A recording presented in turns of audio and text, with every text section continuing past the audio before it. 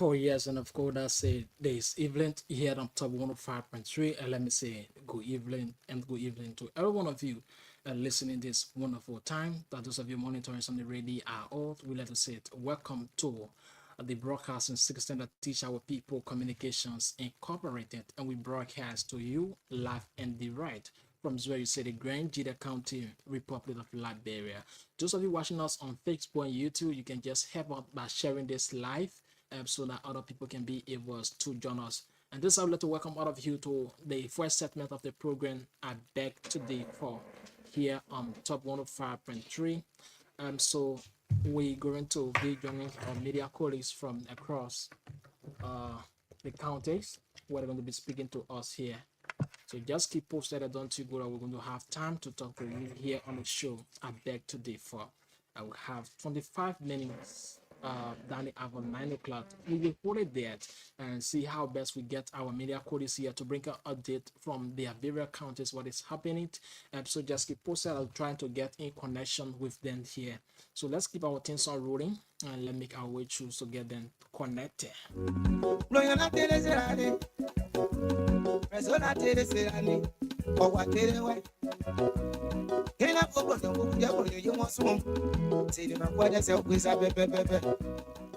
Money will blow man this side.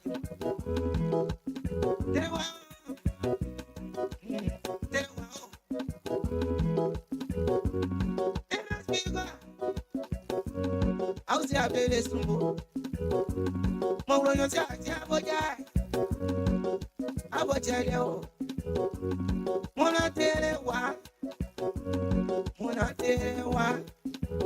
I'm up on your body, baby.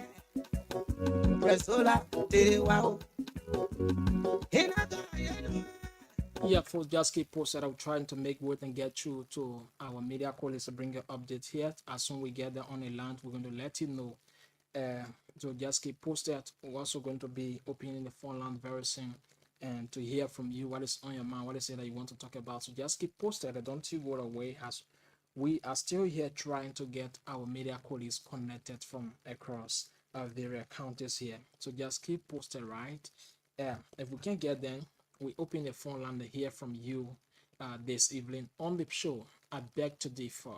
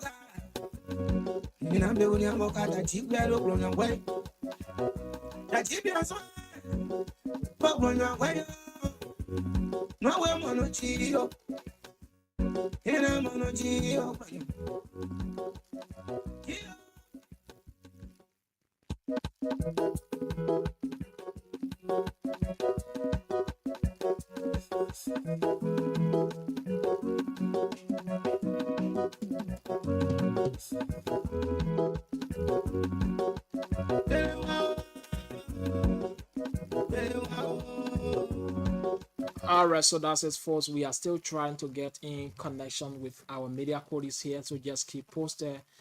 Don't you go away as we go across the counties to get them connected here on the program. I beg today for. Let's see if we can get Thompson Vulu here. Yeah, just keep posted. We're trying to get in connection with them. We trying to get Thompson's on the line.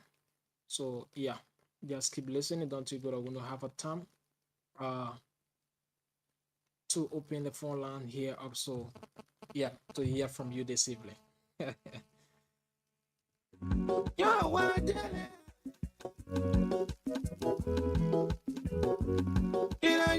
you what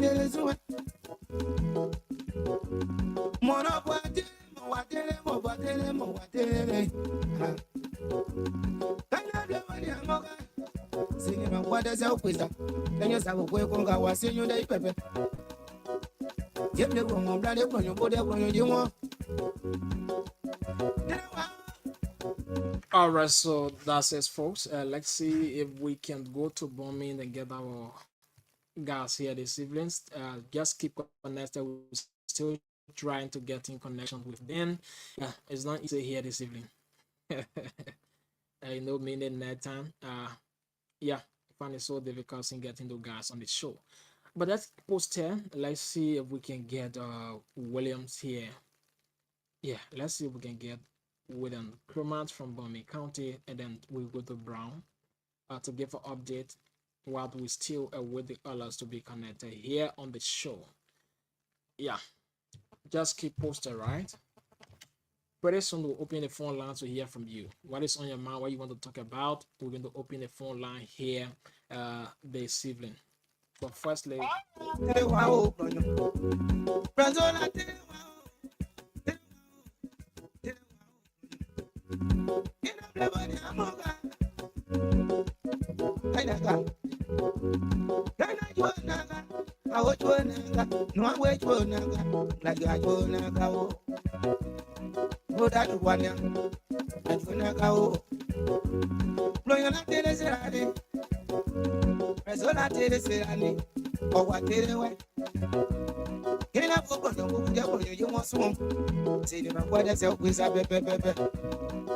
money will blow man decide.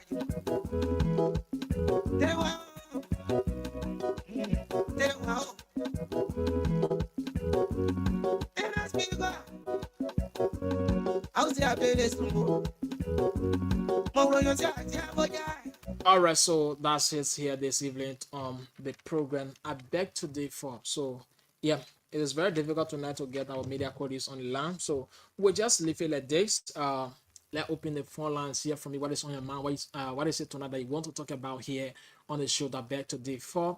To post it through tonight, you can call on 0776 105 105 881 143504, and you're going to be live here on top 105.3. 0776 105 105 881 143504. And let's hear you on the show. I beg to differ tonight here on top 105.3. What is it on your mind that you want to talk about, or what are some brand new issues that you want to talk about? It's about time that you put in your calls, and let's hear from you. I will still may wait to get our media colleagues on the line. Yeah, 0776 105 105 881 143504. 0776. Let's go on the line and pick up this first caller. Hello. Yeah, good evening. Good evening. You're near. Where have you joined up from? I'm Emmanuel Taru calling from Tiamastown. Emmanuel, welcome to the show. Yeah, thank you very much. I'm embarrassed tonight about the senator that just left the line before you came on the program. Okay. Granger is mooning for senator. And Granger will continue to move until they find better decision. Comes 2029. Thank you very much. Okay, thank you so much. I'm so forth. Let's hear you. 0776 105 105 881 143504. Let's go on the line. Pick up this person. Hello. Yeah, Mr. Olu Arizona. Good evening, sir. Good evening, Bedekatu. How you doing? Yeah, we bless God. Thank you. All right. Welcome to the show. Let's say good evening to the listening audience. Something surprisingly happened tonight, and we talked to Core and flag it out. Apparently, that's how it was arranged when some of us were not in the know. Right. The senator was on, being interviewed by the CEO. The line open, we call, make comments, and ask questions. But to our utmost surprise, after the chorus, asking the question, giving the views, we did not hear the senator responding to our views and question. Out of a setting, the show was cut off by the CEO. So I've been there in the know that that's how the show was planned, that the senator was not going to respond to our question. Not actually, because the show should have been 1 hour, but they went in a time of I beg to differ. So I was on their back to leave the show. Yeah, radio go back. Yeah, Yeah, so by doing so too, then I think let the public be in the know that, oh, we are sorry that the senator will not be in a position to respond to your question or so, because some of our questions that were posed to the senator, we needed a response from him. But however, just as you said, then I mean, so be it. All right, Thank you. thank you so much for understanding. So just want to apologize to every one of you, right? Yeah, we want to apologize to every one of you that maybe make your point and then the senator never responded to you, but it's due Hello? to the time Hello? factor. Hello. Hello. Thank you, bro. I'm calling for change you. I mean, thank you.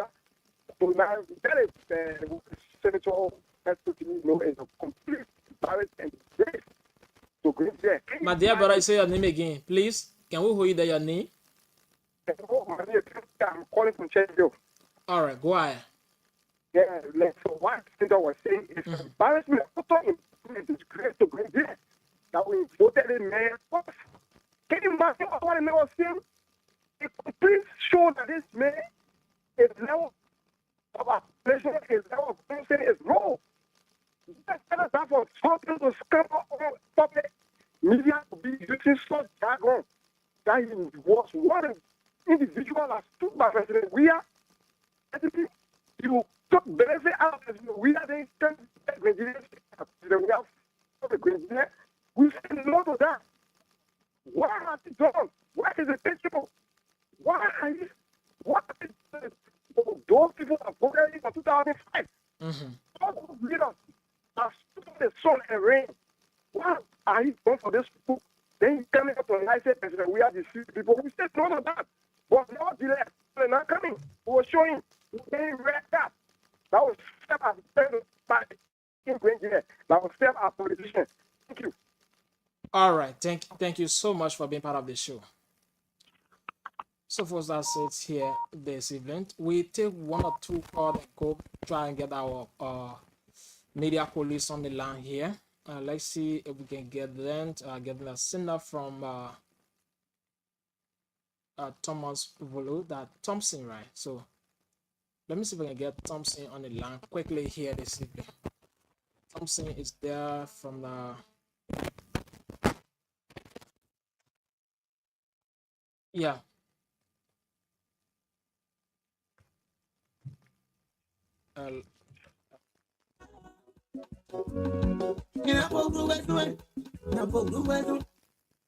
All right, so that's it, folks. We will hold it there with the cost section and bring in our professional media colleagues, Thompson Volut from Gantor, Nima County, to give an update. Thompson, welcome to the show. Thank you so much for having me on the show this evening.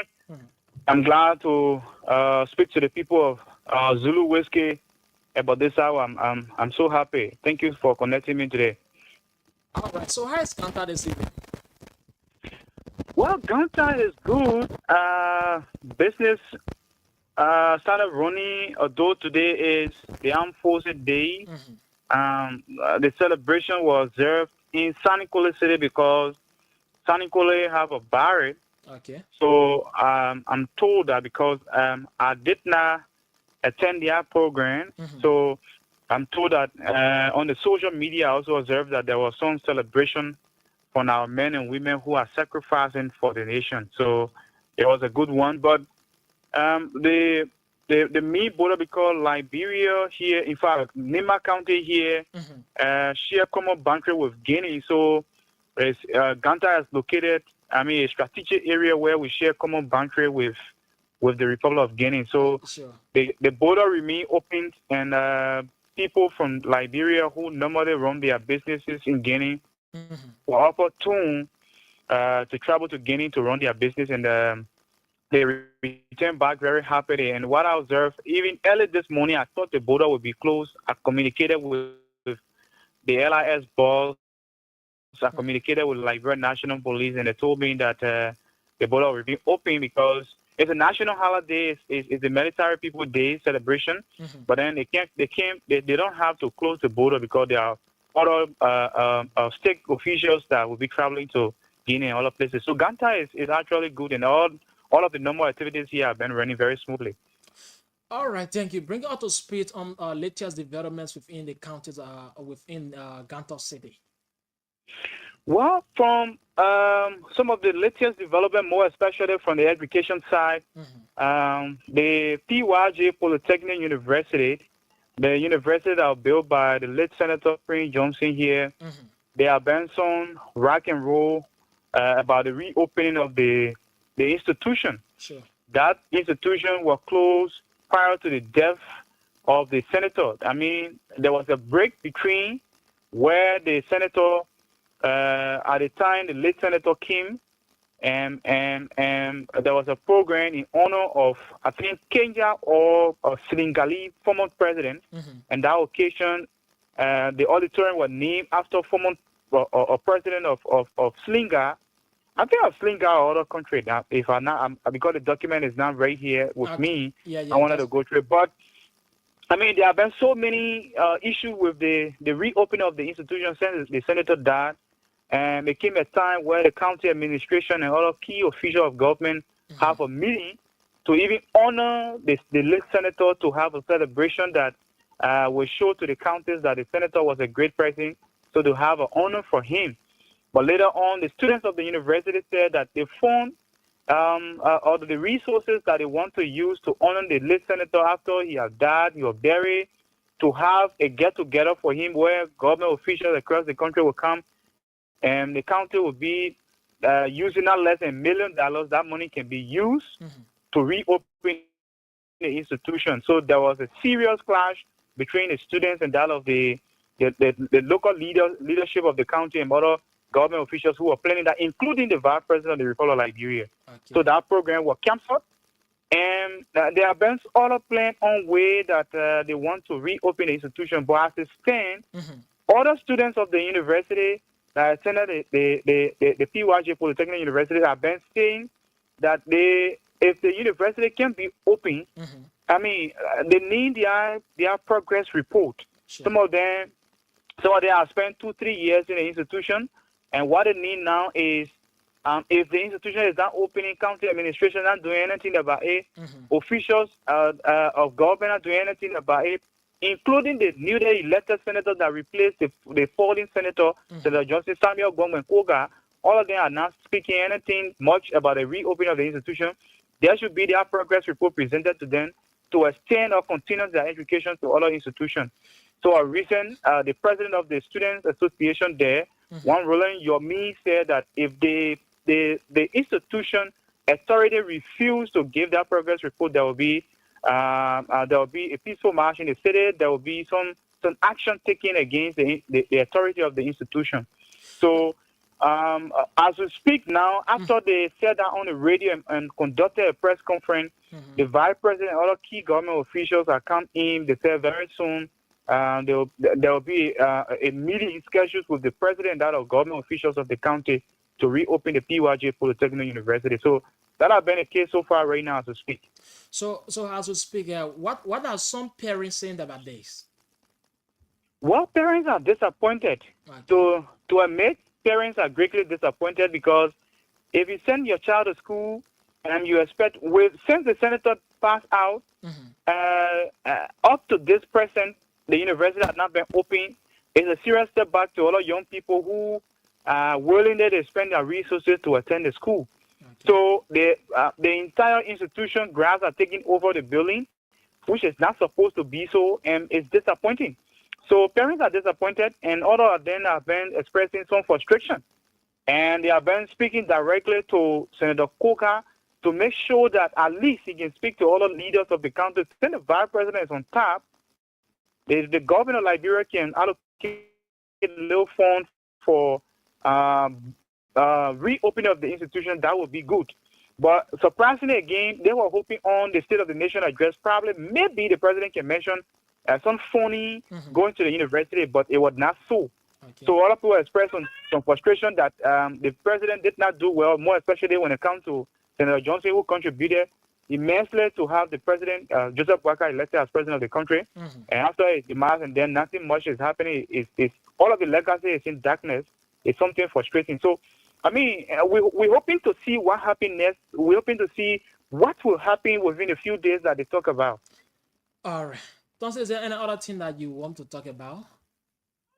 Well, besides that, I mean, there are so many things that are happening here in Gompa City, more especially when it comes to the issue of businesses that are running here. Okay. Of recent, there have been some alarm, there have been some serious alarm raised by some business practitioners in the county, more especially marketeers have been showing, in fact, raising some concern about how their businesses have been running and managed.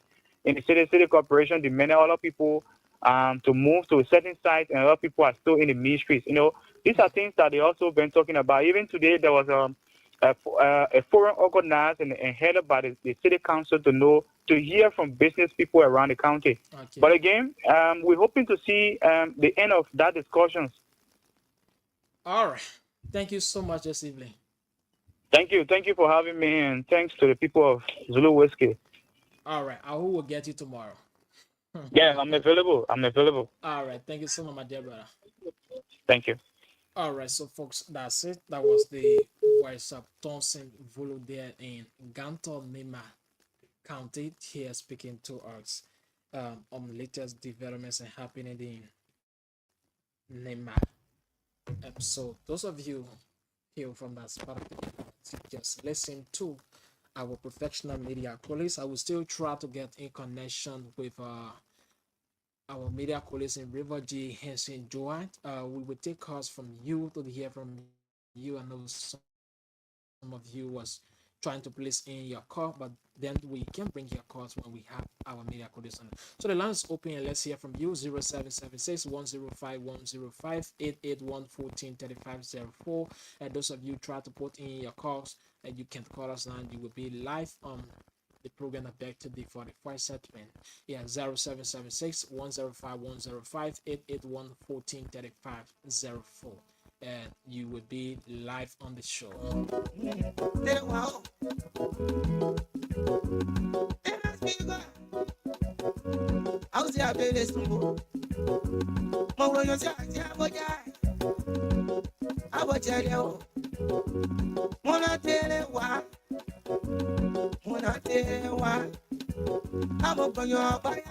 Yes, folks, so just keep posted, right? Let's see if we can get Henson Joy on the land. So just keep posted, please.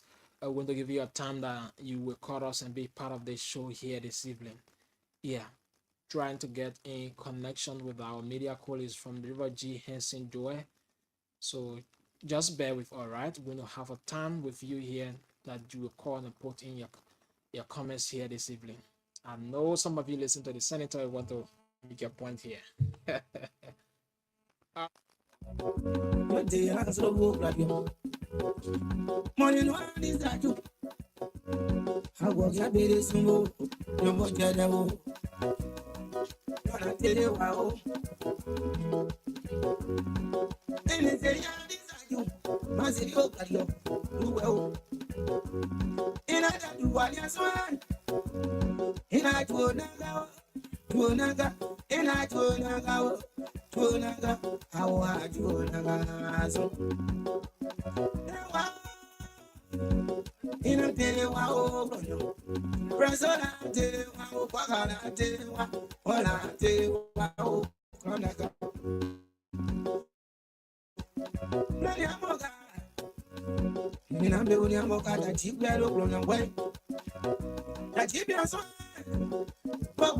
Yeah, so just keep posted. We trying to get Henson on the land, but it's like David Cost tonight here. Yeah, just keep posted. We just trying our week way to get Henson on the land as soon as possible to get Henson on the land.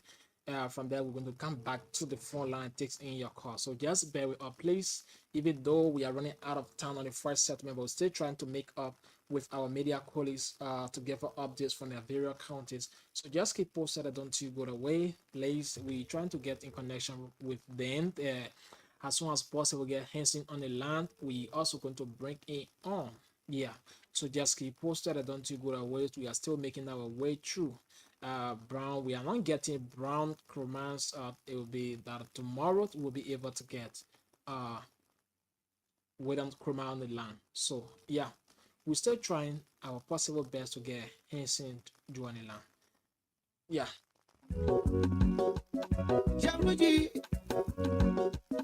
Yeah, Rujiwa. Yeah, yeah,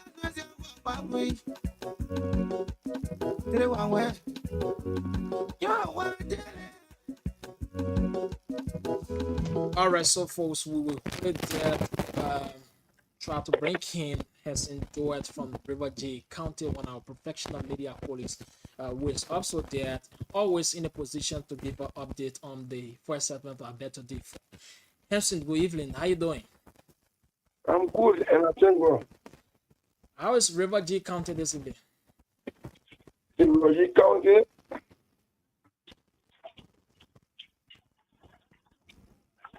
hello? Yeah, Henson, you're alive. But you said Roger County, so I'm confused. Sorry, go ahead, Chief. Green County is okay, I'm okay. Okay. So tell us today, how was the Armed Forces Day celebration in that part of Liberia? So, I hope we still realize that you speak to everybody.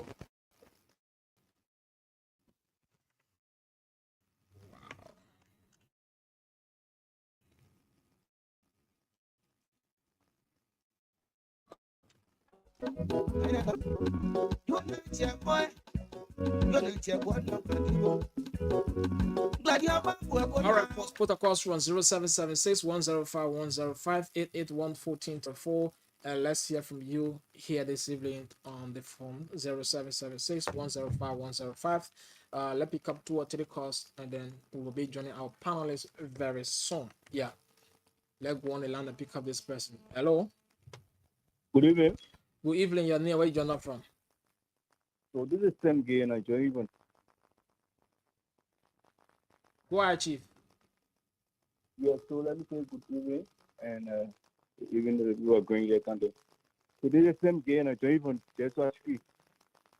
So I just listened to your media colleagues from Nima County. Speaking the PY. So I don't.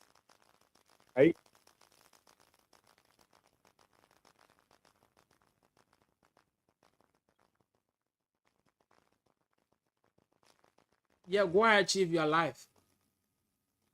Yeah, so I don't know what I mean is very following is happening. Currently, as we speak, this of the Nima County or PYG Polytechnic has been an issue right now. Let's say in Nima County. But speak, I think the government has come to that aid. There's a budget, money in the budget. The 2026 approved budget about something like 1.2 million that was allocated for that PYG Polytechnic as we speak. So I didn't know what try at least go on the Ministry of Finance website and then you can get all the information from there, including the Green County College, all the budget from the health center, agriculture, everything. But for PYJ, there's a 2 million that was allocated for them. So hopefully, Ashika University will be open. All right, thank you.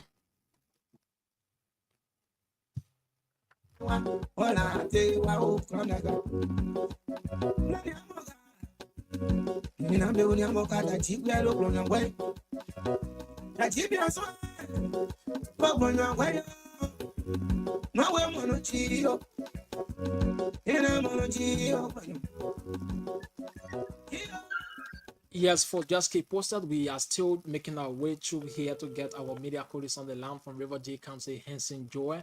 So just keep posted, we're still making our way through here. After we get Henson on the line, we're going to hit it up here.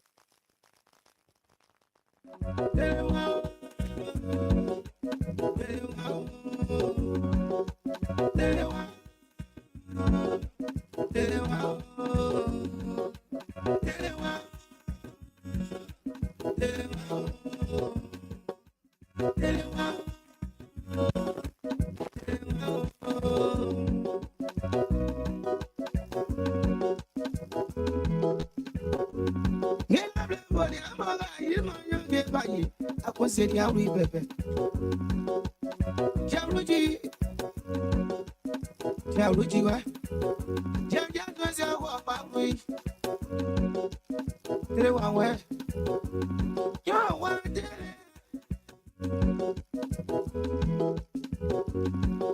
You know what?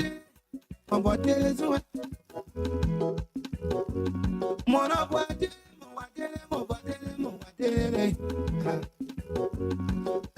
All right, so folks, we will hold it there. Go over to River G County where we have our professional media colleague Henson Joyce on the line. The mess who is always in a position to give an update from River G County. Henson, good evening. Yes, Alice, good evening, and good evening to our many listeners tonight who are on the platform, making sure to Top FM every hour, every time, and every day. So let me say good evening to you and good evening to everyone, Alex. How is River G County this evening?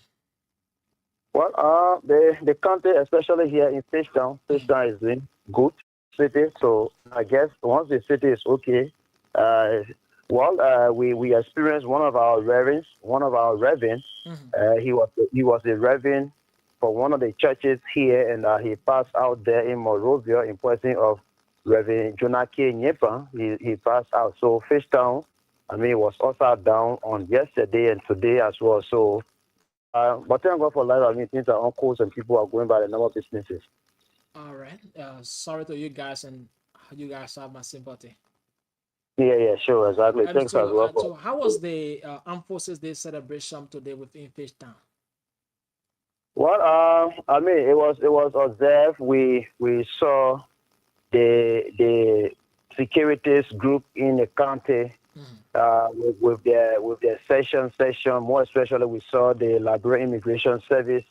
We saw the fire service as well, the National Fire Service, and the Libeeria National Police. Yes, so it was good here today in Fishtown, and they try their best, and they did all the cool, and they observed the day today in the city of Fishtown.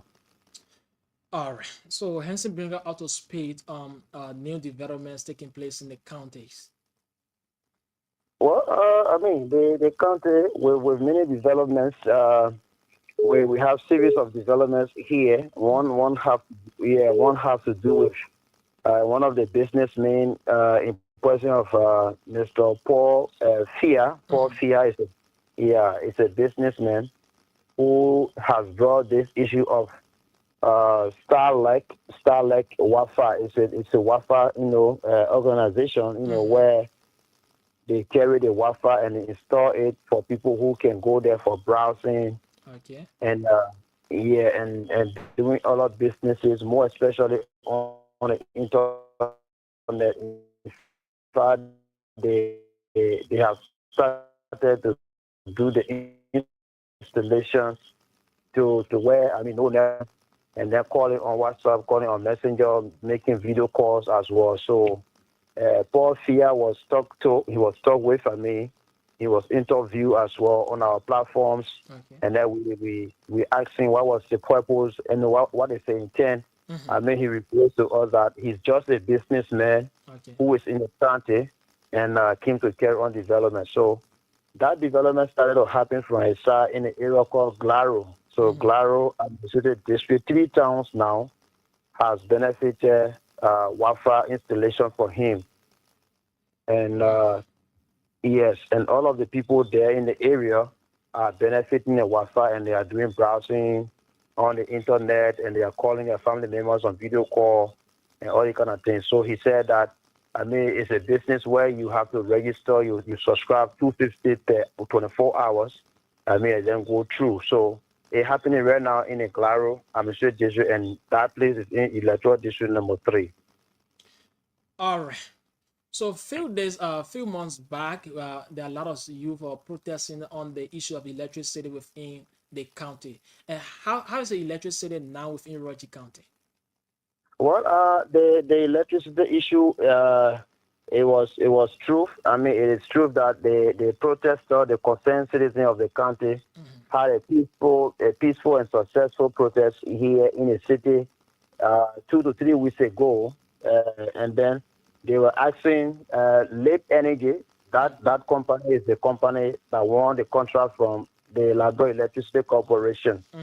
So Lake Energy, since they came in the country 2022, 2023, people have been observing that they are not serving them, rightfully when it comes to the issue of the stabilizing of the, electricity. So they protest, the protester did a protest the last time, and they asked them to do stable installation or to have the current to be stable. So in that, the local authority of the county headed by Superintendent Max Swemwe, and they had a meeting and they invited Lake Energy, all of their bosses, in person of Mr. Henry Horsch. In the meeting, he made a commitment. He wrote commitment that this month, February on the 15th, stable current will be in River G County. But as it stands, they are arranging issues. They are arranging other things that have to do with, substandard materials that they did earlier by installing them. Those materials are spoiled, so they are installing them, and then according to them, in a commitment written by them, they made a promise that as of February 15 onward, civil current will be in the county. Wow, that's a great name coming us from River G County. Hempsey, is there any other thing that you want to talk about before I leave you? Yeah, sure. So again, some training issue happened here a week ago. I mean, it's still under discussion. That electoral district number 2 lawmaker in question of Representative Abi Chirople Wuo, who is a lawmaker for electoral district number 2, has dismissed his chief of office staff in his office. Wow. He dismissed Honorable Marco S.T. Suklo, who was serving as chief of office staff, the CUS in his office. Okay. His contract, he terminated a contract of not wanting him to work as CUS in his office right now. So, Marco Suklo, who was serving as CUS in the office of Honorable Abi Chirople for district number 2, has terminated Marco Suklo's contract of not being the CUS. In the letter written, he said, led to some financial malpractices and some issue of undermining his office. What we learned from their office is that, the chief of office staff, but then in person, Honorable Marcus Soklo, was caught red-handed in the travel meeting because he from Putupo district, and the district is in electoral district number 2. Okay. And he was in a meeting of people suggesting that they want to bring one of their sons, and that person was a former representative for district number 2 in person of Honorable Francis Young,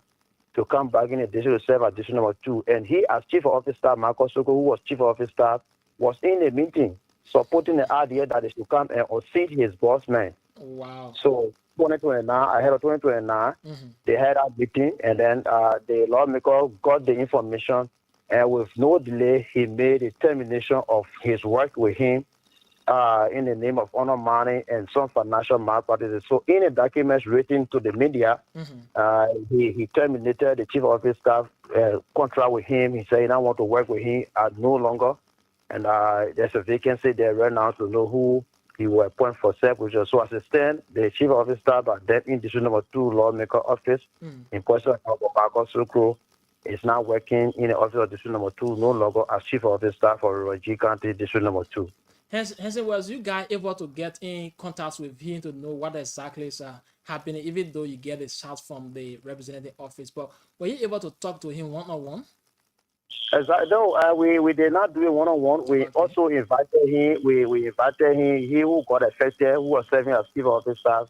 He appeared on our sister program on Radio G on Face to Face. Okay. He appeared on this Monday. Monday he appeared 8 o'clock in the morning on the program Face to Face, and he provided some clarities that those issues that were outlined in the documents in a termination contract. The documents that said that he been sacked. He said all are false. They are misleading. They are not truth. He said that the lawmaker did it intentionally of terminating a contract. So, I mean, he explained a part of the story, but then that's how it went, and he's no longer serving in office as chief of office staff for the lawmaker. Before we leave you, what have been some of the concerns from the citizens of that district? Dismissing that the COS from the office. What have been some concerns from other citizens? Well, Ellis, I just issued the counter clean and counter claims because sometimes it's always, also pro and cons. You have people for you and people will be against you. So during the process, when he appeared on the show, we received many calls that came in. I mean, some sent what we call latches to him that some of them who said they know him, Marcus SHEKU, they know that, I mean, he's always involved into financial malpractices and sometimes doing honor money. And in fact, some of the people who also call, who work for him, said that, I mean, he should keep courage. That is politics. Politician always does that. Sometimes when you work in office of politician, you also have a class, play class. Those are people who work for him and some people who were not for him. So, I mean, it's vice versa. Always, you will not have 100% for you. Sure. And there was when we were having a situation and he accepted the issue of the termination of the contract, and now he's no longer working in the office as COS. So right now, as we speak, he's in the country now trying to struggle for another life to see how, for the hospital to see how best life will continue for him. So he's here and the office is yet to pronounce who to be the next COS position number 2. All right. Thank you so much this evening for being part of the show, and thank you for the updates from River J County. I hope we have you tomorrow on. Yeah, exactly, Ellis. It's a pleasure. Thanks for having me, and we pray that we do updating tomorrow as well from River J County to Top FM. All right. Thanks so much, my dear brother. It's a pleasure. All right, so folks, that's it. That was the voice of one of our professional media colleagues there in River J County, Fechtan Henson Joy. We would like to welcome in Mr. Amos D. Wright on the show as we await the co-host and other panelists to join us here on the show. And let him introduce himself firstly, then we can go on the phone line and pick up a few calls while we await the panelists. Mr. Wright, good evening. Good evening, Alex, and thank you for the welcome. Should you hear me? Mr. Wright, all right. So, like him doing something at the back. And Alex? Yeah, so Alex? we just listen to Henson Joy. I said good evening and thank you for the welcome. What's happening in River G. And so, folks, we go on the phone line, activate the phone line, hear from you, and we'll wait our panelists and co-hosts to join us here on this show. 0776-105-105, 881-1435-04, 0776-105-105, let's say this evening on the show. I beg to differ. Put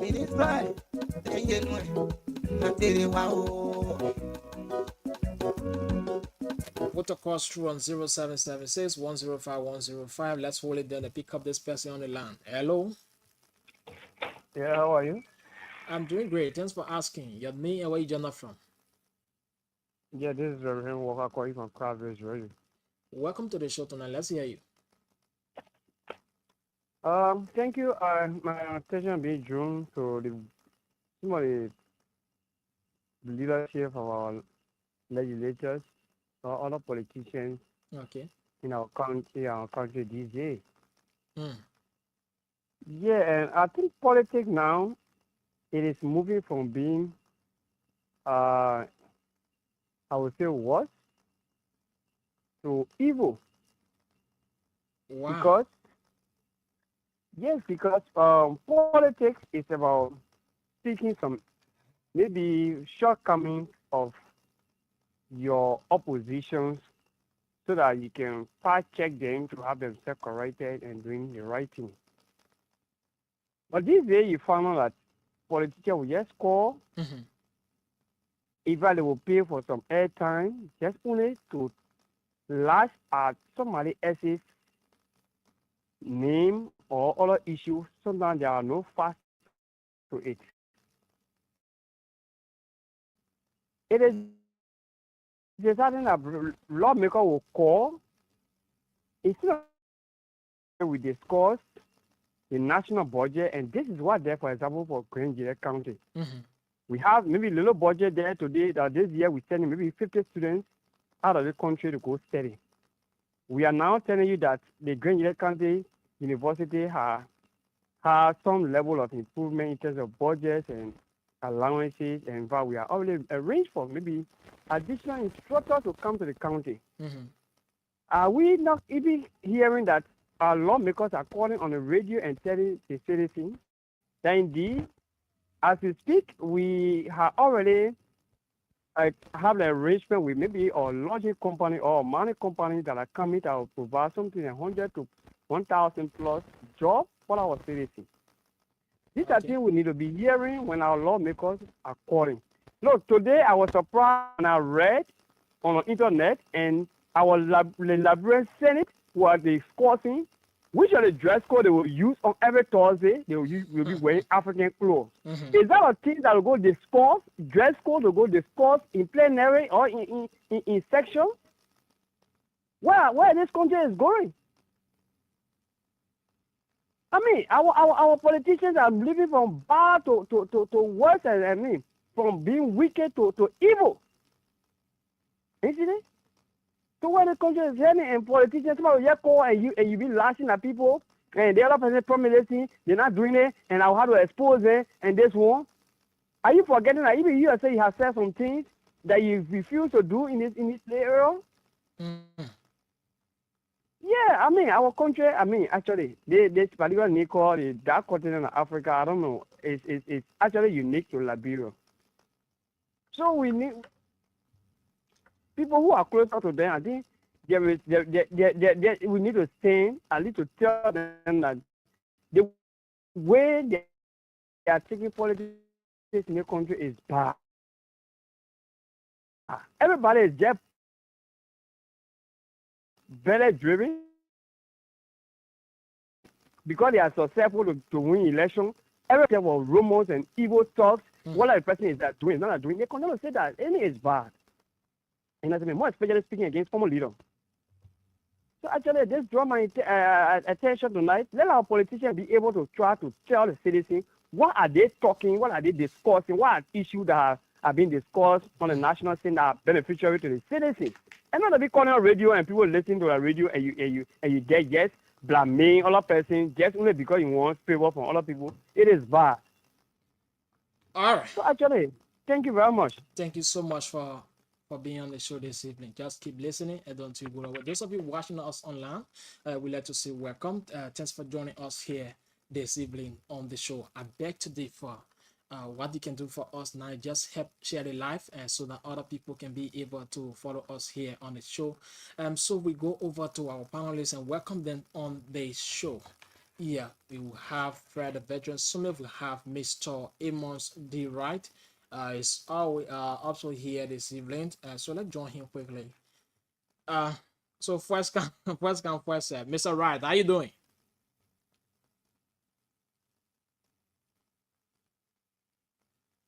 Let Mr. Wright do something.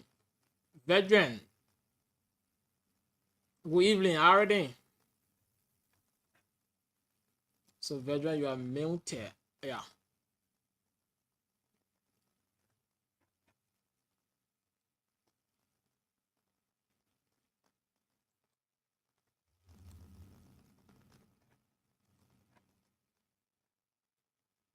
Yeah, veteran, you are muted. Let's see. Well, you know how to control it.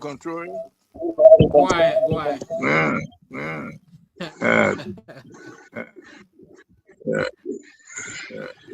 Good evening to our many listeners. You gotta call your microphone when talking. Good evening to our many listeners. What a great day. Today is let me see what I'm saying, sir. February 11, Armed Forces Day. We enjoy the celebration today at the Barclay Training Center. It brought back memories when I was in Libeeria,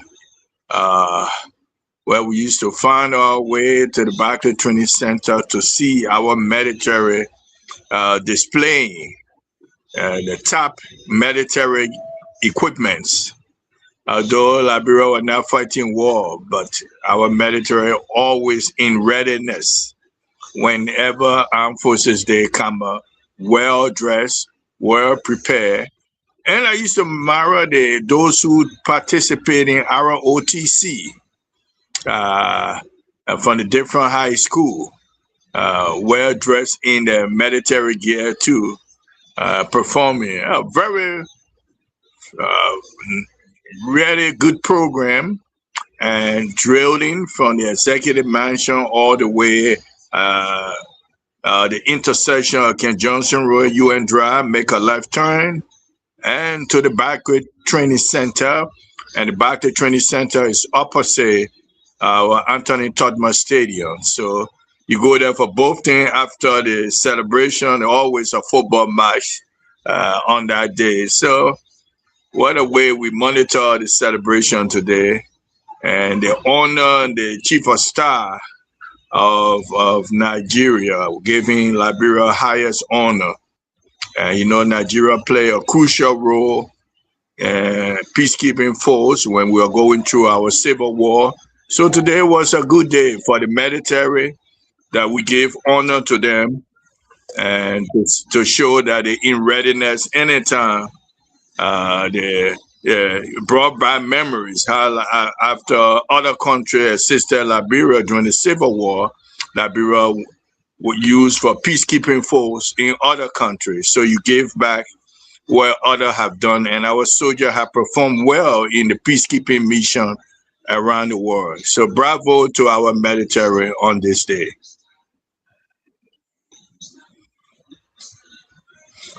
So we have our missing in action. One of our panelists missing in action. My brother, how's everything with you? I didn't see you yesterday, but I can understand you had some equipment problem.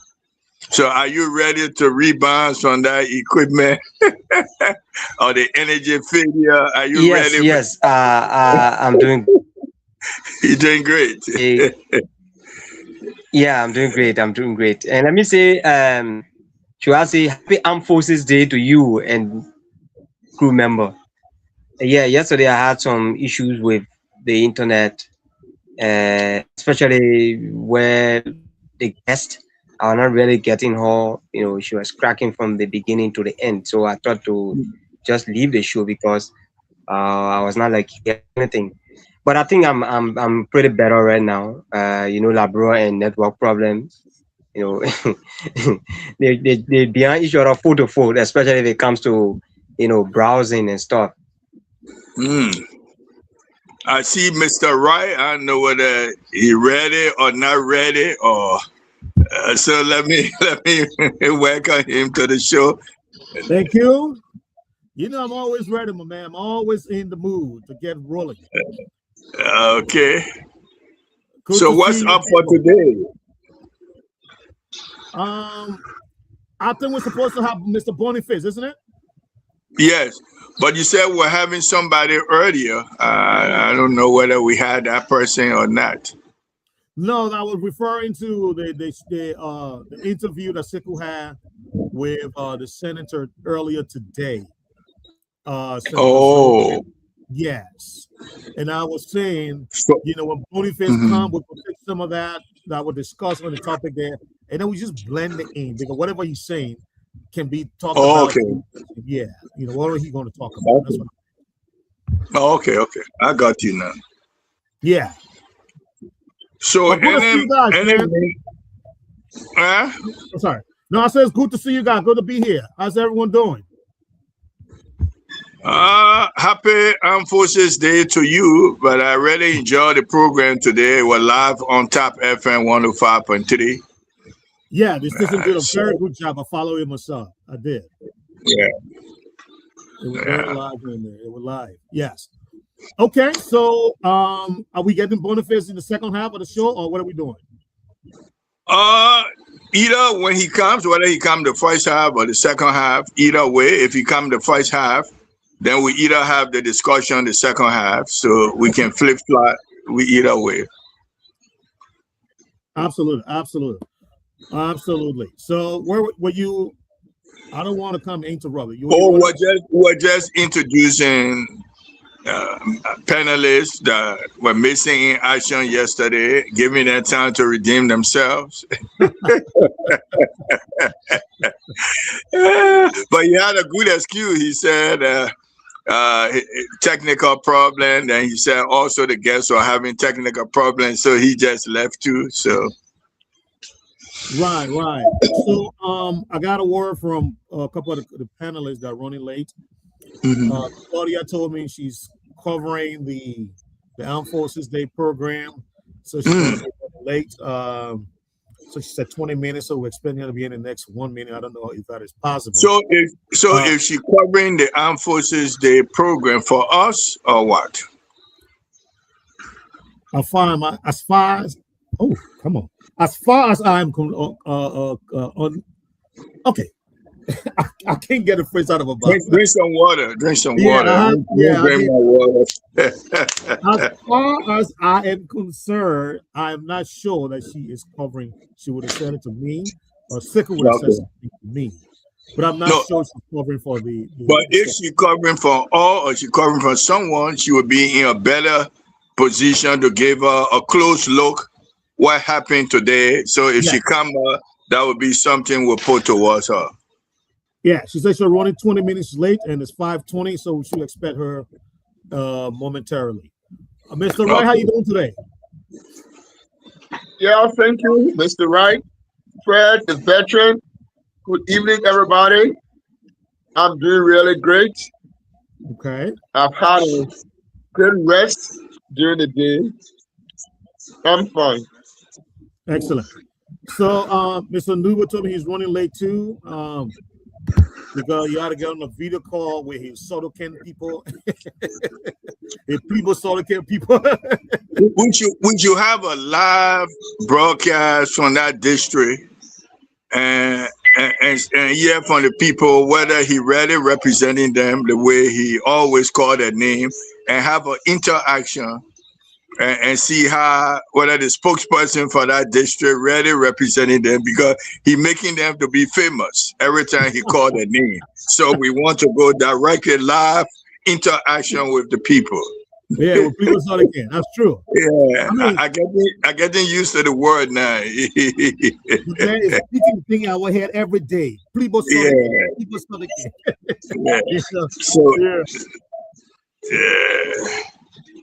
So, Mr. Wright, you seems to be like a student than a professor. So why changing that mood? Is it the weather or what?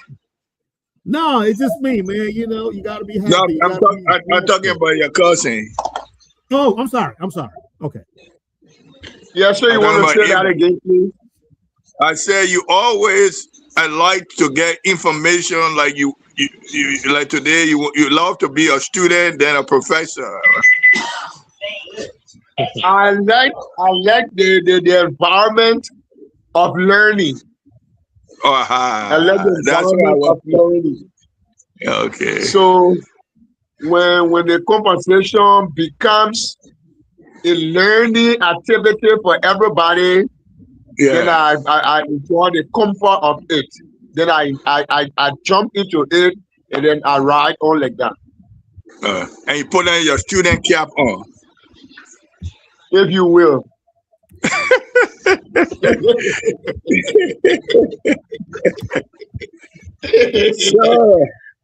So say you are in Liberia today. So how Armed Forces Day treated you? Armed Forces Day, like you started saying, because I've seen many. I was very, very close to some of them. And the usual euphoria that you get in the city, you know, there is the high respect for the military. Very high respect for the military, for the civilian. So people kind of respect the Armed Forces Day. People give the credit and the flower to the military people. They call them the gallant men and women of the Armed Forces of Liberia. And they had a smooth ride. But one thing that kind of play out that I took interest in was there was the Armed Forces Day going on, and then former President Weah was seen at a funeral, and then it kind of took the interest. Who's calling me? The military hospital. To call up a call that was coming. So this issue of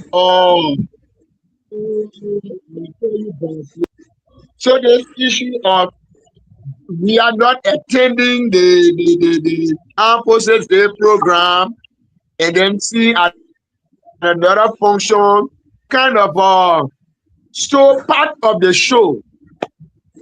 It became a kind of discussion around opposition and position. It was an interesting conversation.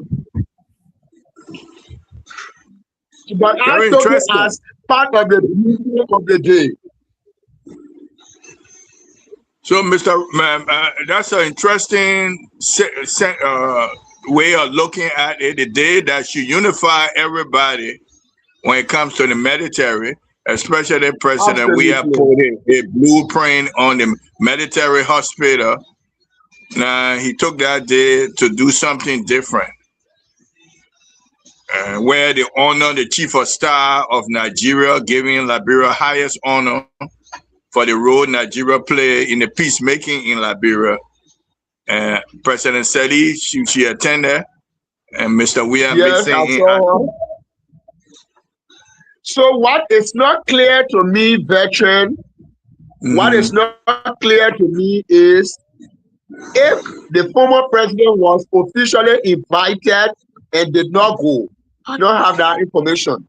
But I'm aware that since the UP government came into place, there hasn't been a very good relationship between the government and the former president, if you will. There hasn't been that relationship where you will see the government having this function, and then we will be there as a respect of invitation to be there as part of the national leadership. That hasn't been the case. So my thinking is that probably he was invited, or as usual, they will not invite him, so he will not go there. I don't know the protocol about invitation. I think there are certain invitation, former leader, former stakeholder, they participate. I don't know when it comes to Armed Forces Day, one need a special invitation to attend. I don't know, but I will find out later on for people who have served in the diplomatic mission to see how is that done with former president. These type of things.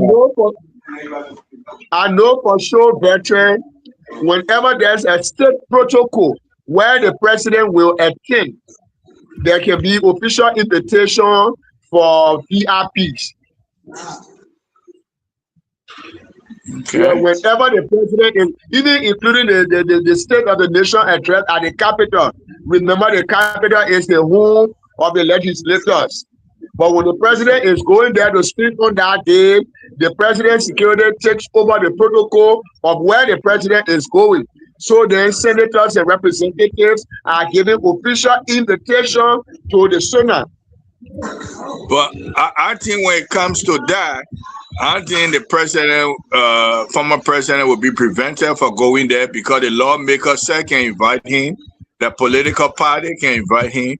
So it's so many ways that he could be invited to go to that program. So I think that is a good example when it comes to the president. So many ways they can be invited.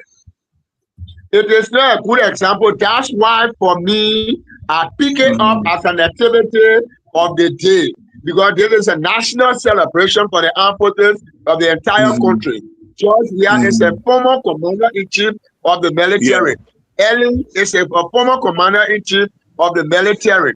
So when they are having a kind of occasion, those people should be there sitting down. The ordinary Liberian people will see the former leaders of the country sitting on such national occasion. And then it will kind of send a message of reconciliation. It will send a message of peace to the ordinary people. But when one person is missing, then it brings a kind of situation where people begin to ask questions. But what is happening? Was he called? Was he not called? They said that there's a national protocol, so he gets supposed to go. He doesn't need invitation. They don't come to play. And then there are individual supporters from their party. You see, they take the conversation, politicize it, and then it draws your attention from the official thing of the day. But the celebration went on very nicely, definitely. Okay. There was another thing I also saw, which later on videos and pictures came to verify that people were saying, we have met Honorable Ure at the funeral and did not shake his hand. But the video I saw, we are hugged Honorable Ure and he shook his hand.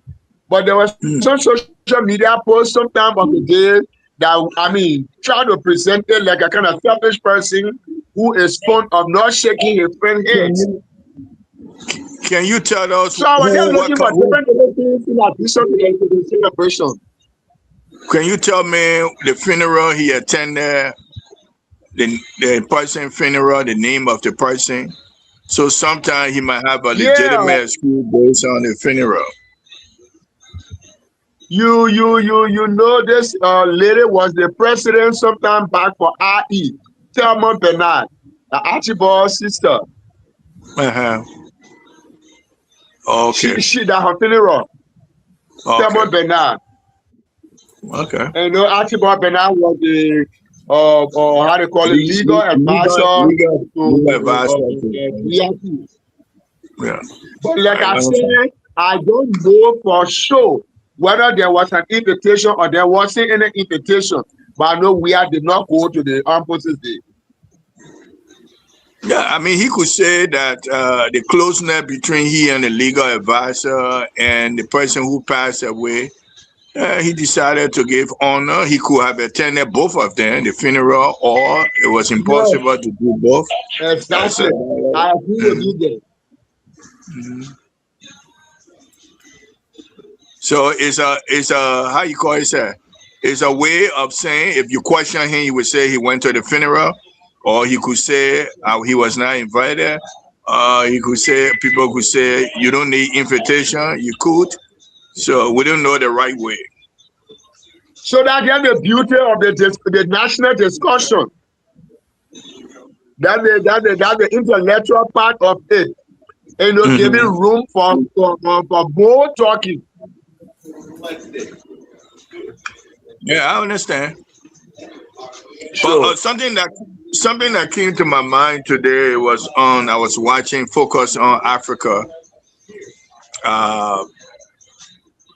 There is a bill, I don't know whether it passed or not, but a bill in front of Congress of the USA, a bill on Christian in Nigeria. And I was thinking, I said, if that bill passed, then it gave a new way that America can intervene in Africa. But this is Nigeria, and then attack the local, the Fulani, that these were cows as terrorist group. They were labeled as terrorist group.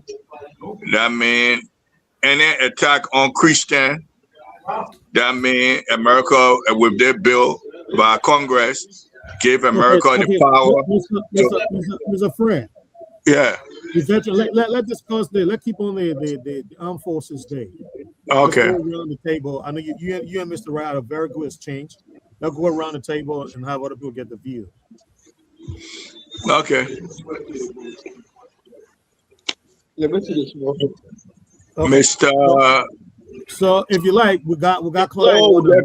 We got Claudia on now, so she can give the beauty of the day since she had proximity to the guests, the foreign guests that attended the program, who were all the foreign guests that came there, and those who were missing in action, and all of that. And so she can give us something about, and then we can start a discussion. Claudia, welcome to Top FM 105.3.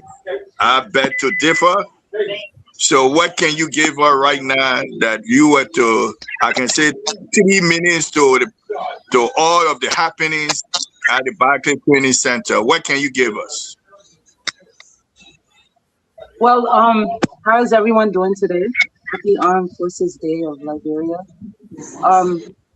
In terms of my coveraging, I basically covered the entertainment part of it because we had some artists that decided to come in the barracks here in Margibi to celebrate the armed forces and give them a celebration as they requested. That was something the AFL requested for. They wanted to have a little, relaxation afterwards, after the week.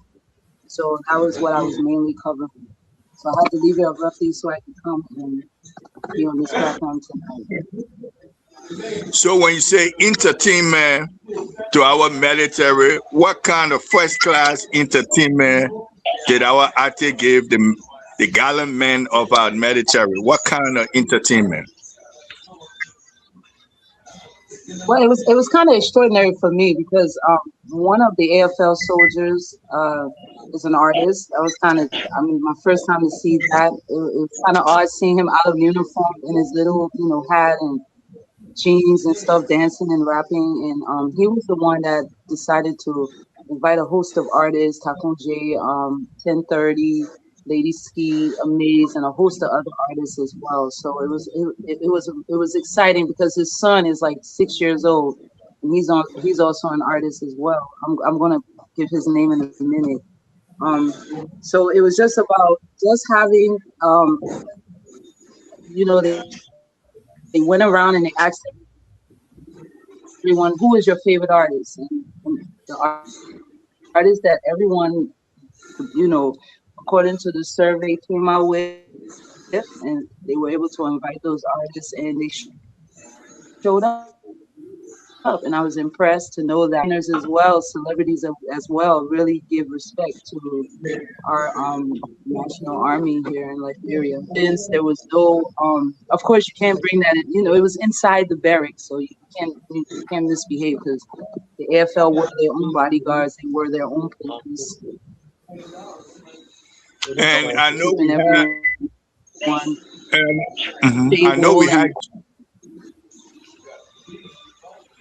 I know we have special guests. How did the guests receive the entertainment, and who were the guests?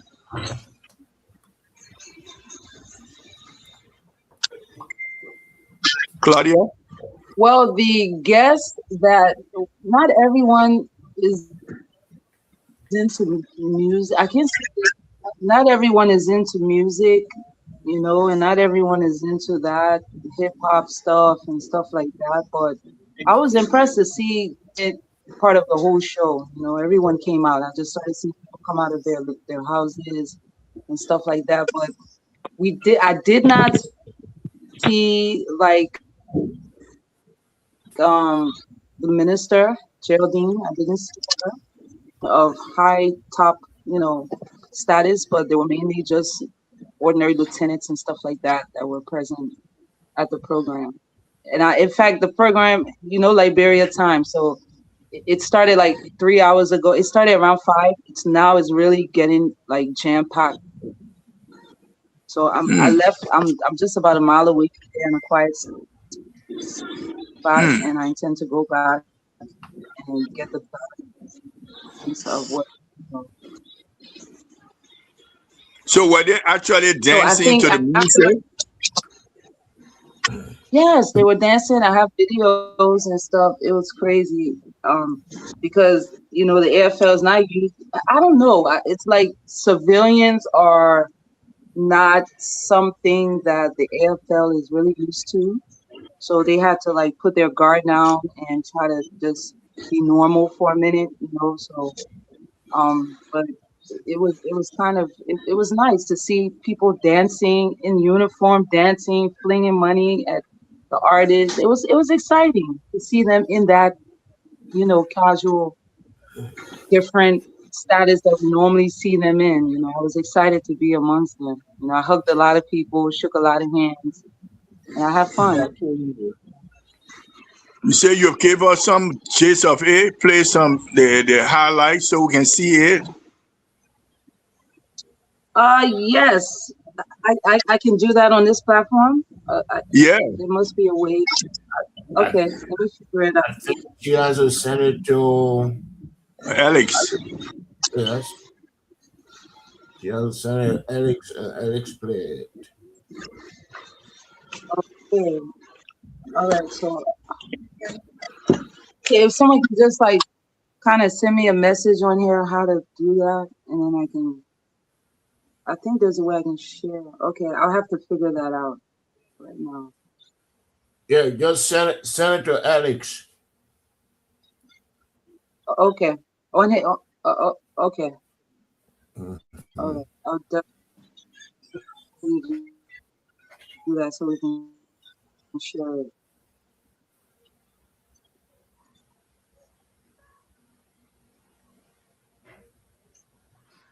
It was exciting, like I said, because a lot of the youth that live in the barracks, they all aspire. A lot of the kids aspire to be artists themselves, and it was almost like a treat for them. Their parents allowing them hands-on to experience intake. They have to be in the barrack whole day. They're so happy. So that's why they're excited. I was excited to see them excited. Um, I'm gonna try to if we can continue while I try to add the videos here. Okay. So before I pass it around for other to ask you question, beside the dancing, beside the military, you said well ordinary military like lieutenant, lower class, the chief of staff of the armed forces and the defense minister did not show up. No, I didn't Ministers see and them. also minister of the cabinet, No, or they had different place to their own they entertainment. had their own program. Oh, okay. Yes, they had their own program. The actual event of the Armed Forces Parade, where they paraded and, of course, had their sentiment to have their speeches and stuff held and whatever. And after the parade, a lot of people walked. I saw a lot of people walking, coming. Not LWA to transit. It's a really far distance, and people are just excited to be able to celebrate it. There's been so much controversy in the past with like last Armed Forces Day. We had a lot of controversy, protests, and a lot of members of the AFL. But this year around, everyone's happy. I didn't see any protesters. I didn't see anyone grieving. Oh, there's no rights. There's no food. I didn't see any complaints. There was no one calling me on the side. Hey, come, I want to get you code on something. There was absolutely no negativity. It was all like literally like perfect. In fact, Claudia, they canceled the last year Armed Forces Day celebration. Am I right about that? It was canceled? Yes, they had barricaded transit, the same place I went today, which was free. Cars were passing. It was totally free. Last Armed Forces Day, it was not like that. There were women, wives, and mothers from in the barracks sitting on the streets with flyers up. Just a whole lot of things. Senators had to come. The vice president had to come.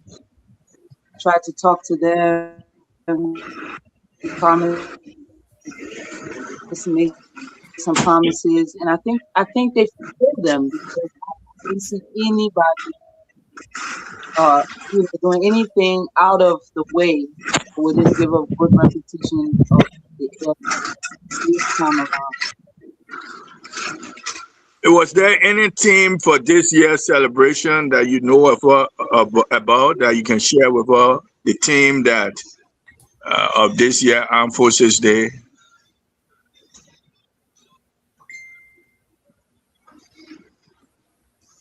Claudia? Well, maybe she's sending it. Alex, she's sending the information to you, or check the chat room to see what is there about the celebration today. And you can play it if you have it ready. Let us know. Let us know. Who's any information because Oh, Claudia. Claudia. Sorry about that. I was trying to upload.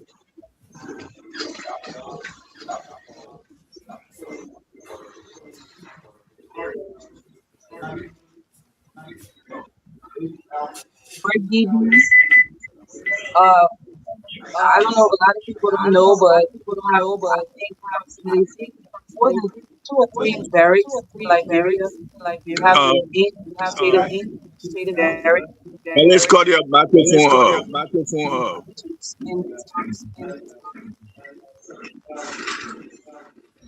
Continue, Claudia.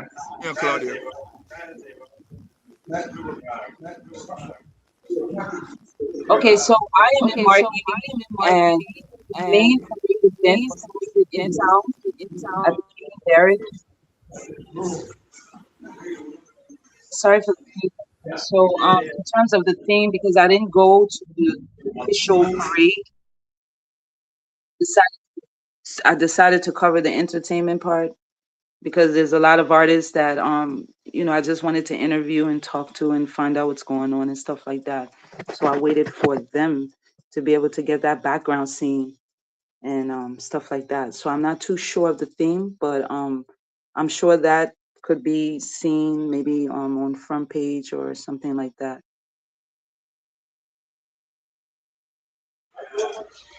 I will check that out.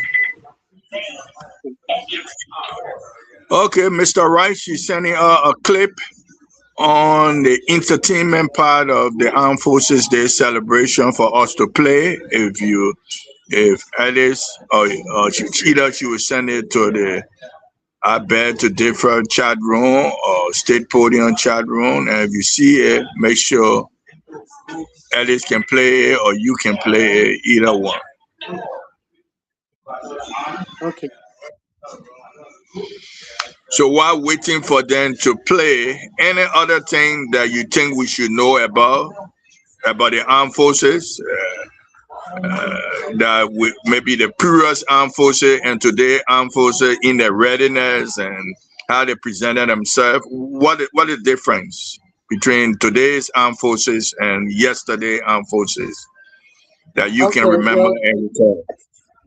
The one that really stood out to me, because like in Margibi, the barracks here, you will see a signboard outside that says that not because you're a soldier means that you cannot catch HIV, you're immune from illnesses and sicknesses, say no to drugs and unprotected sex and all that stuff like that. And I can remember there was a period about a year ago or so where the chief of staff, who is very, very active in Marshall, because he lives in Marshall. He has a host of stuff he has going in Marshall. Apart from being a soldier and all of that, he also is active in making sure that the communities are safe. He's inclined with the Liberian Drug Enforcement Agency, the police. So now what I've noticed, the entire highway RIA from like ELWA going to the airport, people are not really depending on police anymore. When things happen, they call the AFL. The AFL comes out and things get done. Crime is put at bay. People are back to being safe. Homes are safe. So I notice now the AFL has I don't want to say they put themselves way down to our level to say we're not all equal, but they have now allowed themselves to have some bit of engagement with civilians as prior before, where they didn't want anything to do with us. They didn't care, they wouldn't come out. They didn't care. But now they have that interest in us, and they're helping. So I've noticed that you can't go now today to day in places that are prohibited and see AFL like prior. AFL, you see them all over the place, all in the clubs, in uniform, chilling, all that stuff. No, now they have they seem more alert, and they seem more hopeful, you know, in their department. I guess maybe because the government might be really involved in making sure that they're all happy and stuff like that. So I am seeing a lot of physical changes. They look healthier, you know, they're more kind. They're not aggressive like before. They just kind of stop beating people all over the place every day. But now we don't have those cases anymore. So they're well put together now.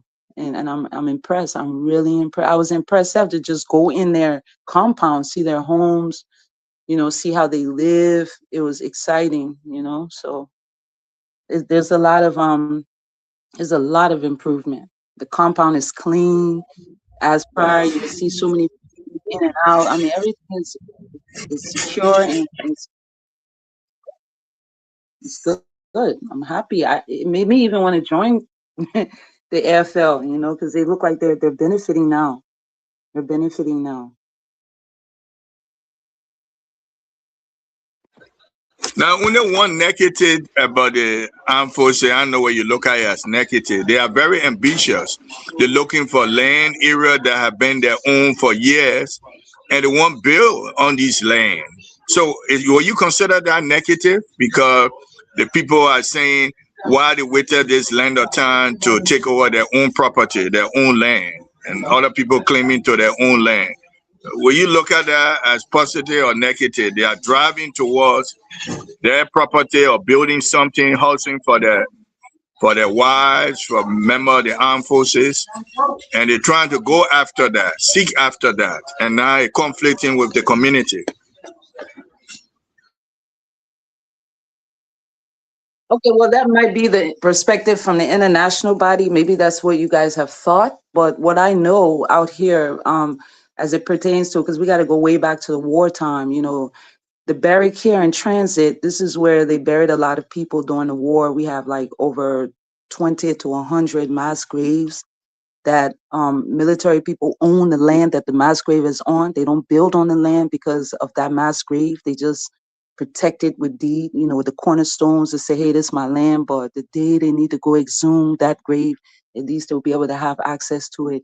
But majority, when I say majority, maybe 65% of the houses here in Margibi are owned by AFL members, whether it be someone that was in a previous you know, they were previously there, maybe before the war, after the war, and so on. And I can remember when, you know, the AFL was disenchanted with Prince Johnson being the minister, appointed minister at the time when he was, you know, appointed, I think about a year and a half ago or whatever. And they were disenchanted by it because they said that he never fought war. And I was like, what does that mean? And then listening to them explain it, you know, the present minister now, which is Geraldine George Johnson, she fought in war. She was very young, ambitious, and I mean, everyone has so much positive things to say about her. She was a forefront, wasn't afraid to learn, wasn't afraid to fight for her country, and she was the one that they wanted in power because they said, you cannot represent the AFL and protect the country if you never saw a gun being shot or you've never fought in a war. So that was why that protest went on, because they wasn't satisfied with who was selected as their minister. And then later she was selected. But the housing from way ELWA coming all the way to Boys Town, if you check all around, it's owned by AFL. We're talking 2, 3, 4, 5, 6 acres. Because according to what I learned from a former lieutenant during the war, Mr. Nangbe Sr., he said that after the war, when they had to you know, disarm. They were like literally like giving rocks and like chunk that rock. Wherever the rock landed, that's the land that was given to them. Some were given $250, some were given more than that, less than that, and some were awarded land, and you know, in replace of them turning their guns over. So to say that they're not building, no, no, no, no. They are building. They're building all over the place. There's no community now. And I mean, I know people are listening here that probably live in communities that are pretty much dominated by AFL members or someone from their family or whatever that will say that they're not building. They are building. They're building all over. And presently, right now, where I am is the minister's land. I'm on her land right now, you know, taking care of it and stuff like that. And she's building. She has her house, you know, she's building her houses. She has several land and she has houses on it. She lives there, her kids live there. You know, they're building. They're actually building. And they're the ones developing the place. You know, they come, they make sure if they have electricity, even if there's like 7 houses around them that don't have electricity, they will put these solar plate lights, you know, all around to make sure that others can have that ability, you know, that privilege to have lighting, even if they don't have electricity in their homes, but around their surroundings, you know. And right now you can be in the streets up until 5 a.m. and no one's going to harm you. Marshall is the safest place because the town chief, the chief of staff lives in Marshall. Boys Town has become safe now because the minister lives somewhere around there.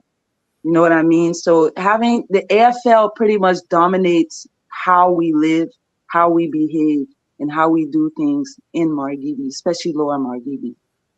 So I would beg to differ. It is not causing a problem. It's actually causing development for us here on ground in Liberia.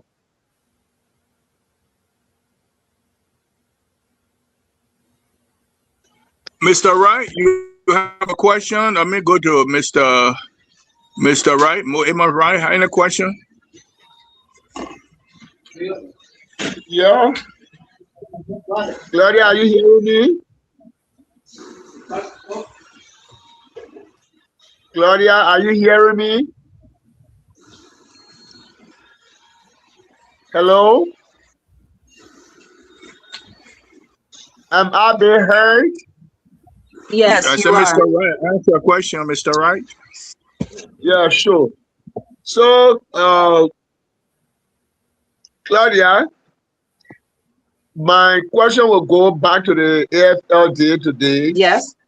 Do you have any idea why the former president did not attend to this program?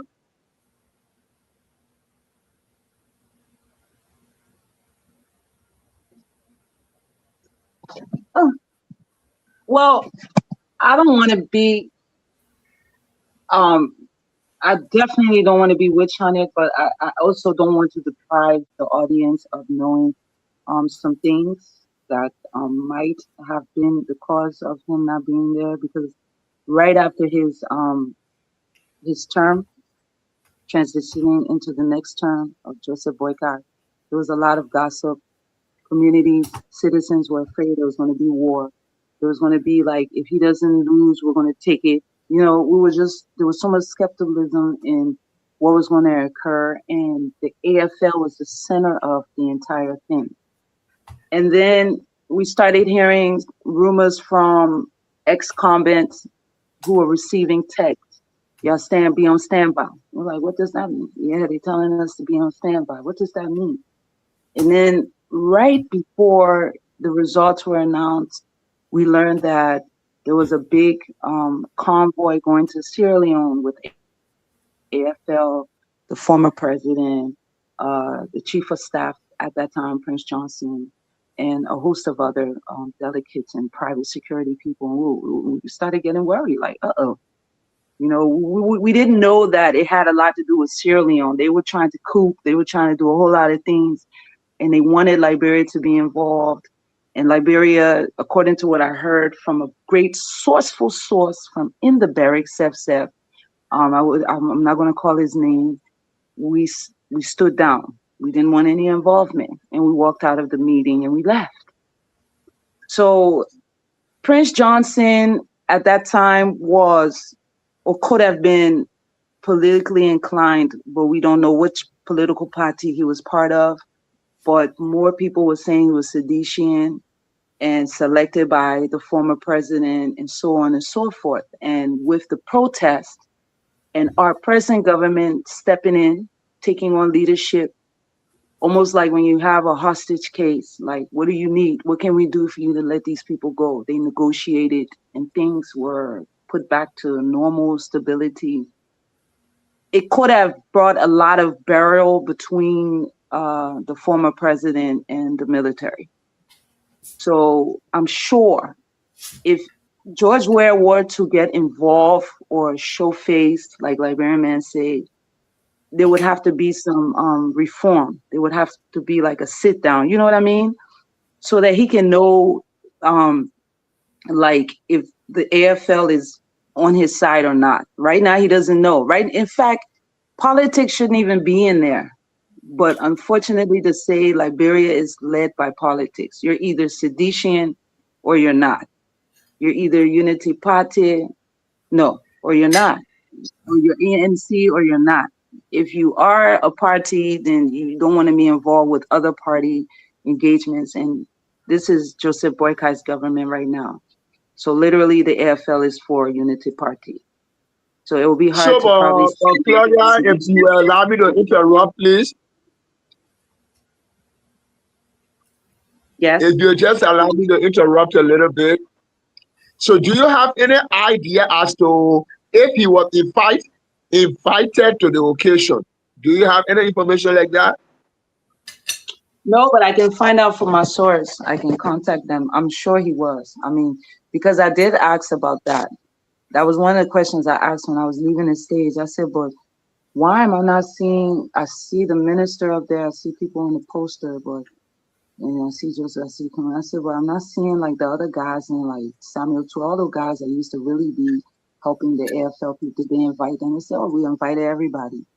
Or, he's not too well. He just came back and, I was like, okay, he's probably not too well. And that's probably why he didn't come to the event and stuff like that. There was a lot of people that didn't go. So I don't think it will really stand out so much. The main thing is George is no longer in power. In answering my question, I think I can understand where she stands. So yeah, I accept the answer she's giving. Okay, any question, Mr. BB? Thank you, Claudia. Yes. Mr. BB, any question?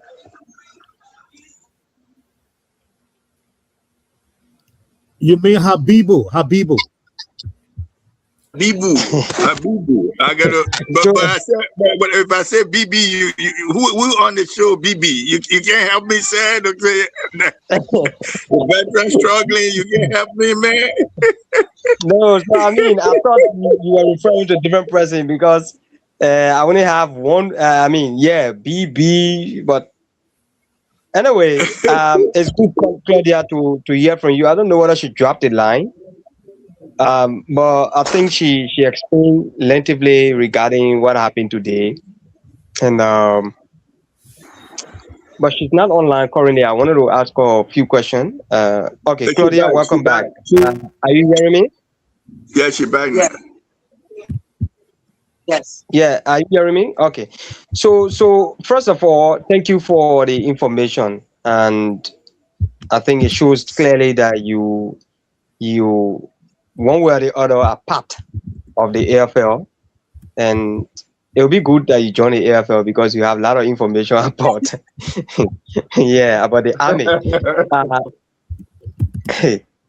So I heard you throughout your explanation. It was just like some forms of praising throughout, talking about the positive sides, what all you observe. I mean, you want to tell us what were some of the negative things that you saw on the program today, because we have to look at it from all angles. Well, some of the things that you saw that you think that needed, that some amendments or some positivity need to come in maybe for the next Armed Forces Day. Well, I really cannot say there was any negative thing, because I don't know what's right and what's wrong, especially when it comes to parade drilling, or because they're so, it's almost like they have, we have the perception that the military is there to fight for us, and there's nothing here to fight. I mean, there's no war, there's no combat, there's no aggression, there's no state of emergency, there's absolutely nothing. I remember during the Ebola time, they were rough. They were rough with us. They hated journalists. They don't like to see journalists. But this time around, it's not that bad. I really didn't pick up any negative thing, but when you talk about personal negative thing, I picked up that. But there's a lot of new AFL members, there's a lot of new cadets and stuff. They really don't have that friendliness. I don't know, maybe they train them not to be friendly with civilians. So there's no smiling, there's no cracking teeth. There's no look at me long. When you look at them too long, they get annoyed by that. That was the only negative thing. There's no smile on their face. There's no, they just don't look, they physically look healthy, but emotionally, they look like, they feel like maybe the AFL feels that they should be doing something, other than beating drum and showing their uniform off. They feel like it's more that they should be doing, and I can feel that. I can know that. They just feel like Liberians are not really seeing their full potential, and I sense that. That was the only negative thing that I sensed. They weren't too grateful about us clapping for them. They didn't care about all that. They just want to be in combat.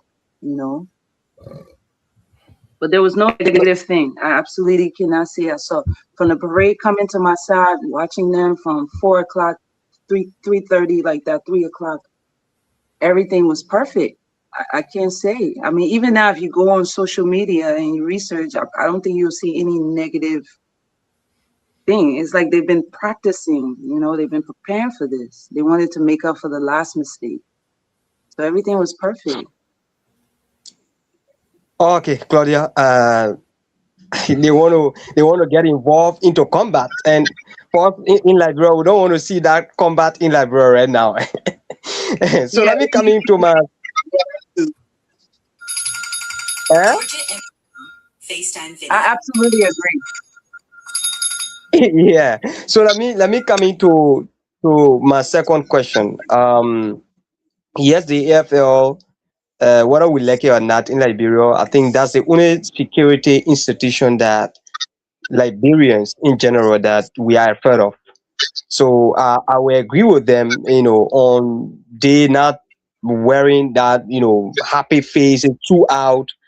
It's good sometimes to tap face as a man, especially in the force. That's a force that everyone respect. Whether you are high headed to the large extent, that's a force that if they see the army people come you in the Liberian, saying automatically the respect will be higher. One army man will just stand at around red light and control traffic. It's not in the case of the Yes. police. Yeah, it's not in the case of the DA or the immigration, because of the respect they have for themselves and the kind of things that they are involved in. And I think so. Let me come in with my next question quickly, Claudia. You've been following the activities of the AFL for so long, with the absence of the former president, uh, His Excellency George Manawia, and the former president as well, Madam Ellen Johnson Sirleaf, was there today. What does this ring to you as a journalist who have been covering, especially whether he was invited or not? Does this have any impact into the military? Like I said, the only impact it has is an emotional impact. That's pretty much it. I mean, with every regime, they wake up the same, they dress the same, they look the same. But the last government, like I stated earlier, there was a lot of changes in the AFL. Like I stated, a lot of social abuse, alcohol abuse, drug abuse. There was a lot of those things. But this time around, like I said, everyone stays in the fence.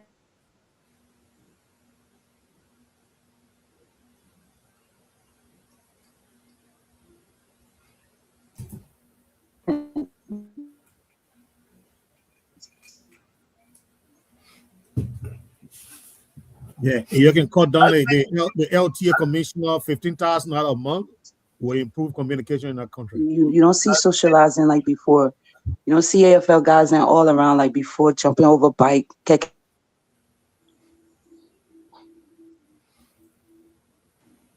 I think she has already. I'm so sorry. Sorry about that. There was the network.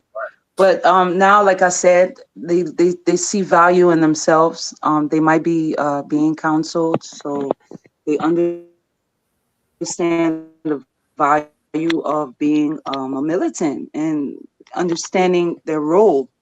It's not about not being in combat and having nothing to do. It's also about being noble as well and taking on leadership and sometimes stepping out of your zone, to make things better. It takes a whole country to make a country. It doesn't just take the police, And one thing I did notice now that's different from before, the police and the AFL are friends. I never saw that in the past, honestly, but now I can see them doing things together, and even the police are protecting the AFL.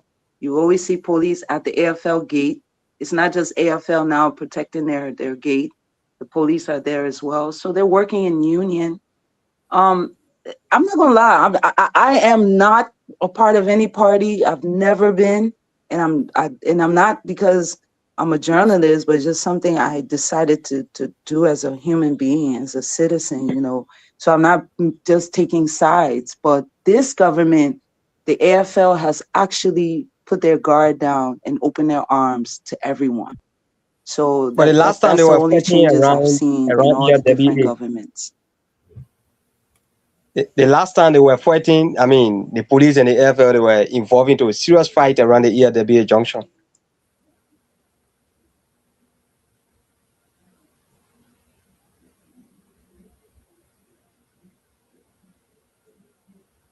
Okay, I have to disconnect for a second. I can.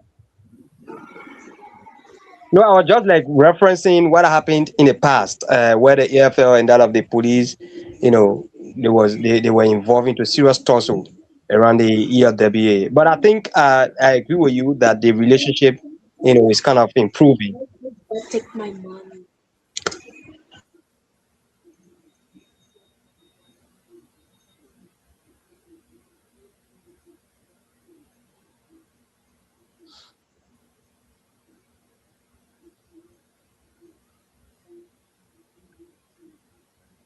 What happened? There's silence. Yeah, I think the network is really, I you the moderator or the veteran Smith moderator? That Virgin Smith. But actually, I think you can pick over because it seems like Virgin Smith is. You're not following the comment. I'm telling you, I'm not feeling well. My eyes are teary. I don't know why. That's why I had to go put on jacket. I'm cold. So if Smith is not picking up, Abibu, you can pick up. This is your area, and just run the show. But I'm here. But I can't do the show. There is, if I have the permission to come in, I just wanted to make an observation. Yeah, Abibu, you in the absence of Fred, you got to. Yeah, so Mr. Right. Yeah, so I think we just have to give Mr. Ndubo the chance to ask his few questions if we have. Mr. Ndubo, you've been listening for a while. Oh yeah, I've been listening. I feel that Claudia answered eloquently the George Weah issue. when we were talking about, or when Libeeria was talking about a non-permanent seat, the Boaka government invited all these stakeholders, including Ellen Johnson Sirleaf, including George Weah, including I believe Lima Bowie. George Weah was the only person who chickened out. So I don't feel that he was not invited. I mean, I believe he was invited and he decided not to appear. So no, I don't want us to be questioning Claudia on that. I mean, she made a very good presentation of what she observed today. And she said, she does not know if the former president was invited or was not invited when she was answering Honorable Amos D. Wright question. And you came, you asked the same question. I think we're supposed to be moving, forward. And I beg to differ with you, Habibu. Okay. Okay.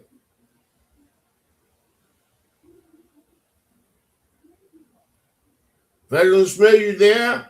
Oh, you finish with your two questions? Huh? You finish with your two questions?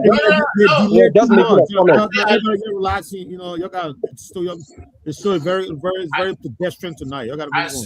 I said I did not have question, but I had observation.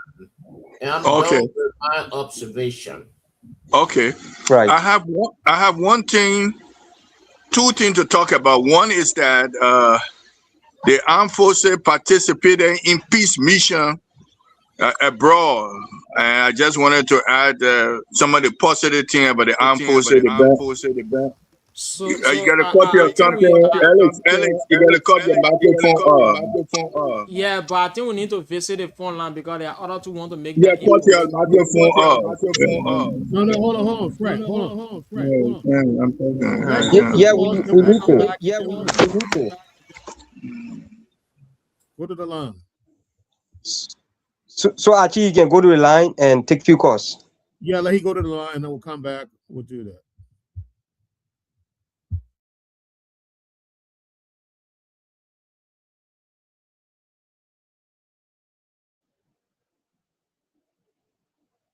I think you need to unmute. Alex. 0776-105-105 881-143504. Let's go on the line and pick up this person. Hello. Yes, sir. Mr. Arizona will go evening, sir. Good evening, Bedekatu. Welcome to the show. Yeah, thank you. Let me say a pleasant good evening to all of our professors and welcome in the evening class. Thank you. Firstly, I want to respectfully disagree with one of my professors, which is the lady who said the army and the police nowadays, they are very much close friendly as compared to back days. I would say no. In the 80s, or except maybe when she said back then, maybe she talking about of recent past government. But in the 80s, I never saw or heard police officer and a soldier went into a fist fight. No. That's why you see we got a name. Mr. Archie will attest to it. When you hear the soldier calling the police wiki, it means the police, they are civilian in our interpretation. Okay. They are civilians. They are for the citizen. Therefore, we consider them to be weak in acting. They are weak in implementing, or if you say order. So we refer to them as wiki. and they refer to us as GR. Okay. Those days we used to be called GR, you know, because we were not people that just appear everywhere, every time, just like that. No. We've been kept in a barrack unless you ask for pass or permission to go out to do your purchasing of items that you need. Afterward, you go back in the barrack. Or you live outside the barrack, you dress up in your uniform, and proceed to job in the barrack. But to say nowadays the army and the police are very friendly and close compared to the past, like I said, maybe she's talking about of recent past events she's talking about. Now, to the issue about the Armed Forces Day observant today, I follow it from start to end. It was brilliant, it was good, it was welcoming, but my only disappointment is, and it is not just about this government. I have been observing it time without number, ranking from Madam Sherif's first tenure. That is, those of us whom quote unquote they refer to as retired soldiers. I'm not seeing any of those armed forces there being observed, then we to be called upon to participate, whether by giving speeches, whether by, performing some, practical events, something that at least we will be recognized national and internationally. That those are the ex-soldiers that serve their country, run a lot of sacrifices and things. We therefore recognize them and bring it there on board just to grace this occasion that it belongs to all of us. Armed Forces Day, mind you, it is not just for soldiers, it is also for civilians. Why? Because whom do we serve? We serve the civilians. Where are the civilians? Civilians live in the state. Civilians are the owner of the state that we protect. In the absence of civilians, you cannot have a soldier. In the absence of civilians, you cannot have a country. So because of civilians being present in that country, you must have a soldier to protect the borders and the safety of those very civilians. That is why we are a servant to the civilians. They are our bosses. Thank you for having me this evening. So before you go, how do you feel about former President asking today during the Armed Forces Day? All right, so he already left. So folks, let's hear from you. 0776 105 105 881 1435 04 0776 105 105 881 1435 04. We pick up one or two calls and we go back to the panelists and continue the show here. So it's opportunity given to you that so you can have Bidikatu back on the line. Yeah. Yes, sir. Was there any question or somebody wanted to say something? Yes, I would like asking, how do you feel about the absence of the former president today during the Armed Forces Day? What's your own take on that? Yeah, okay, thank you. You see, in the army, for my grade, as a field grade officer, as a company grade officer, a captain, I'm not close to the authority of speaking into governmental issue. Okay. Unlike a major, from the rank of major going to lieutenant colonel, and that of generals of war, you are at privilege to speak into governmental issues. So for my grade, as a captain, a company grade officer, absolutely, I am not to delve into governmental activity. But because right now we will say we are civilian, so the government know how they arrange their protocol. But in my mind, it is very much important to make sure that all of the former leaders or hierarchies of, in fact, the army must be present to grace this occasion. It brings about unity and peace building as well in our country. Thank you. All right, thank you so much. 0776 We pick up one or two calls and then we go back to the panelists. If not, we go back to the panelists here on the show and continue. 0776 It's about time to put in your calls. Let's hear from you by calling us on the number 0776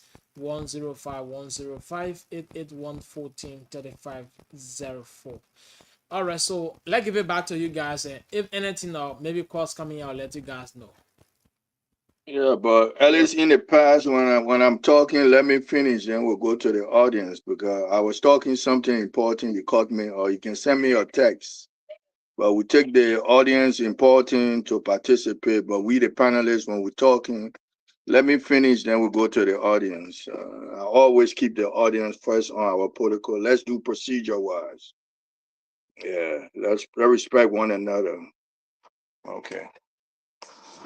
Let's go back to the debate. As I was saying to you all, where I found the soldier playing a military role, they are participating in peace building. Our soldier been used in other countries to bring peace, just like how the Nigerian and other people came to Liberia during our civil war. And they said they have been performing well in a peace mission abroad. That's the type of story I would like to hear on armed forces day. How many of our military, maybe they lost their life, and how well in the peace mission. Those are the things I like to hear. I don't know, Claudia can fill in on that, but I'm very impressed that they came to our aid during our civil war, and now they play a major role in peace mission abroad. That bravo to the armed forces. But I want to hear more about that. If Claudia, if you have information on that, that's something good to talk about. And then the other thing I would like to talk about, The which veteran, I don't know. Yeah. Claudia sent a message in the chat, chat that she's offline contacting somebody for some information. Okay, that's great. Yeah, But right. I just wanted to add that information before we went to the audience because Right. that very important because they're playing that positive role, peace building around the world. So we give bravo to So our. That means we have trained. We have trained and we're participating in peace around the world. I just want to know the statistic, how many of them came back when the family, how many of them went well with that mission because it was rotational. One go at a certain time, they come back. How we greeted them when they came back. Those are success stories we want to measure our army. I need to know more information. Maybe we'll invite somebody maybe this week to talk about that. But that's the area I'm really concerned about, how well they play so that Virgin role. Smith. Yeah. Yeah, so I think you are making enough sense, and these are information that are very important in the society. But instead, Liberia right now, we have allowed politics to take over everything in the country. Mm-hmm. Just Yeah. today is Armed Forces Day. Yeah. Armed Forces Day celebration, wherein we are happenings around the barracks. Mm-hmm. Yet, certain group of people were more concerned about former President Weah going to a funeral party, and they Mm-hmm. are like bringing propaganda that he refused to shake Banana Ure hand. How does President Weah going to a funeral who shaking Banana Ure hand? How does that help or give us information about the barracks? You see, we saw. I mean, I was very disheartening and disappointed when I saw people that we don't expect to come up with this information. We have allowed politics in our country to eat us up to the extent that anything that we are doing, we involve politics into it. That politics, especially at that caliber, it does not help the country. It does not help the I country agree in with moving you. forward. I agree with you. We are Mm-hmm. supposed to know. Like I have friends who were part of the group of soldiers, that went on peacekeeping mission in South Sudan, and they returned about Mm-hmm. I think about a year ago.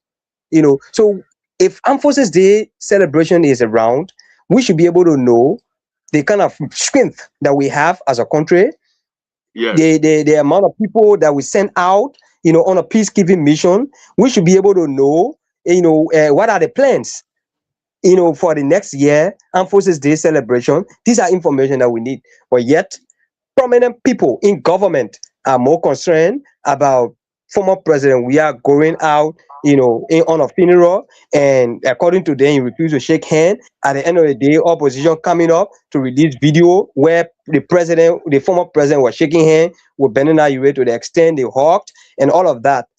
I mean, we got to change our mindset. We got to change the way we think and the way we do things. I agree with you 100%. 100%.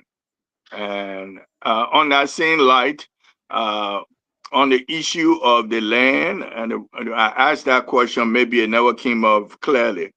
There is a lady with a nightclub being built on the property of the armed forces. And it's their property, the armed forces, not too far from that land. But the lady is saying she been over there for over 8 years, and so it creating some problem and tension. The military want their land back in order to upgrade the standard, the living standard on that property. So I don't know what will happen to that, but if it's the military land, she said she bought it from one Smith. And the Smith's son will be coming sometime this week to justify her claim.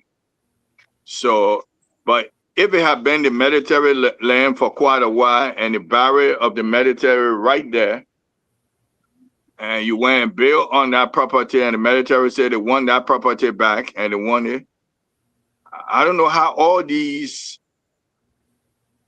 incidents happen at this time, why people would build on people's property when the person wanted it back now, they say they got it from somebody. I know why you want to talk about it, but the only reason I bring it up, because it was the army land, and the lady said she put a nightclub on the land, and she been having it for quite a while. And I have a video clip. I mean, I could send it to Alex to talk about it, but I just say only negative side that I see. It could be negative, it could be positive. The army want to upgrade itself. That's the army land. So how do people manage to live on the army land and the army people, and the barrier is not too far from the land we're talking about? I just wanted to bring it on to how you would like to comment. I have a audio of this lady talking about that she got it from one Smith. Who is the lady? I will send the audio to Alice to play it, and you will hear it. But she's saying that she got it from a Smith, and the son of this Smith will be coming this week. But they could have order eviction for her to leave. Wow. And she have less than 72 hours to leave. They will come and remove her nightclub, a very nice nightclub. But how they manage Viewpoint? I think that I will put it on. I know, but the lady is very outspoken about the nightclub. So there are a few questions that she will need to answer. I don't know whether you ask her. No, there is a video she telling how she acquired the land. From But it's not about how you acquire the land. It's about whether you acquire the land the right way. And the person that sells the land to you is the person legitimate. These are questions. Who is that Smith? Smith who? Was he in the army? Why did he sell the army land if truly the land belongs to the army? And if for the army, because the army barrier is not too far from the land in question. There is echo in the feedback. Alex. If on Alex. So, but if the barrier is not far from the land in question, does that mean that the place is automatically part of the barrack? These are questions that we need to ask. Does she have the border deed for the place? I think the court have verified that. The court will not order for eviction. We're all verifying all the facts. But now what the lady is counting on, she counting on that she have a deed and she got it legitimately from one Smith. And the Smith in America and it's may coming this week. I don't know whether that will help her. The court and the Liberian Land Authority are the two people that can break that particular gap. So if the court says she should be evicted, then I mean that's the case. The court is the last place. And while I'm sorry for her, she said she has spent $53,000. I know Liberian dollar or American dollar on the on the nightclub. 500,000. The 500,000, you know about it. 500,000 on the nightclub. So what should happen? They asked her, the reporter asked her, you want your money back? If they come and say, we'll give you half of that, will you accept it? And she said, let them come and talk to me and we'll talk. So I don't know how you look at that. That's the only dark spark that I saw today. I was trying to ask Claudia. The army is going after the land to upgrade it. Do you look at that as positive or negative? And why the citizens say they been on the land, why the army never came over 8 years for it, why they want it now? So that's what I want to put to your. So let me just try to chip in. So for me, the question is not all about why now the people coming for their land, but remember, as anytime the people can come for their land. So if you know to your very side that this land belongs to army and you decided to build on it, thinking that they're not going to come back, then I think the people was going the wrong way. So for me, I think it's positive because you have a land and maybe to where you are now, and the place is shrinking you off, and you having a lot of people joining the armies. Maybe there are other places in a barrier. They still find it difficult to place people in the particular area, so they're trying to expand the barrier so other people can be able to be added to that area, because we're talking about recruiting 600 soldiers. So maybe the barrier decided to say, okay, let's do this one so the other people that coming can go on the other side while we're on the other side. But our people too, sometimes in barren land, they need to think twice, do a proper check to know who owns this land, because there are other places, even in Zwedru here, there are other places that they said this one for the people, but because they are not seeing the people around, or they are not seeing the people children, people just go and buy the land from maybe somebody who lived over there for so many years and not know nothing much about the land. We just go and sell the land to them and give them a fake deed. And then I said, do not do that recheck after everything purchasing, and they decided to build maybe a decent house there. So that is what happened to some of them, because if the area belongs to Barry and then the quota already ruled, nothing else people can do. And now you know that armed forces, they are not going to come back to you and say, oh, let's do that, let's do that. They know. If there are other people who say, okay, say you pay here, who baking, but the person already say this is the person land. So they are not going to peg them again. You're only telling you, say, Mama, you move from here. And like you saw, when they go there, they started to pull, that fence around, and say the wire around it, telling people to leave the area. So that's just how it's going to be like. So maybe she have to go to the point and say, my people are baking here. Even though I built on your land, I never knew, but you're helping me with so much because this is the business I'm depending on. And this is only area I have for now. So if the people agree to help her, I think that would be fine. But if she waited the people to come to her, no, I don't think she claiming she claiming that she got the land legitimately from the Smith family. That's what she capturing her defense. I don't know whether that will work. She have less than 72 hours to either negotiate or leave, because that's how the eviction time, less than 72 hours to leave. Virgin Smith, if I was in your case, I would rather negotiate, because number one, there are two different factors you're dealing with. Number one, the court has ruled that the land belongs to the army. Number two, the army you're dealing with are not ordinary civilian. just remember, quite recently, our president said that God are creating land. So the army people, they should take their land. So there are three different things we're talking about. So they call the army people, then plus the president who are backing. So three different things. So if I was in a case, or if I would advise her, let her go and negotiate and be able to find a way to get some of the money, because I know definitely she will not get all of her money.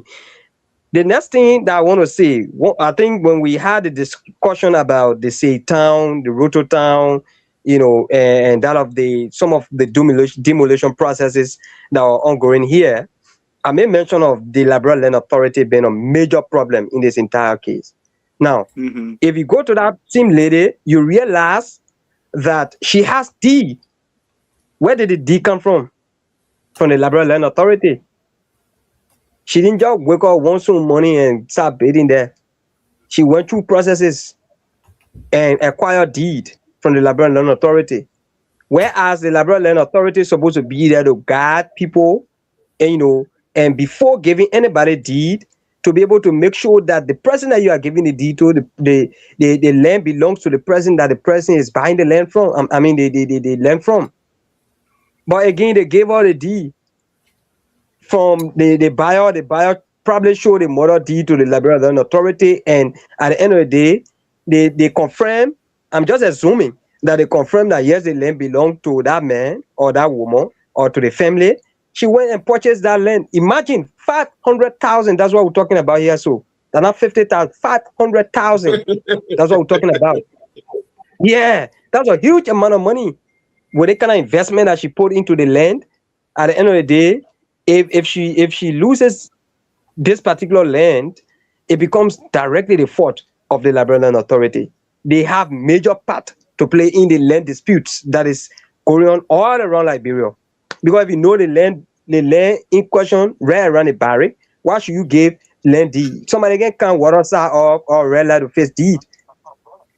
It should come from the Liberal Land Authority. So they have major problem in this particular case. So for me, I put the blame on them, but I will advise her to negotiate.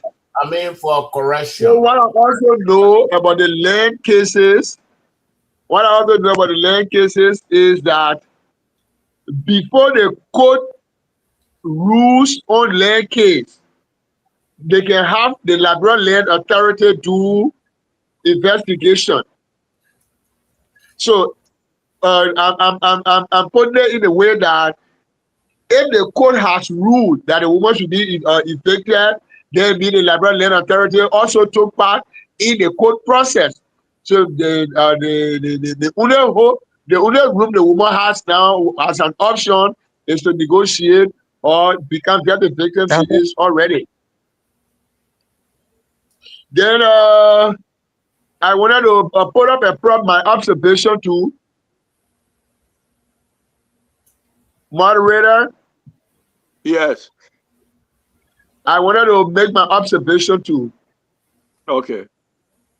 Yeah, so when I asked Claudia, I don't know if she's back now, but she said she was running behind the same information we were talking about here. But when I asked her if she had any idea why the former president did not attend the AFL program today, her opening was she doesn't want to be haunted. And I pick up that part of her intro. Now, as a journalist, speaking like that, I don't want to be haunted. Then it defines fear to me. It defines fear. So what is it that, or who she thinks will hunt her for any information that she will be giving?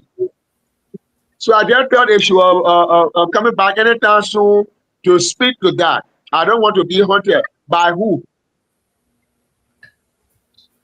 So that defines fear to me. If anybody can speak to it, that would be fine. No, she's here. She's here. Claudia? She can answer. Yes. You heard me clearly? Well, yes, I heard you clearly. This is Liberia we are in. And one thing about we the Liberians, we don't like people to just guess or just say things that we're not too sure about, So that's why I stated that I don't want to be hunted for saying something that I'm not quite sure of. Who knows? He could be busy, or he might not even be in the country. Who knows? But I just contacted someone very close to him that lives literally with him. I tried calling them just now. They didn't respond, but I sent a text and they read it. So I'm just waiting to hear from them why or if he was even invited. And then I will be able to give factual, actual information. Thank you. All right. Thank you. Veteran Smith, I want to make one correction here Okay. on the land issue. Okay. We should not be blaming the land commission because the 72nd barracks was built before 1980, before the 1980 coup,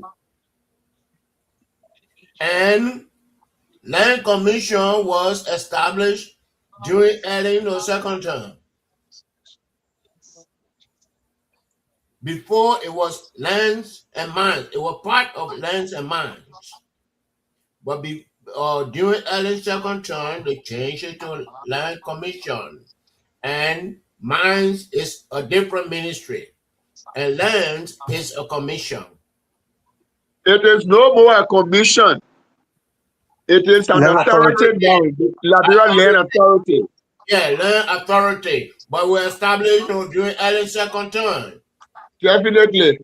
So they were not around when the 72nd thing was surveyed, and they were not around when the nightclub owner who claimed to be a legitimate owner of the land that her club sit on, I don't think the land authority was around. So no, I mean it would be no, they don't necessarily have to be. They don't have to be around at the time you're talking about. I'm sorry for jumping in. There is an archive that has a record of the land. So when the land aspect came from the Ministry of Land, Mines and Energy, and they set up a commission, which is the forerunner of the Libeeria Land Authority, all land matters were transferred to the commission, from the commission to the authority now, which the Constitution or the Land Right Act gave the authority to handle all land matters. So the issue of 72nd, the land of the 72nd there has record in the National Archive. So whenever they are doing investigative survey, they go to the archive to see who owns what and at what time you were deeded. So the land authorities still have a part to play inside it. So Mr. Nubo, I beg to differ with you, and the thing is very clear. Like what Mr. Wright just said, there is a process. As a matter of fact, I have one lot in Zweju, and I went through the processes, and to the extent that it was placed in the ACA, went to the court, and at the end of the day, they placed it into the ACA.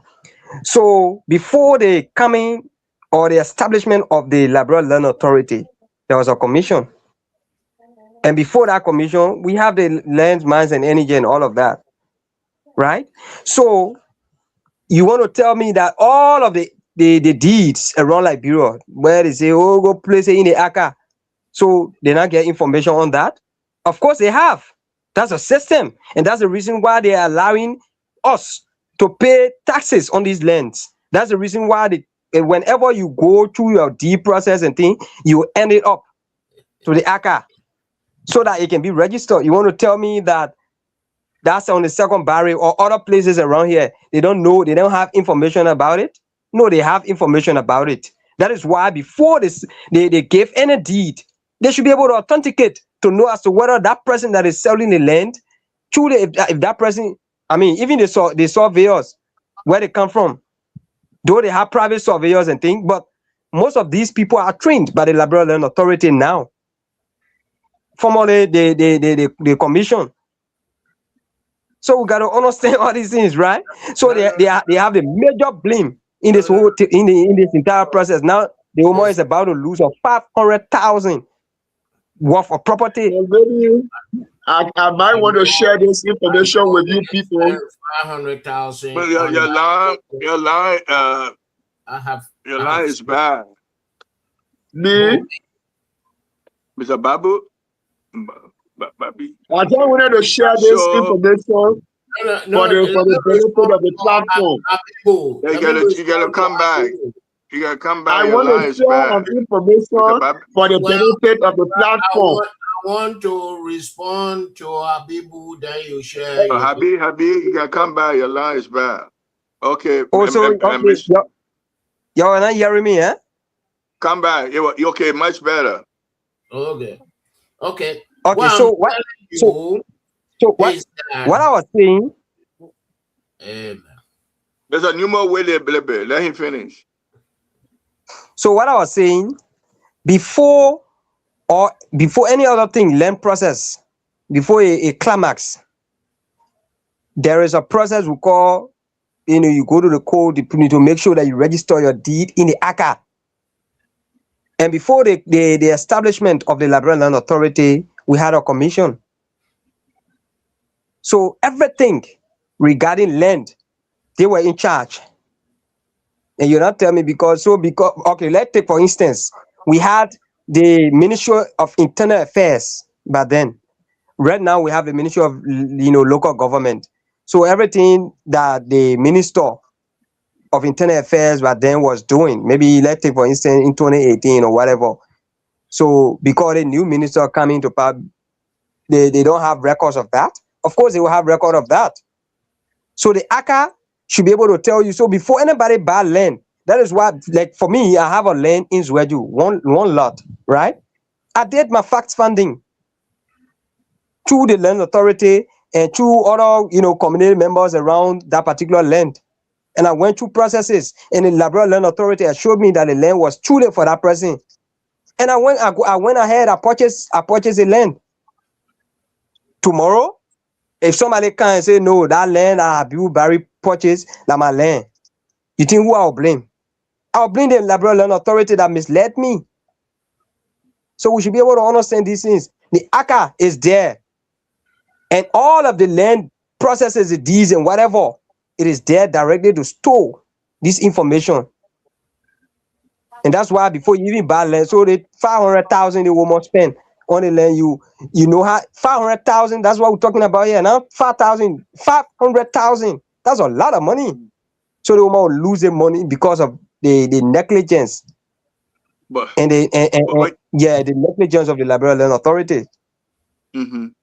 That's another rule before Mr. Nemo you come in. Another rule, maybe whether the woman can claim this rule. I know she have a lawyer. If you have a land and you haven't done anything with it, you haven't paid taxes, you haven't engaged people for so many years, 10 or more, the lady said she been there over 8 years, then there is a law that can be on the woman's side. Because 8 years you have land, you haven't paid taxes, people been living there, you haven't asked them, what you doing on my property, no engagement, no talking, and the woman got it for one Smith family. Then there's I forgot Mr. Wright talk about it on the morning show. Then that person can come and say, but you own this land and people been living there so many years and you no taxes you pay, you engage the people to talk about it. Mr. Wright, how you call that? You explaining it. How do you call that? They call that the adverse possession.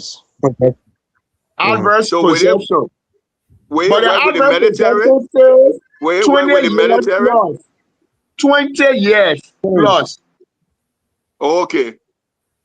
15 to 20 years. The military land is a public land, so it does not fly with the military. Oh, public land. That adverse possession applies only to private land, no customary, no government, no, only private land. Okay, but what I want to say here, nobody should tell me you don't know these things here. I was in Liberia. I was a surveyor in Liberia before I came to the U.S. I trained the surveyor, the residents of engineers. Mr. Nemo, your sound sounding bad. Mr. Nemo, what happened? I don't know what sound sounding bad. It's sounding. Okay. It's sounding bad. Maybe what happened? You mute yourself. Everybody should mute themselves. Mr. Nimo, we're not hearing you. It's sounding bad. Yeah. No, I'm hearing him. I'm hearing You him. mute yourself, Fred, and I'm also everybody, hearing you. including Mr. You mute yourself. I'm saying the resident lands and mines engineer, I trained him at Tuckmore College of Technology. And he and myself, we met in Monrovia. We met his boss, Jones. And he said, I used to do straight line survey, but this Mr. Numo man made me to do any kind of no shit. In Liberia, the survey, we talking about garbage in, garbage out. In Liberia. Mr. Nima, you got to come back. You're sounding bad. Mr. Nima, we're not hearing you. Are you not hearing me? Okay, No, better we are now. hearing Better him. now. Hey, better now. It better now. I think, Fred, you have the problem. In Liberia, or in engineering, we say garbage in, garbage out. You have surveyor Numbo come and survey this land for Alex. And Alex is somewhere, maybe, or outside Monrovia, or maybe, in America. And the same surveyor Numbo will come and survey the land for Veteran Smith. The same land now. And let's say, Mr. Wright is the seller. It's the same Mr. Wright that sold the land to Alex, that's selling the land to Veteran Smith. And Mr. Numo, who is a surveyor, will go on the side and probate the document. I know what I'm talking about. So if that garbage comes from lands and mines, how will land authority or find out who is the legitimate owner? But for the government entity like the army, no Krogo G inside, but they lady that own the property. The lady, they could backdate it to before the government got there. So those are the Krogo G's that are going on in the country.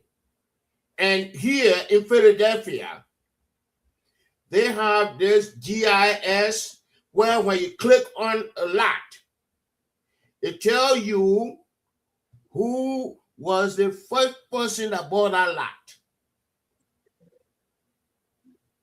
All the way to even how much money they pay, all the way to the current. And there are other counties, you have to go to the courthouse to make research on the deed. I work with PennDOT. I work with Philadelphia Street Department. So I know what I'm talking about. What they have here is not what we have in Libeeria.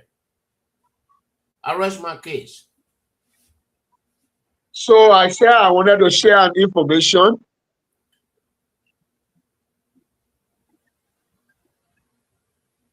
Can I go ahead? Veteran Smith, Yeah, you mute go ahead. yourself. You muted Go ahead. yourself. All right, so these Anything to things add, we are talking about. Claudia? These things we are talking about. There's another aspect. The civil society working group on land reform has discovered. I'm the secretary for the civil society working group on land reform. I'm the Please secretary mute on that group. yourselves before so Claudia can talk. Mute yourselves.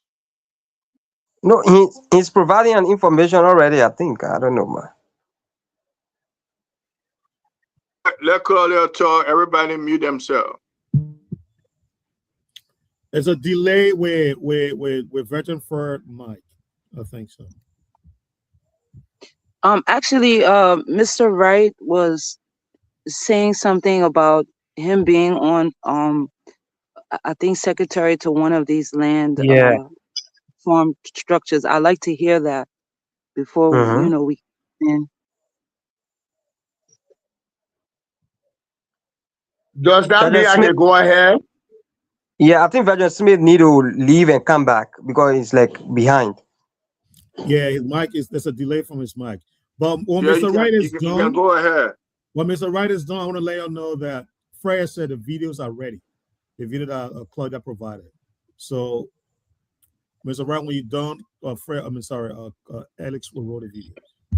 All right, so to start with the clarity for Claudia, I said it is the Civil Society Working Group on Land Reform. It started as a group. We fought for the passage of the land rights law.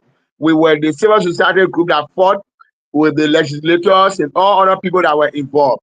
So after the passage of the act, we now become a working group on the land reform, making sure that the reform process is going according to the law.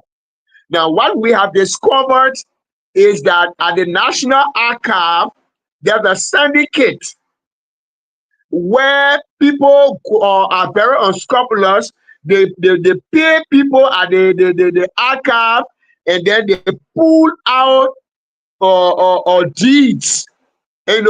You pull out because you want your deed to be the legitimate deed, so you are able to penetrate the archive to make people there to remove a deed from there, and then your deed take the space to become the authenticated deed and the long-term deed more than the other person that is in a problem. That's an information. We already passed the information to LLA. We passed the information to the legislators when we met them in the legislative engagement. So this is the situation. Investigation is going on currently on that issue. So some of these things that are going on, these things could be contributing factors to some of the land problem. My D is older than your D. My D is this. So I'm not saying exactly that is what is playing out, but those are some of the things that we have discovered. Thank you. Wow, shocking. See, Well, So I Claudia, just that help you in yeah, your okay. and I'm happy that Mr. Wright brought that up because that syndicate is thing that's going on with documents. Not It's not only in the archive. It's not only in other areas. It also happens in the court as well. You have your file. You have a court hearing on Monday. You go. They tell you they can't find your file. They can't find your file. They hide files all over the place so that they can delay cases, delay court hearings until the time factor is out, and then they'll tell you, oh, the time factor passed. Now you can't hold that case again. But you mentioned the Smith family, and again in Margibi, the Smith family had over like 5 to 10,000 acres of land, stretching from Grand Bassa, Margibi, Bong, Banga, all over. So the Smith family literally has two types of deeds. They have the mother deed and the family deed. And the family deed is the one that's messing everybody up. Everybody just wants land. Where I live presently, we have acres and acres of land that's been sold over and over and over and over again. And the moment someone builds on it, the rightful owner comes in. They allow people to buy their land. In fact, this is a whole corruption. It really has nothing to do with people illegally selling land. But sometimes the person that owns the land will sit back and watch someone else buy their land, build on their land. Then they come in now and say, hey, that's my land. Fight you in court, win the case, keep the structure, and complete the house that was already being built. So everyone is like kind of corrupt in that whole thing. And the Smith family has been over the past like 50 years been selling all these acres of land, and they only have 1.8 thousand acres of land left, especially in the Marshall regime, going all the way to the Robertsville Highway and stuff like that. So a lot of people are falling victim to buying land that already belongs to someone because of the family deed. The family deed does not allow someone to sell the land. Your mom left land for the entire family. And the family deed says that that's your land. You cannot sell it for maybe 50 years or 15 years. They have stipulations that come with how you sell the land. Even me as a squatter, because I'm squatting, as I stated, mining someone's land. They have laws for that. When you squat a specific area for a period of time, after 15 years, you have right to that land now. You have right to go and apply for a deed for that land or whatever. But I don't have right to sell the land until 50 years from now. So they don't know their rights. That's the problem we're faced with. It's not really about all these scandals and stuff like that. It's knowing your rights. They have organizations that put themselves together, like, for example, the Talking Book. The Talking Book with the Claudia, yes. If I may just interrupt you a little bit, the time is 7:04. So okay. The videos that you sent over, they are ready to be played now. It is up to the panelists. We can hold them for tomorrow, or we can play them. But we need to play them because Alex need to play them and then he can head home. So it's up to you. What do you guys want?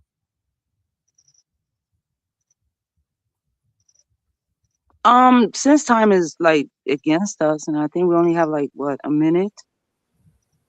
Yeah, we can burn maybe about 10 minutes about, but the videos are many. But yeah, for me, I'm sorry. For me, you have to push the videos to tomorrow, so we can have enough time in the first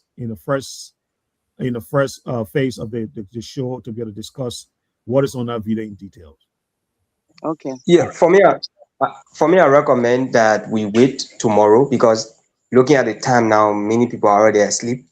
It's already 5 minutes after 12, so we can have lengthy conversation on it tomorrow. That is, I agree with that. I agree. Okay. All right. So not Fred, but Alex, we'll play the video tomorrow. Just have it queued up. So we're sure tomorrow can be the first thing we do. Okay. Fred, back to you. Which video are you talking about now? I'm a little bit confused.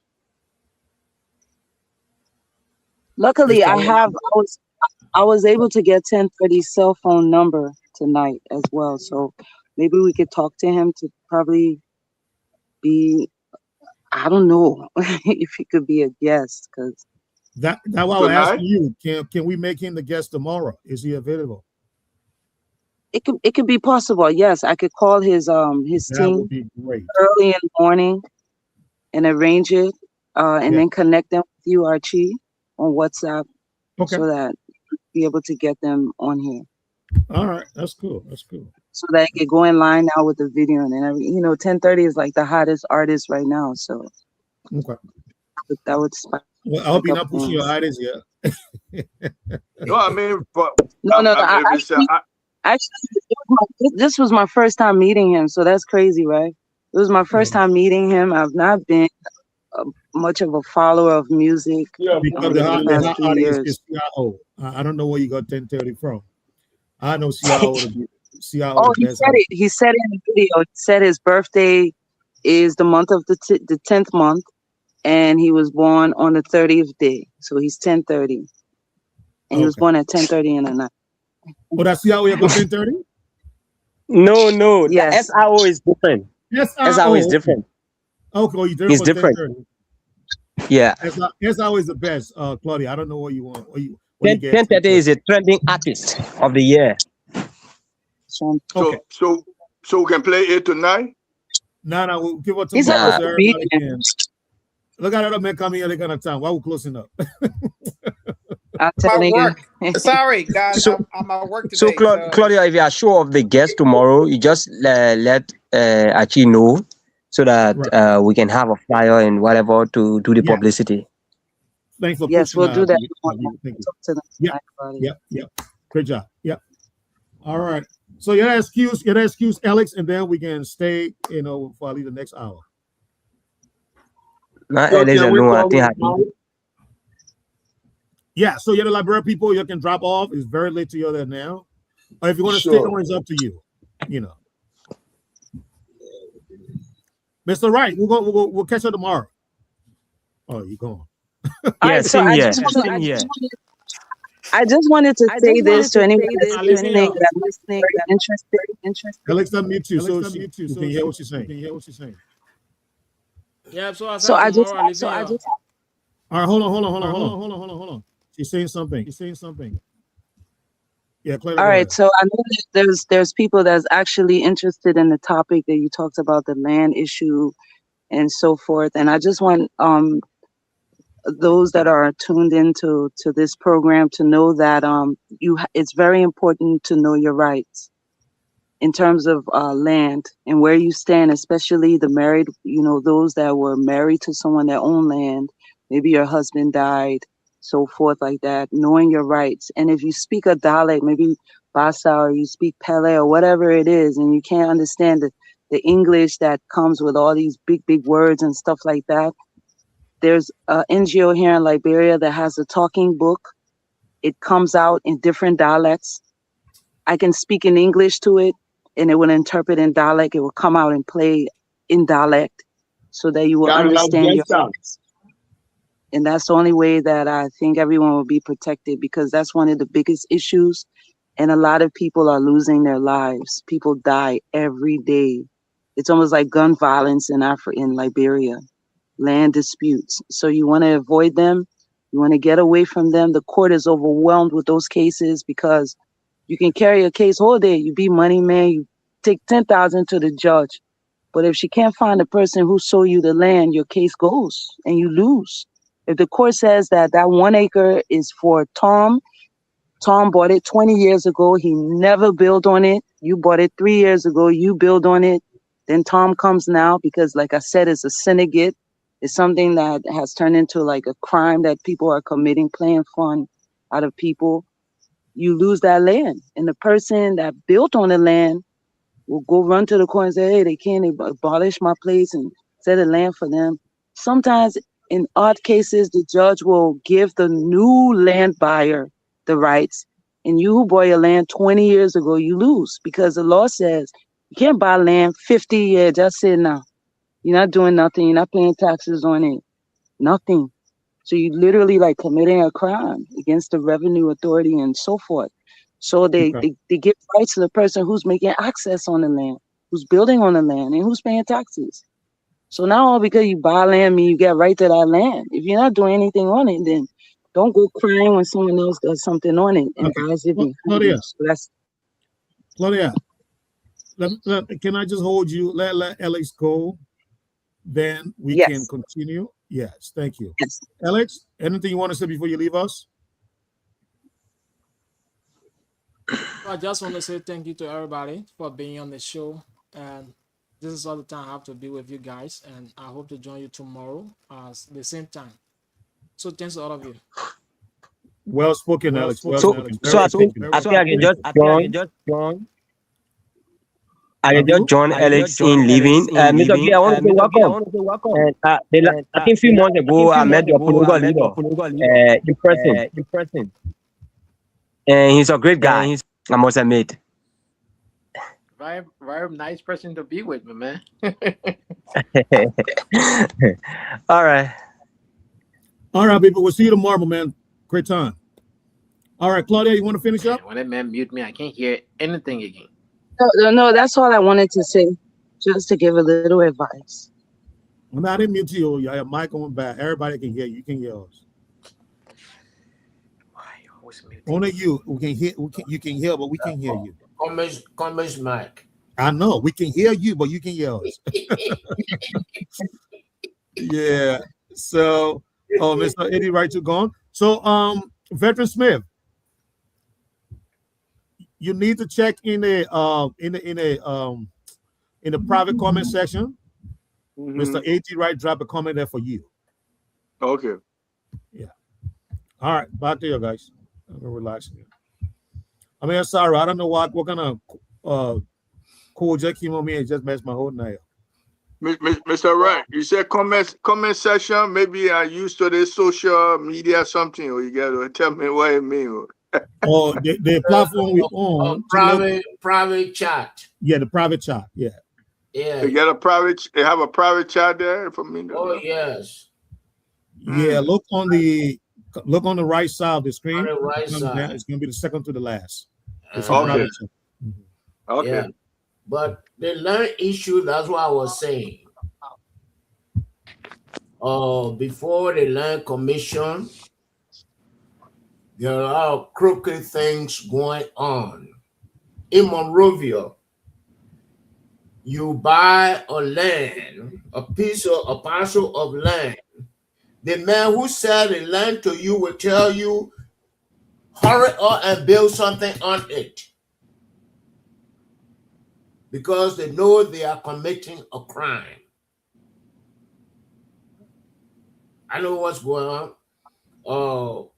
Like Bonafide area, where they have the Samuel Doe estate. I have 2 lots there. They sold a lot to me, and I started building on one of the lots. And the people went there, the same people went there to sell the other lot.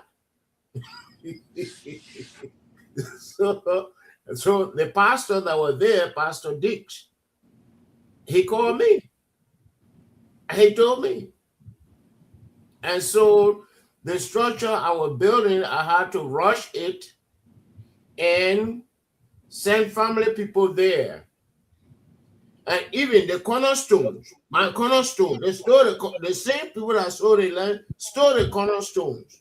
So when they bring you ARCHIE there, they will say, they play, nobody own it. So those are the games they are playing. And those games, they played plenty of them before we came to the land authority. So that's what I was saying. It is garbage in, garbage out in Libeeria. Well, let me, if I may just jump in a little bit. Okay. So I think something Claudia brought up in the discussion that it never really occurred to me until tonight when she said it. And when she said it, I immediately took a look into my own family.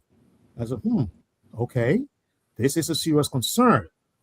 Even though it has not taken place yet in my family, but there's a potential of this happening because we do have a massive family land that has not been demarcated yet, and you got many family members and the grandchildren and the great grandchildren, everybody laying claim to their mother, their father parcel of the land.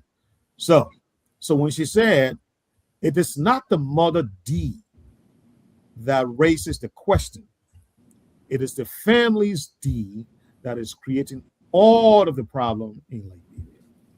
I agree with that statement 1,000%. This is the truth. And I was hoping that Mr. Wright, A.D. Wright, was still here because he just told us tonight that he is the secretary to some group that is working along with the legislature. Just maybe he could throw more light on that, or if he's not aware of it, maybe there's something he could take to his group and say, hey, man, we never really look in this direction, but this was one of the panelists on the show I was on, and we need to look at it because this is where the problem lies. I really think so. Thank you.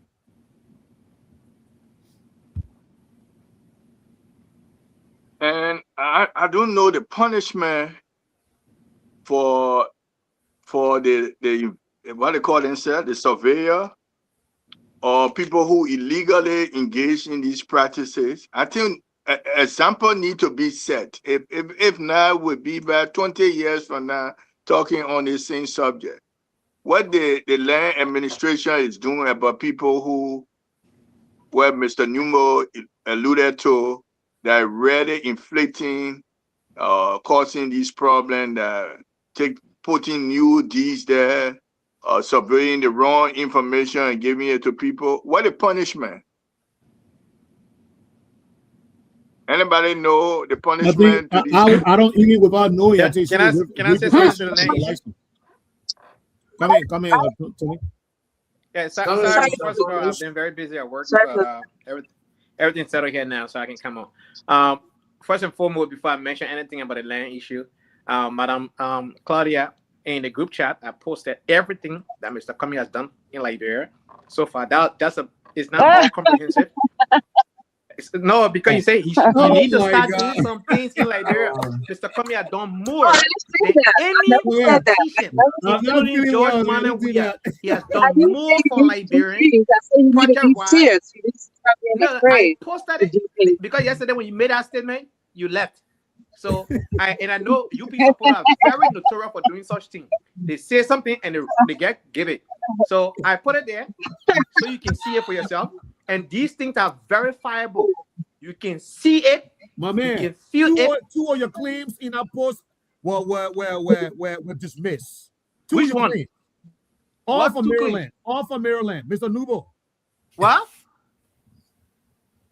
Two of the claims in our post you made in the chat room, they were dismissed. Which two? You didn't mention anything. Okay, Mr. Nubo, you want to handle that? Yeah, but let me make my point that you can do that Well, first. I don't. Okay, go ahead. So from my background, I'm in tech. I work in IT, right? I can tell you for a fact there are technology available. We are living in a technological economy. We are living a digital age now. There should be no reason why we should have land dispute in Liberia. The government of Liberia need to invest into software, and these softwares are available. All the government needs to do is to invest into the software, because guess what? Two persons cannot occupy one geographical location. There's a satellite over Liberia. That's why Starlink is working in Liberia. There is Google Map. I can be here and pinpoint my lot right now in Zwedru, right? And there is a geofence and GPS coordinates. All of these things are available. So LLA, the Liberian ID, cannot sit there and multiple people claim to own one particular piece of land. When you purchase a land, that land has to be earmarked and geofence, and that land is assigned to you, and the court can only issue that land to one person and one person only, and you have that system in place. Period. What are we? Even your cell phone you have right now, there's something called latitude on your cell phone. You can pinpoint your location, right? Why are we having this issue? Is the government not aware that we have this technology available? There should be no reason why in 2026 that we should be having land dispute in Liberia, unless this government is not willing to address the issue. Just right now, we have 2 mobile money companies in the country, and they're still doing cash transaction. When the government is serious, they can collect all government transactions can be into mobile money. Every transaction about government should be mobile money, and you will have a clear paper trail. Because every time you transact a business, it generates a new code. Another lady tried to argue with me. I said, listen, man, I have 18 years of experience in this field. This is my life. So you can't argue that. The technology is available. Invest into the technology and make use of it.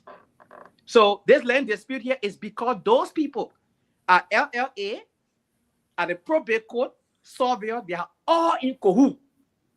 Because surveyor cannot step and say, hey, document did not tell him that this particular land he surveyed it before. And the person who sold the land did not come back to resell the land, and different person is claiming to sell it, and they're going to survey that land. What is your data telling you? Right? You can't go to the probate court and give that land to another person when the previous person who purchased this land is still available. What is the data showing you?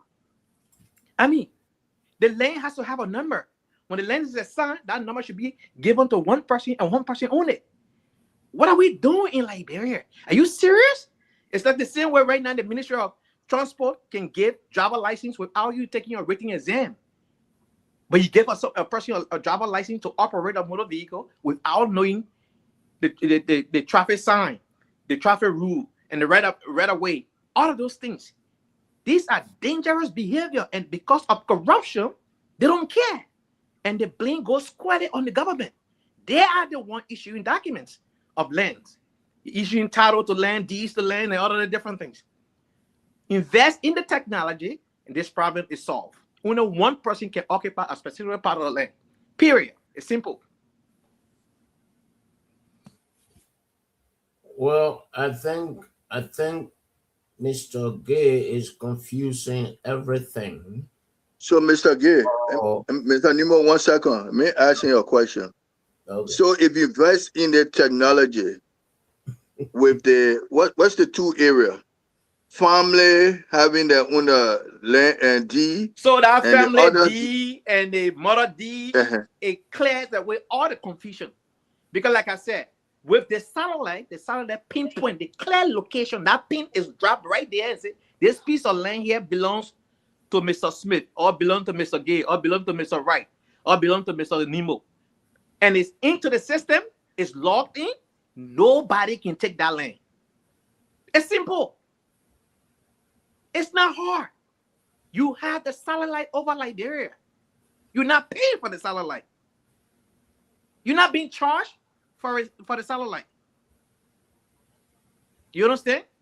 So that's the reason why Starlink is operating in Libeeria, because Starlink gets a signal directly from the satellite in the orbit.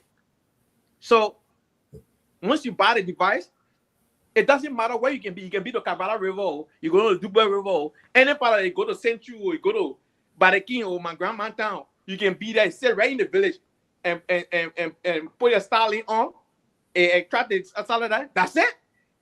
You have access to internet right there. That same thing, your cell phone that you have, there is something called latitude on your cell phone that pinpoint your geographical location. So why should we suffer ourselves to be disputing about land issue in Libeeria? The technology is available. Invest in the technology. Like our police, we don't have a call center. So if a police officer we're in Carway and another police officer in what they call Dupero area, if somebody dispatch something, he doesn't know. He doesn't even know. Unless, look, when you drive a vehicle in Libeeria, they don't even know if that vehicle is registered, because they don't have a national registry. A national registry should say, oh, Anthony Gay operating a Toyota Corolla. But in Libeeria, they can take a license plate from a Toyota Corolla and put on a Nissan Pathfinder and drive. And nobody will detect that nonsense. You can't try it here. The only way it will fly, unless police did not drive in. Once the police drive behind you, the first thing they do, they run your plate. They put your plate in the system. Does this plate matches this vehicle? And if it said no, the light behind you, they pull you over. Sir, your registration, insurance, and driver license.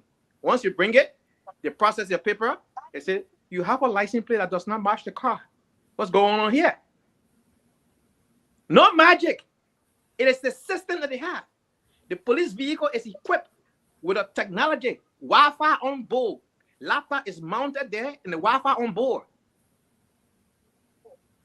Can we have that technology in Libeeria? Yes. You got Starlink now. You can mount that thing in the vehicle in Libeeria and drive around.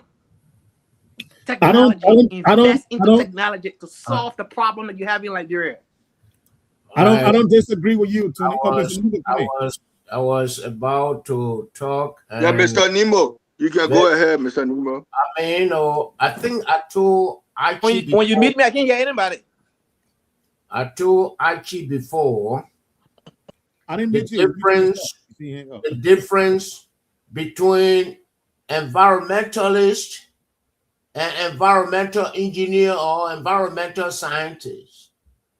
Those are the people who, environmentalists are the people who go around, or like I go, no, he invented internet, this and that, no.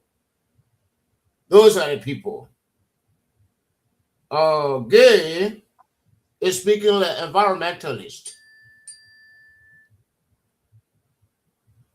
I'm a surveyor. I have done geographic information services. What he was talking about, we call it GeoID. Where you, Archie, you have a lot in Zwedru, an architect draw your house plan, and using GIS, the architect can plan that house right on your lot. And maybe over 15 years ago, my son was working with CRC. And in the village, I asked him, who building house right here, right there? And he said, how you know? I said, I got to know through Google Earth. There are several places, villages in Maryland County that I'm one of the editors that I put there. Even the Maryland Pound of factory, I put it on Google Earth or Google Map. So some of these things he's talking about, he doesn't know the technology behind them. So it seems like hearsay.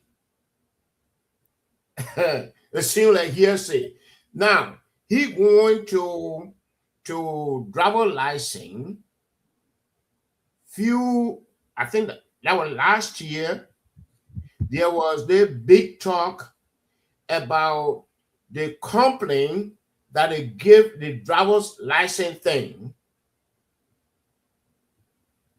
And I don't know if he checked on it, because last year I saw Prophet Kino doing promotion for the driver's license company and not Ministry of Transport. I mean, there's a concern, why would the Ministry of Transport not test drivers, new drivers? But they found a way, our government found a way to give that to a private company, which I do not support. They should have trained the people at Transport Ministry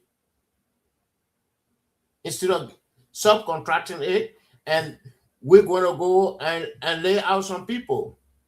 So and with the commerce issue, I have to, because he said commerce give the sports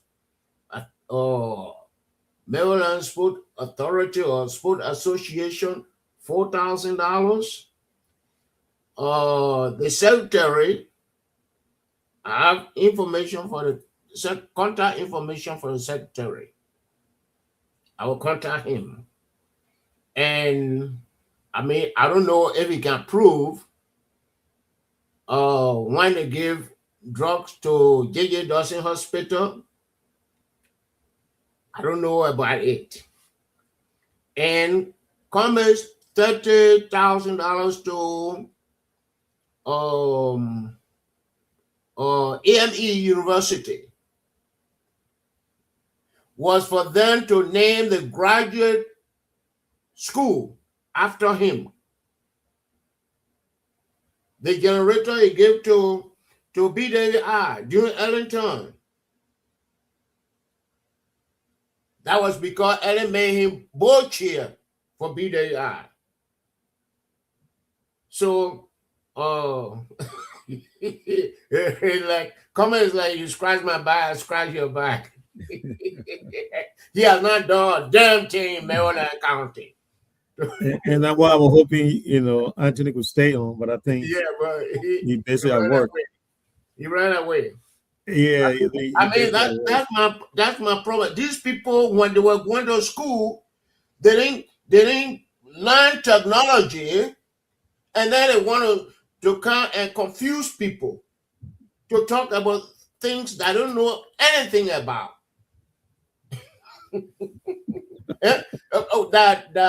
The satellite will tell you that this lot in Israel belong to Archie, or this lot in Plivo belong to George Numo. Satellite does not know that. So we have to come out with these things here. We have to invest in technology. We have to train our people. And like what we did at GAC, Land Commission has to do that. Send people for training. Land Commission can work with Legis on the GIS, and we have these experts who will map the whole of Monrovia. And you click on this spot here, they say that Geronimo spot there. You click on it one, they say that Archie spot there. You click on it one, they say that Veteran Smith. So those are the things we have to do. Those are the things we have to put in practice. I think it's priority. My take on this is all about priority on the government's part, because I tend to agree with Anthony, not on what the technology can do, but just the efforts. I think we don't even try, Judge. We don't even try. This is 2026. For heaven's sake. For heaven's sake. Why aren't we investing in the things that are supposed to move the country forward? Can somebody tell me? Can somebody make the case for me? Why are we putting more than $500,000 in the speaker's budget? Can somebody tell me why are we still funding the pro tem office with more than $500,000? What does that bring back to the people?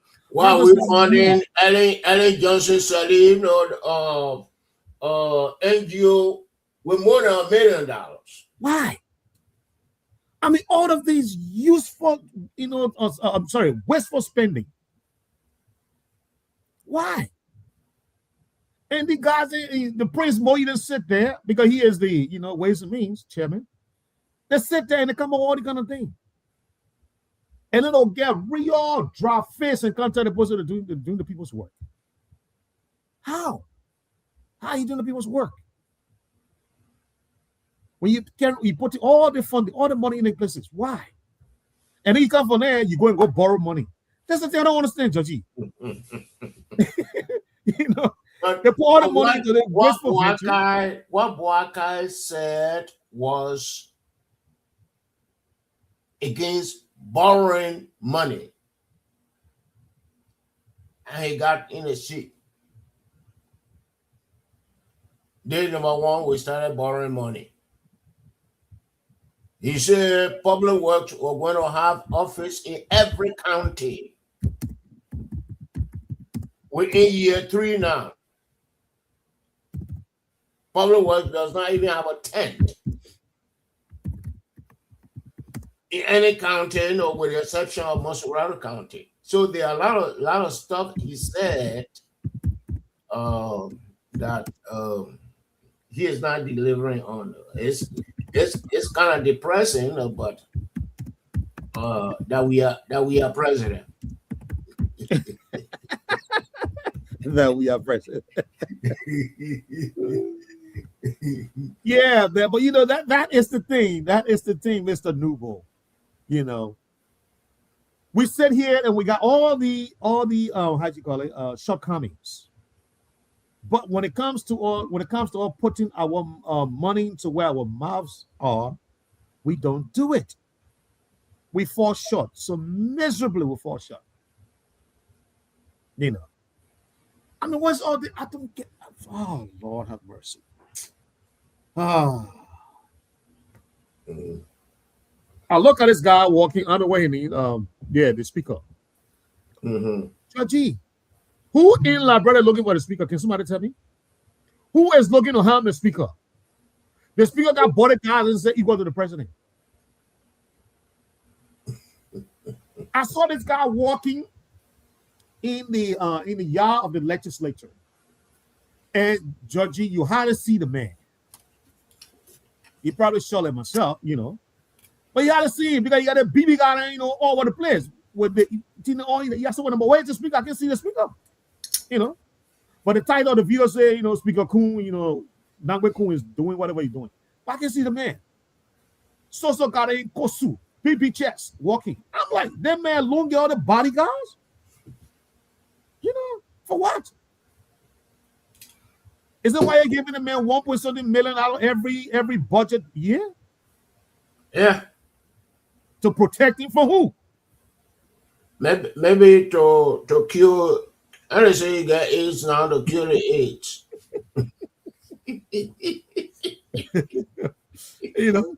But that's not one of the whisper spending. The lady was on provocation. That's part of the whisper spending. Well, I don't want to talk about it. I'm not sure you get. I'm not. I see a medical record. We're talking about that one. No. The lady appeared because the lady said, Kun was making or threatening remarks. But does the lady, did she show her medical record, Judgy? Did she show her own medical record and say, yes, my medical record, I'm HIV positive? Well, I believe she did it. She said she was positive, tested positive. Did she show it to the public? But she did not have AIDS. And she said, she explained how she met Kun. No, but Judge, before we go that far, okay. Did the woman show her medical record and it says that she HIV positive? I didn't see the medical record. We can't discuss it, Judge. That innuendo. I didn't see the medical record. We can't discuss that on the platform. She appeared. No, there's not a show now. That's a. No, we got people watching. We're still on Facebook Live. Oh, okay. We're still live. Still on the live feed. Okay. Yeah. You may not be on the radio, but you're still on Facebook Live. When Alex left, I thought. No. We left off the radio, but we still. But what I heard from the show, she explained. I think I sent you the link. She explained everything and how she and Kun met, how they became intimate, and what she told Kun that they say I'm HIV positive. But Judgio, I wanted to talk about this man post. This man posted in the chat room yesterday. Mm-hmm. And you took a shot at it. Who's the ANC man. Okay, Mr. ANC. We talk about the two projects that Mr. Comey supposedly did in Maryland. The I think 250 kVA for the Tubman University and the Breach of Nowhere. Those two projects. You said something about them yesterday. First, what he posted that you say was not given to that particular institution. I said he said that Commerce donated $4,000 to the Maryland Sports. I know my Pekin, who is the Secretary General, Awezo, and even the generator. I have several people at Tubman University, and the J.J. Dawson donation is even questionable. I know about the AME University $30,000. The aim was to name the graduate school after him. They did it temporarily, and the board took it down. BWI generator, because Ellen made him board chair for Booker Washington Institute. So some of those things that, I think like this morning I saw them in a chat room, they are bogus. They are bogus. I think they have to go back on the drawing board. They come No. So here's the thing. You are here saying it may be questionable and whatnot. Look, if it's one thing that I trust Mr. Cummings about, it is his integrity. This is a man. Matter of fact, it took us years to get Mr. Cummings to release the list of all the things he was doing because he didn't want people to know what he was doing. And we told him, Mr. Cummings, yet he wanted to become president. Yeah, but hold on now. We told him, Mr. Cummings, the Liberian politics is not this way. Liberian politics, you got to brag about what you're doing. Even for people, for journalists to take a tour of his home in Pins, Single at the corner of Pines Avenue and 15th Street, right? He said no. We said, Mr. Cummings, let people see your hard-earned money that you work for without crooking people. You earn the money the right way. Let people see that hard work pays off. It was close to 2 months to the election in 2029 and 23 when he allowed journalists in his house. You understand? Listen, I mean, I'm a human being. Come on, I misspoke. Okay. So the thing here is, for Libeeria, going forward, that's why Mr. Cummings, when he handed the list to Julia Jett, Uncle OKF, and said, Julia, even if I have to give somebody candy, I will call the media now. You know, Mr. Cummings gave PYJ $50,000 for the construction of a polytechnic in Nimakande. Do you know how we heard about it? It was PYJ who went on his podium and started making mockery of Mr. Cummings. And he wanted something from PYJ, right? Listen now. Of course, yeah. Doing the construction. You can't dispute that. Get our money. It was not about politics. Whatever. No, it was about politics. No. Yes, it was about politics. Do you know when Mr. Cummings get our money? Yes, it was about politics. It was not even election season when that happened. So? No, but let me just say this, right? But Mr. Cummings didn't carry no camera, didn't make big deal of it. That's 50 grand. That's not small money, right?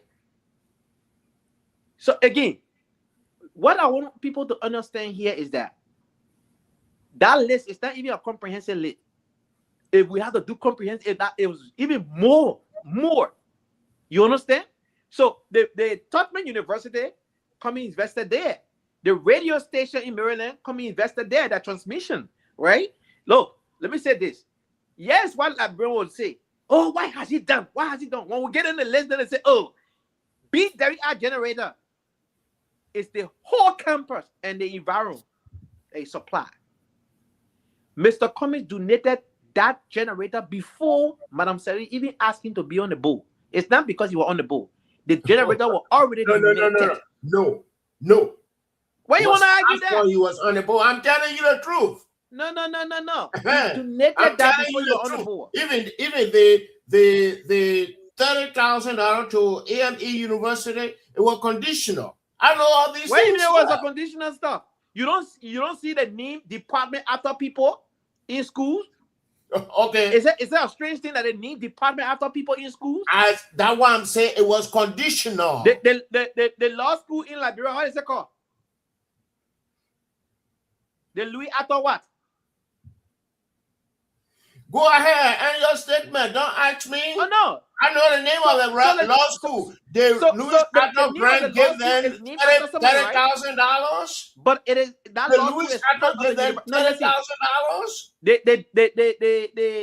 So everything Cummings does is transactional. No, it's not transactional. That's our if it was transactional, our version of Donald Trump. No, listen here. Listen. I posted in the group chat Donald Trump businesses and the failure of his businesses in the group chat.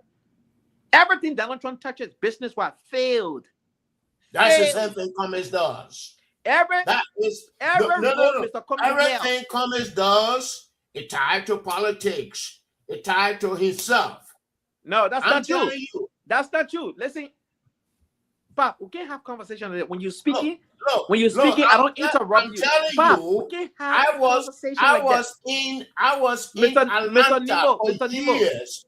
I was in Atlanta for years. I was official of the Liberian Community Association of Georgia. Cummins Mr. never Cummins did not stepped. donate to the Librarian Association. Cummins never stepped to any of our meetings. That's not true. Mr. I'm Cummins telling gave you. $10,000 to the Housing Association. What are you arguing for? When he decided to run. When he decided to run. Let me say this to you. Let me ask you a question. You cook today. Did you feed your neighbor? Hello? Did you offer your neighbor some food today? Feed who neighbor? Your neighbor. We are from Libeeria. No. I'm asking you, did you feed your neighbor today? No, it's below the belt. The question is, what do you mean by below the belt? I mean, it doesn't make sense Mr. to me. Cummings wrote a $10,000 check It to does the not Librarian make Association in sense Georgia. to me. Mr. Cummings wrote a $10,000 check to the Librarian Association in Georgia. You want to argue that?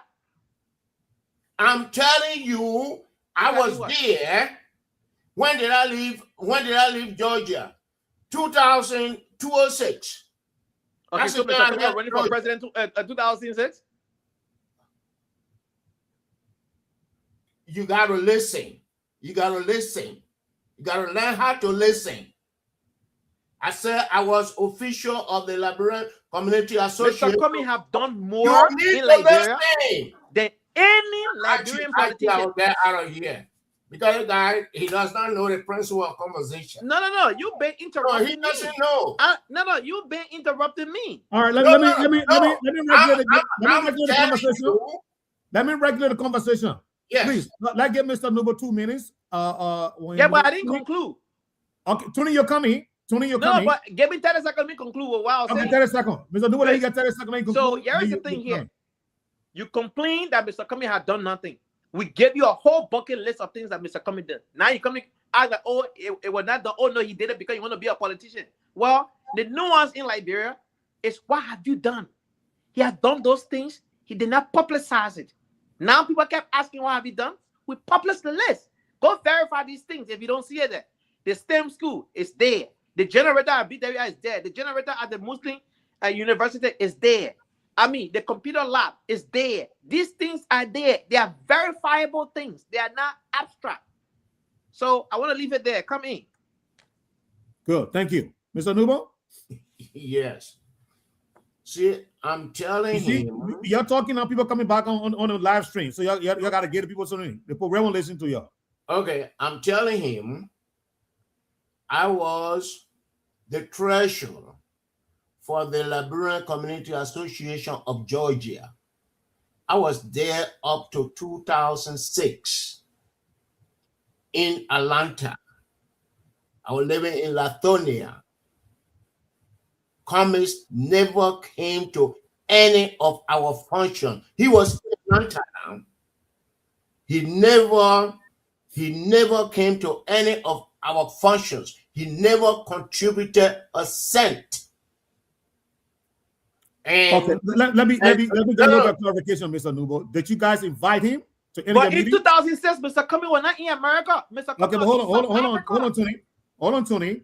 Mr. Nubo, did y'all invite Mr. Cummings to any of your meeting, and he did not? We made efforts, and he is from Libeeria, and he should have associated with Liberians.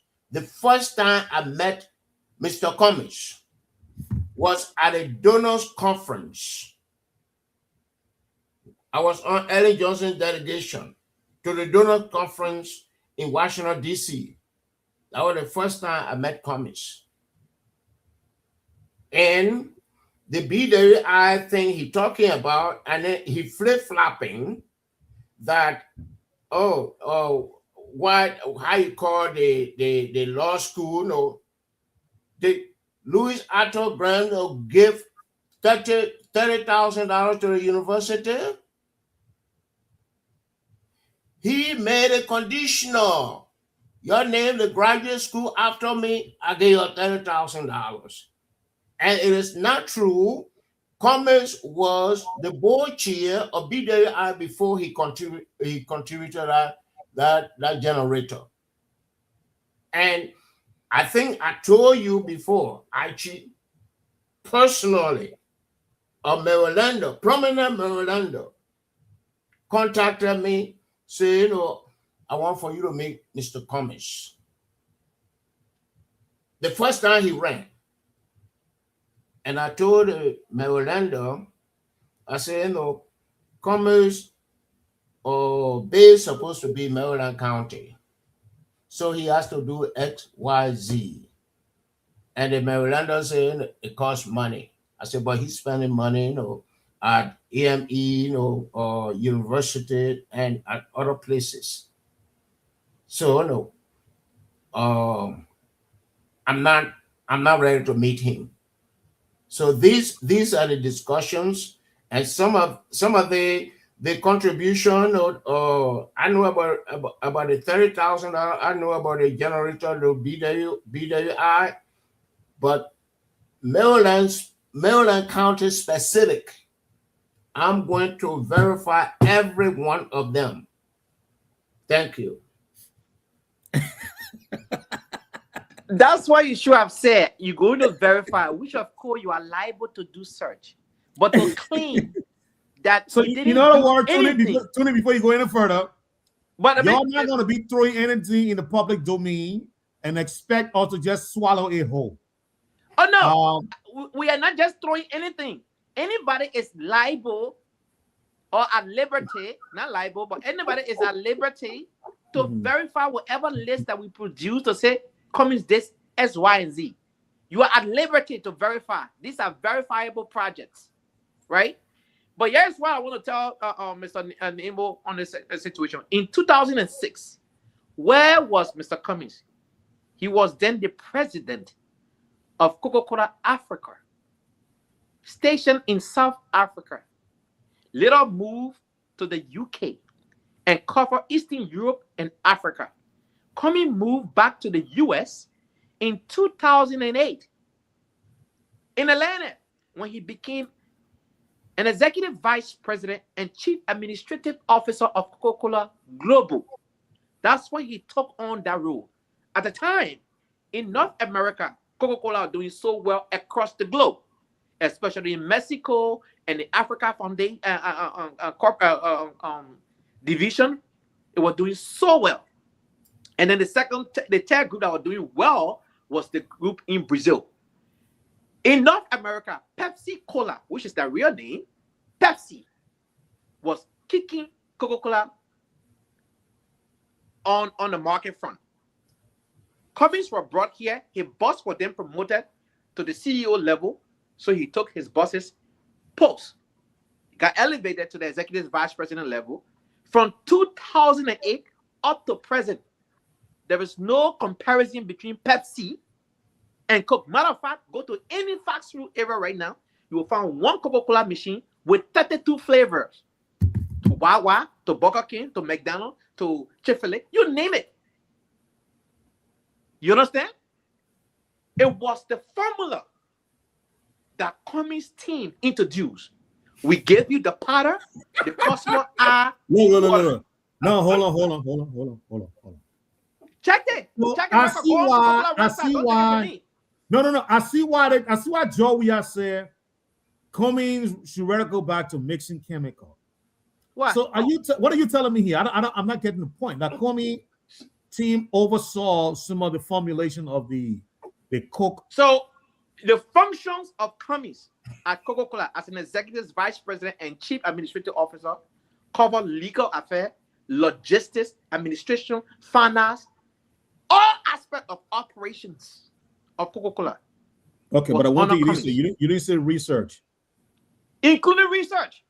I said all functions of operation. Research is not part of operation. Is research not part of operation? I mean, you want me to answer? That's not because yeah. So I'm just telling you, Cummings managed Coca-Cola on a global stage and was the second person in command of Coca-Cola globally. So the thing that people overlook of a multi-billion corporation like Coca-Cola is 100 times more than the budget of Liberia. Over 65 billion United States dollars. When Cummings was at Coca-Cola, the market value of Coca-Cola was 250 million. Today, the market value of Coca-Cola is 321 billion United States dollars. Okay. Cummings ran What does that mean? What does that have to do with anything? It doesn't have to do. No, what does that have to do with anything? What? Coca-Cola was in existence way before Cummings. Before Cummings parent was born, before Cummings was born. Hold on. Uh-huh. In corporate America, the lifespan of CEOs, Talk to executive a vice. No, listen, hold on. The lifespan of CEOs, executive vice president, directors, managers, supervisors, 3 years. 3 years.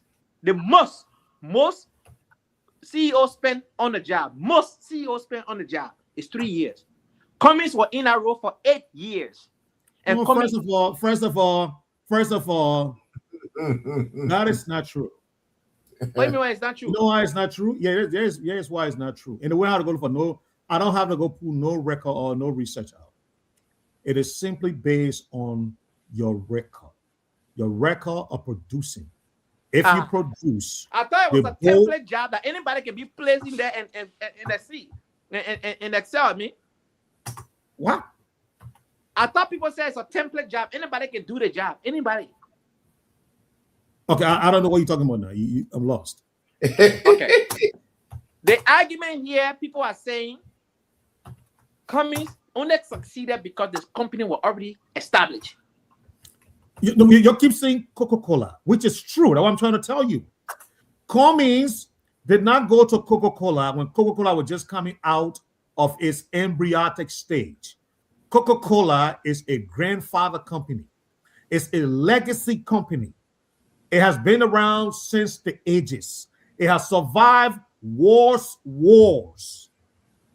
Okay? It has a firm roots. You can go to Coca-Cola and you can succeed. Without me apply anything. Because you know why? Coca-Cola has done the hardest work. No. That's why you don't see Coca-Cola advert. Hold on now. No, it doesn't work like that in corporate America. Okay, let me just say this to you. I work for big corporations in this country. No, hold on. You said policy later, but I won't tell you. You're breaking me up. No, I was speaking when you interrupt. You interrupted. So that's the thing. So let me finish, then you can come in. So here's the thing. Where Liberians don't want to give this man credit, and it's so sad because many of them don't understand the nuances that come with being in that kind of position. I work for 3 major corporations in this country: Comcast, Microsoft, JP Morgan and Chase. You understand? These are major corporations. And I can tell you for a fact that hair rose. Big Shot got let go because they were not delivering. Are you saying these corporations are not stable corporations? They are stable corporations. Why? Team coaches, let me give you a basketball or football or soccer analogy here. Why they can fire a coach from Real Madrid or Chelsea or Manchester United? Why managers are fired? Why? Isn't this team been existing for 50, 60 years? They have a structure in place. Why did they let coaches go? Because it's all about delivering results. That's all it is about. Basketball in America, they let coaches go. Right after the season, head are rolling. The training players are bringing in new players, moving front office people, all of that. They do that all the time. And the reason is for people to deliver. If Cummings was not delivering at Coca-Cola, trust me, that's not a dad company. That's not a mom company. That's not a family company. They will let him go. Okay. So give the man a prop. What the prop is due. He delivered. He started in Nigeria as a regional managing director. Okay. Then he moved up to Kenya, from Kenya to South Africa, and became president of Coca-Cola Africa. Then from South Africa, he went to the UK and became Eastern Europe and Africa president. Then he was brought to the US to become an executive vice president. If you were not doing good, why would it be put in the big positions? Okay. Can we come in? Look, my brother, I'm not challenging everything you're saying. Did Cummings perform while he was at Coca-Cola? Yes. Did he add value to Coca-Cola? Yes. I think the point here from my end, the contention from my end is that when you guys amplify, when you talk about Cummings and Coca-Cola, it is as if Coca-Cola was a company that were either one, just getting off the ground, and Mr. Cummings got there and he performed his comic magic. And Coca-Cola became a multi-billion-dollar company. Third, that Coca-Cola was struggling. It was the company that was struggling, going under, and Cummings got there. And Cummings performed his magic and rescued this company. No, Alex, no, I'm sorry. No, Tony, it did not happen that way. In 2008, go look at Coca-Cola record and Pepsi record in 2008. Look at the record. Pepsi Cola in the United States, in North America, and Coca-Cola in North America. Coca-Cola was doing well in all parts of the world. Only two, Libeeria now make it third place, but two major countries that Coca-Cola never had plant in North Korea and Venezuela. They didn't have a factory there. Now, Libeeria joined that list now because they moved that factory to Burkina Faso. But Coca-Cola have factories in almost all the countries except for these countries that I just named, right? When Cummings were brought to the US in 2008, Pepsi Cola was dominating the market. Every fast food, every restaurant you went to, they have Pepsi product more than Coke product. Check the record.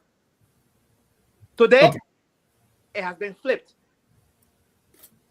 And you want to attribute that to Cummings?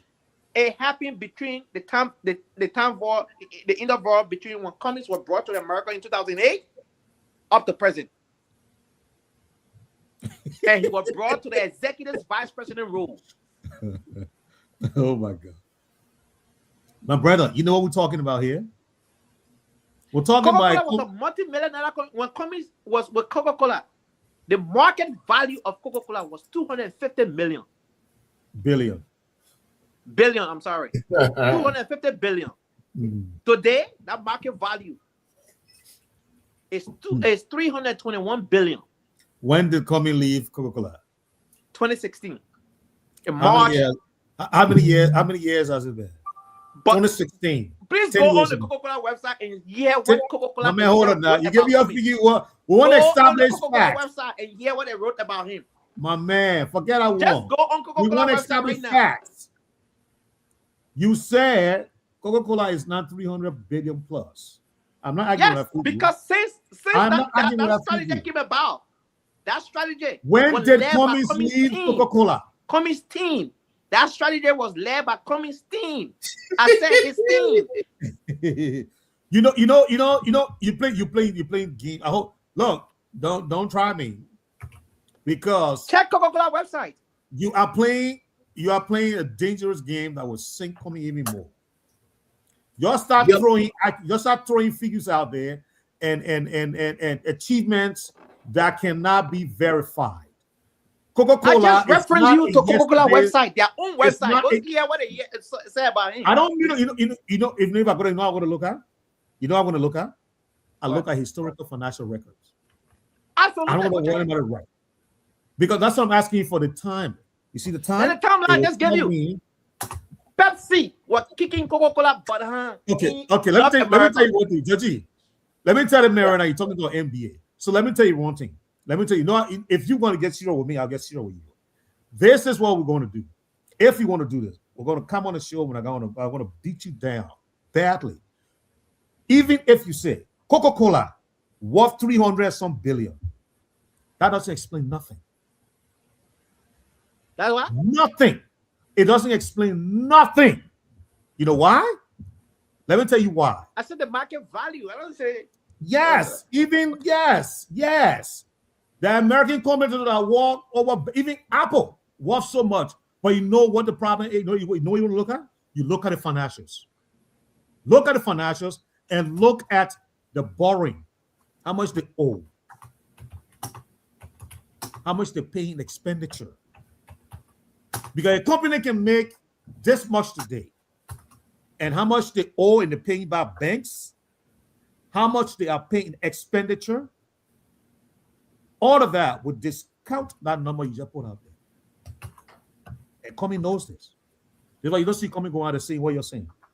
Because people else will come and tell you and say, no, Mr. Cummings, you are blowing hot air. This is the real picture of the company that you want. What's the real picture of the company? Check Coca-Cola record. My man, you can get 50,000 in your bank. My man, you're not talking to somebody who don't understand finance, but no, but I'm telling you now. I'm telling you, you can get 50,000 in the bank right now. If you owe 55,000, you're broke. I understand the financial article analysis. Actually, the man say you understand finance better than you. No, I never said that. No, he doesn't. I'm not a financial. So that's why he is lying. Finance is not my area of profession. No, he doesn't. He cannot say that. Okay. I never said that. And that's why I was talking when he was I never there. said that. But what I said here, you can look it up. You look at the company. When he Look at was the company up, book. I was Right? telling you. Look at it. Look at the company book. I was Look at telling the you strength what I of said. Coca-Cola. Look at it. Let's get Mr. Nubutan, Tony. Okay. Well, I told you before about environmentalists and environmental engineers and scientists.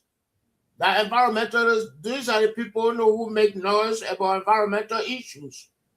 But Mr. Gay here do not know all the technology behind the stuff he was talking about, the land issue, the this and that, no, the geo ID. He doesn't know any of it.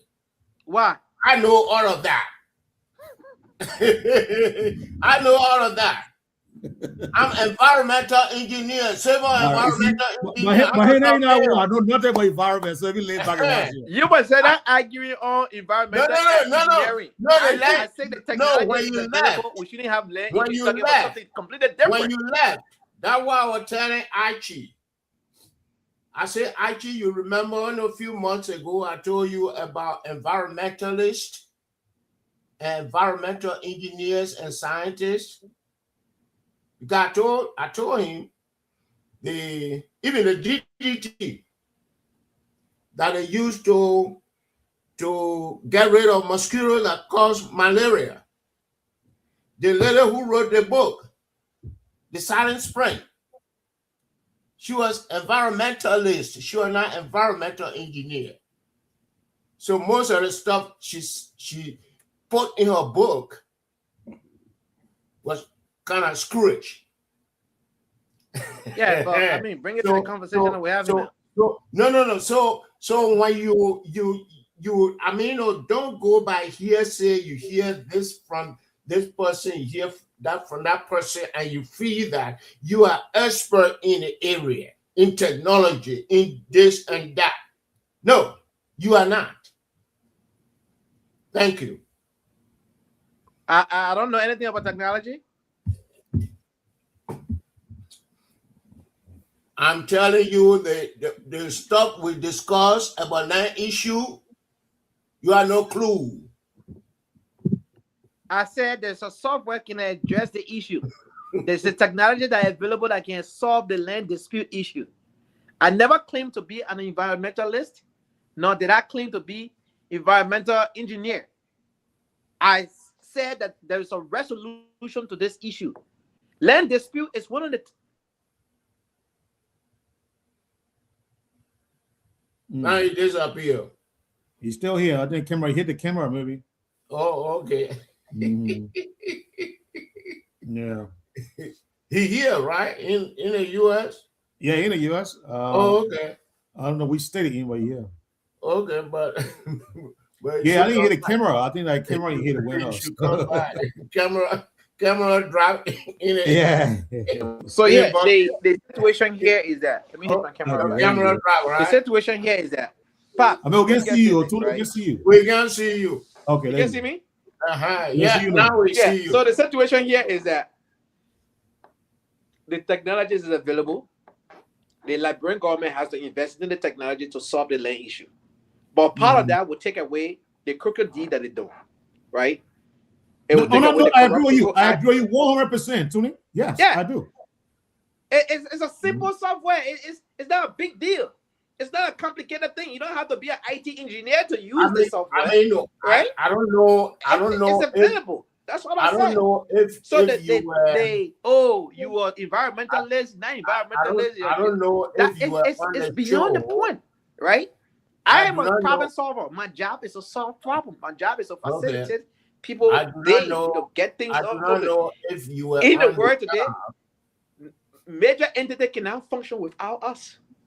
We make their life simple, right? Okay. I'm sitting now in a building that have billions of billions of IT equipment, right? So the reason that is because we have to manage this equipment for other institutions, hospital, banks, and logistics company like Amazon, the big corporations, so their services can move the way they want. We're making it happen. In hospitals, doctor will not do their job with the software that they use to check patient record and do all of that stuff without us. Even this man, finance work he does, he needs us. And that system is down. You need the IT people to make it function. So no serious society function without us now. Technology is the way. It's the way. You cannot do without technology today. You see, people can be all the way in Bokon Jide, so then you have a Starlink. You have access to the internet. Even though Lone Star may not have a network there, or Celcom may not have a network there, but with Starlink, there's nothing can stop you. That's the technology. That's what it does, right? So I want to provide a solution to the problem. That's it. The government need to invest into the software and make it easy. Technology also helps solve corruption as well. But are the people ready? If they're ready, the first thing they were doing, like all government transactions will be mobile money. You don't need smartphone to operate mobile money. Let me ask you a question. Let me ask you a question. Mr. Nukubi, you want to come in for ask my question? Or? No, go ask your question. Great. So now I want to come back to Mr. Cummings. Y'all keep pushing the idea that Cummings got the solution. Cummings can do this. Cummings can do that. And I'm going to bring it to one librarian in a parable or idiom. They say, if your Christmas will be good, you will know from the Eve. Okay. Mr. Cummings runs a political party of which you are a member.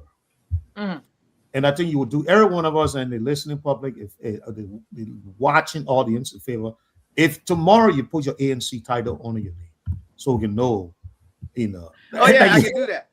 I'll Please. put my senatorial aspiring title there as well. Aha, there you go. Do that. Yes, do that. Senatorial aspirant where? Grand Junior? That's it? That's all you want? What? No, he asked you, so I'm waiting to see senator. I can't hear him. Oh, where are you running to be senator? Which county? I'll go back and come again. I don't know. Okay. Yeah, because I don't know. Go and come out. Yeah. So he's running to be. He said he wants to run for a senatorial position in Granger County. Okay. And that's another topic, Judge, because his internet is behaving like he was a putu.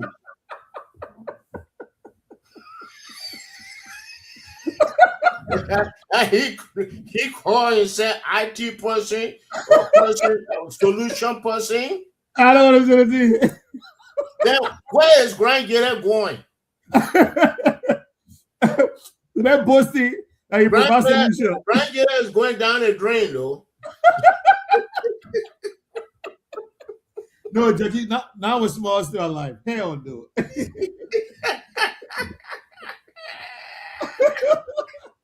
Now it's small still alive. Hell no. Solution. Make it get internet to get work.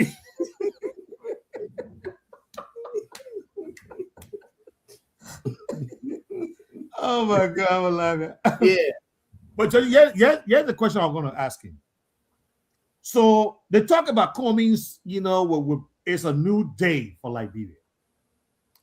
Cummings can give us, can deliver, what we're looking for. Okay, me, I got one question. Cummings runs a political party. Our sister network, Spoon, did a investigative reporting on all the political parties in Liberia. And I will look for that video. When they went to ANC headquarters, Judgy, nobody was in the yard.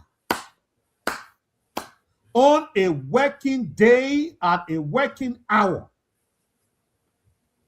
nobody was present in the yard. So what are we talking about here? You have a political party, and all the coming for, even I told Mommy Atta the same thing. I said, Mommy Atta, how can you work? Where's the ANC party? I don't understand it. They asked the man the other time, I think one of the stations you were on asking, do you have regional headquarters? He said, oh, we're working on it. Working on it. Yeah, he said he's working on it. After 2029, he'll be working on the gig. This is the man. I know they say tell fourth time, Judge. Third time, right? By the wrong. Third time. This is his third time by the wrong. Okay, so he's not like a newcomer. The man been in the thing, and he been a political leader all this time. You said the man got this money. I think Mr. Cummings is being used. Oh yeah, big time, Judge. By Liberians. Big time. He's being used, and I hope one day he will realize that he is being used. I mean, they flatter him, they give him big head, they say this, they say that, and just for them to get his money. Yeah. Mm-hmm. You remember even Abad Tugba? Abad Koini? I said, my own man, Abad Tugba, when they going home. He got it home. I mean, a lot of people that got their own. Yeah. So, no, that's it. I think Mr. Gay heard about it, and Mr. Gay want to go and get his share of the elephant meat. Yeah, I think he is probably the global youth chair, I believe. Okay. Because I didn't know that he was Mom Yata was referring to. Mm-hmm. Until she posted in the chat room, it's about time when he said, I'm glad to be in the chat room. And she was like, it's about time. I'm like, oh, so this is the guy Mom Yata was referring to. This is the guy she was referring to. Okay. But for me, that is the litmus test that Cummings has to pass. You will have to run ANC with a mirror image of how you're going to run the country. Okay, our ANC man is back. ANC man, the runaway man back. Oh, the man we're facing tight to everything. You're talking about IT, you're talking about finding solution, but it looks like you are in Putu. Grandjada, the way your internet is behaving. My internet is not behaving anyway. When the man mute you from over there, behaving somewhere. No, I didn't mute you. I didn't mute you. Nobody mute you. Nobody mute you. I don't want to brag. You know how many megabytes per second on my phone? Okay. 680 megabytes per second. Oh God. Okay. The data is unlimited. Okay. You know what I can be going in and out. I'm not using. I'm not going in and out. It's because when you mute, and then I don't know. You don't want to control the dashboard over there. Something with your software. I don't know. No, nobody muted you. But let me continue what I was saying before. So yeah, go ahead with your question. I'm here to answer every question. So my thing is, I say y'all was supposed to, Comey was supposed to run the ANC with a mirror image of how he was going to run, how he is going to run when he become president, because that will let us know that he has the political bandwidth, he has the political expertise or the leadership, IQ to do right. Because the only thing that's going to happen when you become president is the scope. It's going to become much larger, right? Instead of doing a political party, now you're dealing with a nation in the international community. But the same principle applies.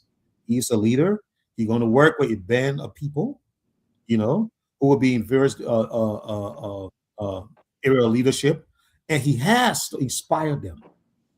He has to inspire not only the people, but the organization as a whole, so that even in his absence, the organization still runs effectively.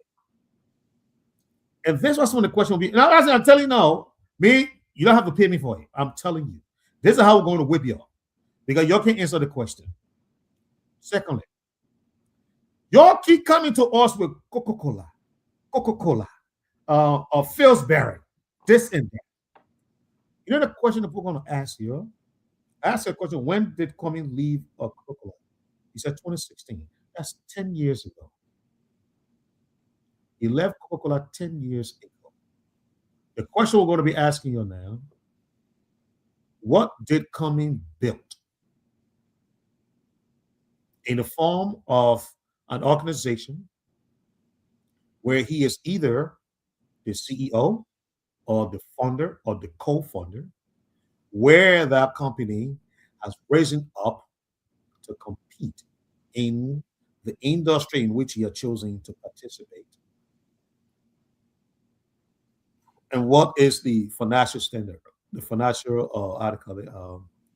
of health of that company? These are some of the questions we're going to be asking you. But if you come and tell me that Cummings was at Coca-Cola, he did this, he did that. When he was there, Coca-Cola was, before he went, when he got there, Coca-Cola was 200 billion. By the time he left, Coca-Cola was 300 billion. We're talking 100 billion spread, right? Before he left, according to your numbers. Okay, if he can create that amount of spread, and create all that wealth with Coca-Cola, and he left Coca-Cola 10 years ago, my dear brother, should he have replicated that on his own? And so let me build a company of my own. Let me produce a product or a service that people can see for myself. Now, it not only is a Coca-Cola, which is a legacy company. They already had everything before I went there. I was only just applying what they already had on the books, inspiring people to do what they already, perfect the formula they already set. So he didn't create nothing new. You're just inspiring people at Coca-Cola. But when he left Coca-Cola, the litmus test was build something from the ground up. So it become competitive. Build a brand name of your own. So that we can look back and say, no, I mean, yes, when the guy was at Coca-Cola, he truly did this. And in fact, he left Coca-Cola and he built something of his own. He built a company. He built a brand name. The product is there. The service is there. We can see it. But you see, Coca-Cola. Can I come in now? Because it's like you're going in a circle. The same thing you already said more than 3 times. All right, go ahead. I probably will. And when I hear it's not probably you're saying the same thing over and over. I mean, you already asked the question. So here's the thing. The Cummings Africa Foundation, right? One of the major foundations in Liberia, have helped over 30,000 Liberians. The Cummings STEM school, the STEM school in Liberia, the Cummings STEM school, first of its kind in the country. Science, technology, engineering, and mathematics. That's the Cummings STEM school. Cummings also finance petty traders, market women, and small business owners in Liberia. Provide loans for them. And you also have 2 companies, which name I am not going to call because of political reason. Okay. We saw that. I will join you later. Hold on. No. Speaking. I didn't interrupt. Hold on, you have your piece. No. I'm on my daughter's computer. I will join you later. Okay, Johnny. Okay. All right. So Cummins also launched a entrepreneur competition where 3 Liberian young entrepreneur won prizes. The higher price, $10,000 US. Second highest was $5,000 US. The third was $2,005. The criteria was you should be innovative, come up with a business plan, and process it how you will expand your business and why should you invest. And it was a competition. About 20 young Liberians did the presentation, and the judges did an article evaluation, and 3 Liberians were awarded. The first person got a 10,000, second 5, and third 2,500. Right? Tony. No, listen. Tony. Listen here. You are speaking in philanthropic language. I'm not speaking in philanthropic. I said Cummins have 2 companies in Liberia. 2 companies. One is doing extremely well. Extremely well. The other one is still, in between. It's not compared to the other one. I'm being honest with you. I'm on Google right now. Give me the company name. I just told you, for political reason, we're not going to leave that because we know how our people behave. You see Tella UA today, her business went down the drain all because of politics in Liberia. That's the situation in Liberia. Tella UA has a Fusion. She had that restaurant called Fusion. Was a go-to place back then. I went there Before in 2018. Dish Calabar was beginning, Dish Calabar, Fusion was booming. From the time Tella UA got into politics, look at Fusion today. That's Liberia for you. Right now, the business is doing well. Liberians are being employed. They're getting paid. That's why it's important. Cummins is investing into small businesses. Everything that goes down must come up. We'll know. What? What goes down must come up. We will know. No. So here's the thing. Once Cummins decides he's not going to be in politics, that business name will come out. But right now, it's not like here. Politicians that get businesses and nobody talking about businesses in Liberia. Trust me. Tell you Fusion was doing well before Dish Calabar. Before Dish Calabar came in the picture, tell you Fusion was the place to go. Right? See what happened to our business. Again, let me tell you, in Liberia, opposition means perpetual enemy for other people. Being an opposition doesn't mean that we are enemy. But unfortunately, in Liberia, an opposition is like an enemy to the ruling party. They treat you as an enemy. Right now, many people don't call me by my name. You know how they call me? 1%. 1%. Now my new name now 1%. Guess what? Today they did a opinion poll on Spoon. Mr. Cummins got 17%. Today, the first day, they did an opinion poll today. Mr. Cummins got 17% of all the calls that were coming in today. But my new name since 2023 has become what? 1%. They don't. All my friends that know me to be an ANC member, they don't call me by my name anymore. When I go on TikTok, I'm on Facebook, I'm on any other platform. Guess what? They call me 1%. At least they will start calling me 17% now because we got 17% today. And Spoon say in the next 2 weeks, he's just going to be doing opinion poll to see how the politician are. The Black administration ranked 49% today. George Weah got 31%. CMC got 3%. It's not even 3%, but only 3% call. So 3% call is less than 3%. How can you do percentage and 3% call getting 3%?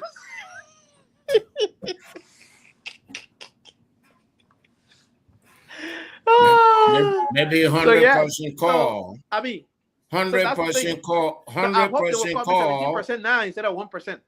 100% call. Mr. Cummins want to disclose this company's name, but our people take things differently, right? When Mr. Cummins was invited by President Bouaka during the content meet, he showed up on the stadium with President Bouaka. Guess what? Oh, Mr. Cummins go back for job. Can you imagine that?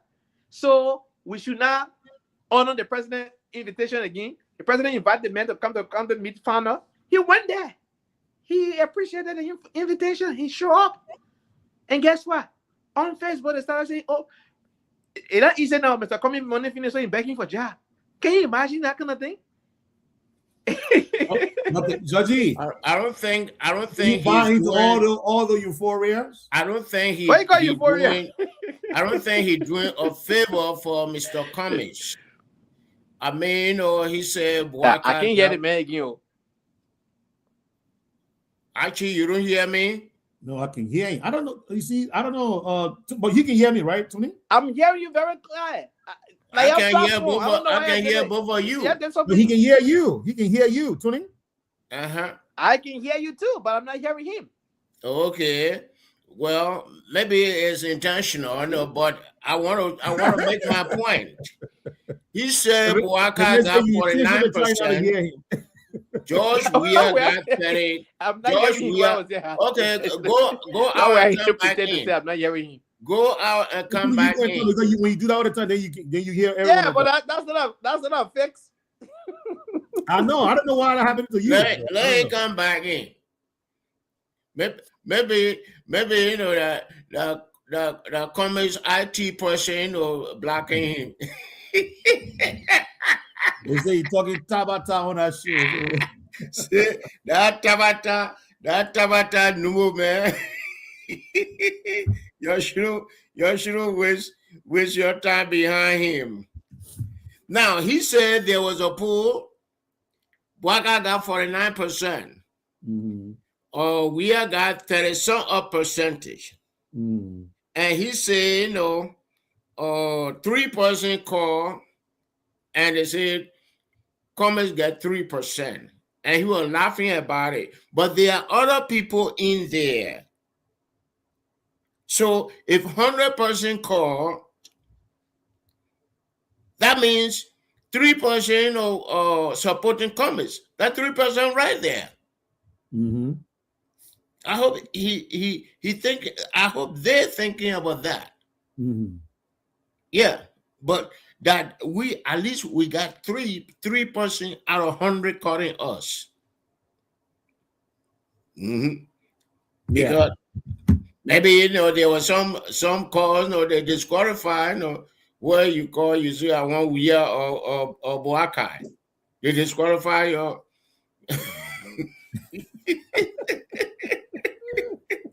and then when he go to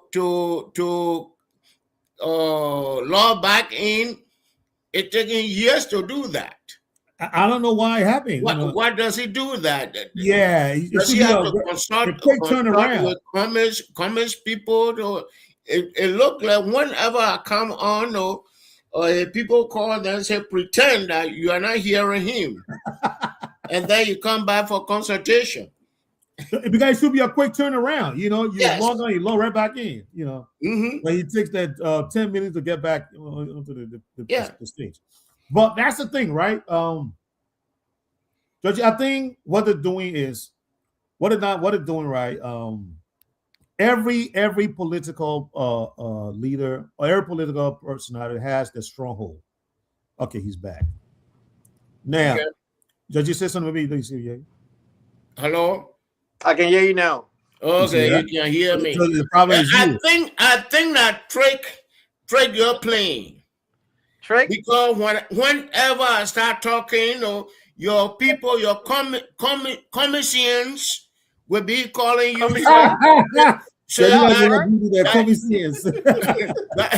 that new man, you gotta come, you gotta log out and come for. No, I'm speaking. Are you afraid of change? I say I'm speaking. They say come for consultation because that new man, he's not on our side. So when you go for the consultation, it takes you forever to come back. Why? Why does it happen that way? Or they have to be beating on you. You gotta be strong. You gotta be this. You gotta be that. Is that a problem? Consultation for what? when I come on, when I start speaking, you say you don't hear me. And then we say go out and come back in. And take you maybe 10 minutes. 10 minutes at most for I you didn't to have my come charger, so back. I guess you brought my So charger. it means that you are doing consultation with the Why need to be prepped to come on here? with the commissions, and then come back and say, oh, you didn't yeah. see my profile? What Do I need to be profile? prepped to come on here? What profile? I represent the Thomas. Okay, Georgie, let's talk about the my ambitions. Let leave coming small now. We don't come. Yo, you want to talk about me? Okay, let's talk about Granger there. Yes. What a man ambition. The man wants to become a senator. Oh, that. Oh, you don't know that. For how do you call it, Baker? No, yeah, what district you running in? I thought I was Baker in Callaway district. No. I'm from Granger County. My God, Oh, no. Senator as for the whole county. But Yeah. what is your base? My base? What is your base? Zwedru. Zwedru? Yeah. I see. Oh. What district you gonna be running in, Tony? It's the No. You say you want to be senator. That's for the whole county. Oh, sorry. I'm sorry. Yeah. Okay. Uh-huh. Yeah. I'm sorry. Yeah, So, but my base is Zwedru. Mm-hmm. My second base is Kunabo district. Because I'm from Kunabo. Okay. My grandma from Putu. Putu. Oh, that's why your internet behaving like Putu, right? I told you that. My grandma on my maternal side from Putu. My grandma on my paternal side from your internet in the US behaving like Putu internet. Nothing wrong with my internet. I can imagine how your internet will look when you get a grandchildren. Oh no, forget it. Not gonna game. Starlink, so give me help it. My Starlink will be mounted on my vehicle.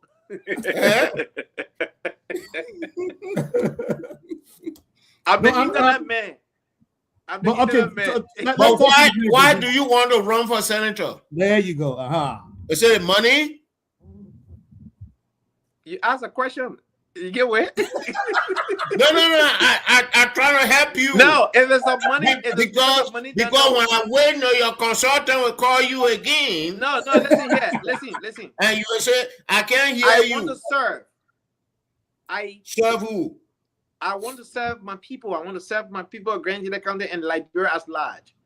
I'm not seeking the senator. Listen, I'm not seeking the senatorial seat for name recognition or for salary increase. I work in a very demanding field. The IT industry is a demanding field worldwide, right? And my area in IT is needed everywhere around the world, right? It doesn't matter the language barrier. I can work in any country. There is no requirement that to be senator, you have to be IT man. I never said that. You are not going to Liberia to be IT director or IT this and that. The job because I want money. I'm telling you, I am a career professional, right? I am a professional in my career, right? And so I'm not seeking the job. Yes, the reason why I want to be a senator of Granger County is to have a president at the Liberian legislature to represent Granger County and Libeeria at large. I have drafted 3 national legislation already that will benefit directly the people of Granger County and the people of Libeeria at large. The job issue in Libeeria possesses up to 46% of the rainforest. We are unable to feed ourselves. I've drafted a bill for farmer subsidy so we can grow our own food. And that bill will impact 4 areas. It will create jobs. It will provide food security. It will address healthcare, because when you eat on time and eat organic food from the farm to the pot, you'll be healthier and you perform well in school and in other functionalities, right? And production, meaning we should be able to package our food, right? The cassava that you see on the shelf in America from other countries, that cassava can be from Liberia. They cassava dust or the plenty dust you see in the package and everything, it can be from Liberia. We can export things. Look, agriculture is an area, it's a gold mine that many African nations that are doing well, like the Ivory Coast, like Nigeria, like Egypt, like Kenya, like South Africa. Even Warren Buffett here in the United States, most of his money, Bill Gates now is one of the largest farm owners in the United States. Why? Because farm does a whole lot. We cannot have rice as our staple food, and 95% of the rice on the market in Liberia imported. Over 200 million is spent on rice import alone. Think about that. If quarter of that 200 million is in the hands of Liberian farmer, right? If we can invest 10% of the national budget into farming, that means with a 1.2 billion national budget that the Unity Party government just passed, we will be talking about 120 million US dollars being invested into farm. But when we make the farm, we gotta be able to you are storage confusing and the process whole our thing. food. You are We're not doing those talking. things. You are not talking about going into farming. You are talking about running for senator. I just told you. And these three bills you have drafted, where are they? Where are the three bills? Oh, when you win in 2029, that's the time you will introduce the bills? First and foremost, it's a drafted bill. It can be modified. I have drafted 3 national bills. But where are they? It's in my possession. What are you talking about? Oh, so when you become a senator, you are not working with people who are in the house. People who are no. You talking about something about bills. It's a legislation right now. If you draft something, I mean, there are representatives from Grand Gire, even from the Konomo district or from Putu area, who are in the house. Grab a phone, talk with them. That I know this is some. Are you telling me that those 3 bills you say you drafted, they are the only? I mean, that's your limit. No, I mean, why would that be my limit? You have to work with the people in the House and Senate for Grand Gire. If you mean well for Grand Gire, if you mean well for Libeeria, because you will wait, let me learn. Because tomorrow, 2029, when you're ready to run, you will say, no, I drafted the 3 bills here. I so and so representative, I so and so senator. You will still get your credit. So don't be too selfish. Thank you. I reach out, and the work is in. One of them will be look at and see if they can adapt it and make some adjustment to it. But I drafted 3 national bills. Farmer subsidy. I also drafted a national healthcare bill that will sponsor a child from 0 to 12 years. And after 12 years, the parents should be responsible to pay for the medical care. But from 0 to 12 years, the government will pay for it. And how do we pay for that? The way we will pay for that healthcare is through a 3rd national bill that I drafted, which is a sales tax on alcoholic beverage and tobacco product in the country.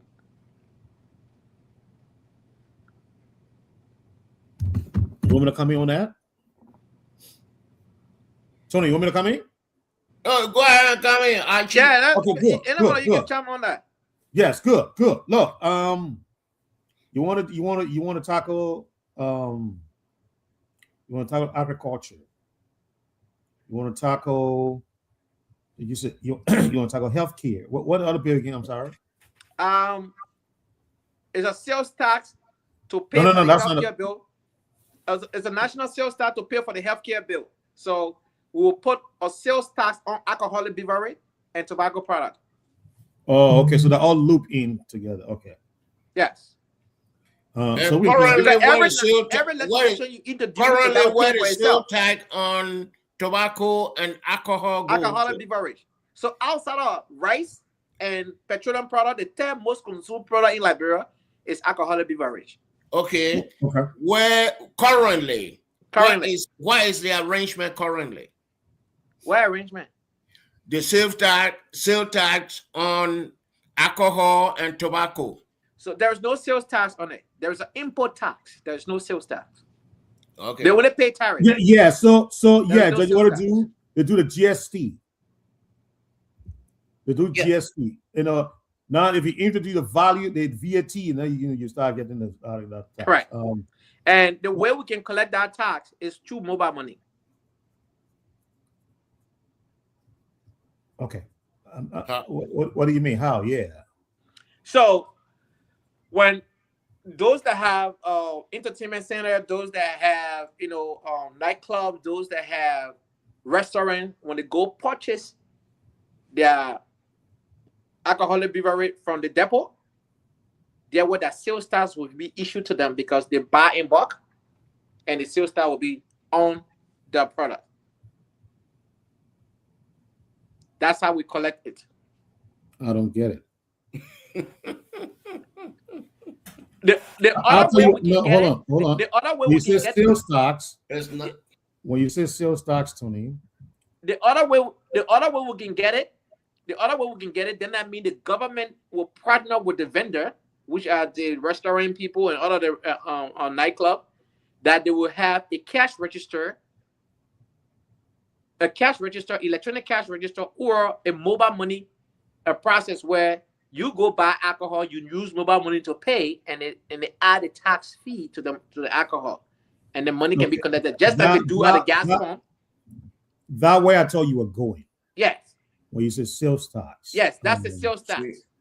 Right. Yeah. So, when we buy the unit, when you buy by unit, then this you buy this. Yes. Yes, that's the sales tax on it. Correct. You pay. You pay, and we got it. The vendor collect the tax for us, and they deposit it to LRA quarterly. Right. Exactly. But I want to go back to the question Mr. Nubo asked, because that's a very valid question. Because sometimes the good idea can end up, messing up the whole process. Mm-hmm. I don't think anyone can argue with you when you say alcohol is the number one consumed commodity in Liberia. No, the third. Outside of rice and tobacco and petroleum product. And petroleum product. Okay, petroleum product is always up there, right? Yeah. So I don't think anyone can argue with you on that. But here's the danger. If you look at the number one of the number one performing industries in the country is the leisure industry. Yes. Liberia, of all the industry, from the mining, I think the mining, the leisure comes in, then the banking, the finance sector comes in later. Yeah. After that. These three industries are the most performing industries in Liberia. They're providing the most revenue. Do you think, and now Mr. Numa asked that question, so from here, you need to look at that. Look at the current taxes, the GST tax that is going on the tobacco and the alcohol product. I mean, we can put it up right now, we can do that, but for the sake of the conversation, I'm just gonna let it go. But you making this argument, you need to look at that. So when somebody asks that question, you can be able to say, this is what it is. Because then the person will come out and say, okay, but are you a little skeptical that if you went ahead and add to that existing tax bracket, you will be overburdening the business and the consumers? Because remember now, it's perception. If people perceive that the price of the alcohol is going up, the consumption level will decrease. Simple supply and demand. And demand, yeah. And if the consumption level goes down, if demand goes down, guess what? The revenue intake will also diminish. Yeah. So you are hitting In the process, you're going to be hitting the government and you're going to be hitting the businesses themselves. So you, in the end, may not be able to raise the revenue that you have anticipated raising because people no longer feel that, they can go and consume 5 bottles of beer. They'll cut it down to 2. Well, you raise a valid point, but here's the point I'm going to raise to every Liberian, right? First and foremost, I am not going to say put 10%, 15%, right? I'm not going to do that. I'm going to go 4% or even 2%. But you don't even know the existing. You don't even know the existing. I already know. Right now, they don't have a sales tax. What they have. Okay, what's the GST? What's the GST? Okay. Sales tax, say 4% on alcohol and say cigarette or tobacco product. Yes. What it will amount to annually? So I want a dollar value. Great question. That calculations haven't been done yet. When you were doing when you become senator, right? No. Here's the thing. Here's the thing here. Here's the thing. Great question. But here's the thing. We have to take a sample. And I'm working with some group and I'm working on this, right? And the money will be used for healthcare. The way women go to hospital and they got turned down, especially the pregnant women, the first group of people that are factored in were kids. But I've also factored in non-pregnant women. Women who have to give birth. I think there's currently a plan of children though. I saw that yeah, few but days ago. yes, it starts to 5. Age 5. My plan is to age 12. Okay. Up until you are teen, all right? Not teen, but before your teen age, right? 12 is 19, 13, 14, and they are in the teen, right? So up to 12. At that point, your parents should be able to take out the responsibility now, right? But the way it will be paid for is from that tax. So if Liberian will complain, they'll say, oh, we don't want to pay tax. But guess what? Portion of that money will serve the purpose of people not rejecting. Anthony Judge, you got 5 minutes, guy. 5 minutes ago. Okay. People will not reject you at the hospital. They will not say, oh, because you don't pay money, so we can't treat you. They will not say, oh, because you don't got money, so your wife can give birth or your girlfriend can give birth. They will not say, oh, your child cannot receive medical care because you don't have money. That money that you pay when you go have a good time, it will serve you a good purpose tomorrow when you need it. But Judge, the question was you asking Mr. Nuba. No, Archie, one point before you come in, Archie. This is advertisement for him. I think he need to play support to the state podium because state podium is here where he is promoting his agenda this and that or his bill that he keep in his pocket until he become senator. I mean, so you never charge him now. No, they may give her one transmitter, my man. Mobile money or LD. They will give her one transmitter. No, I think, Tony, yes. Mr. Nubo asked a very valid question. What question he asked? When he said, give us the dollar figure. And yeah, I'm a businessman. I won't just throw out number over there. We're still working on the numbers. I'm not going to throw out but then over there. But listen to what you just said. You said, you're speaking now across the country, or let's use Granger as a case study. You say across any woman that's giving birth, you go to the hospital, Martha Totman or the new Granger Hospital. She don't have to do what they're not paying, right? She can give birth and walk out of the hospital with her child without coming out of her pocket. So you're depending on that money, the sales tax that you're going to add on that alcohol beverage across the country. Yeah. Across the country. So I mean, your budget now is going to affect the entire country. Yes. So we're using Granger as a case study. Okay. So we're talking hundreds and thousands of breath cases every year. Absolutely.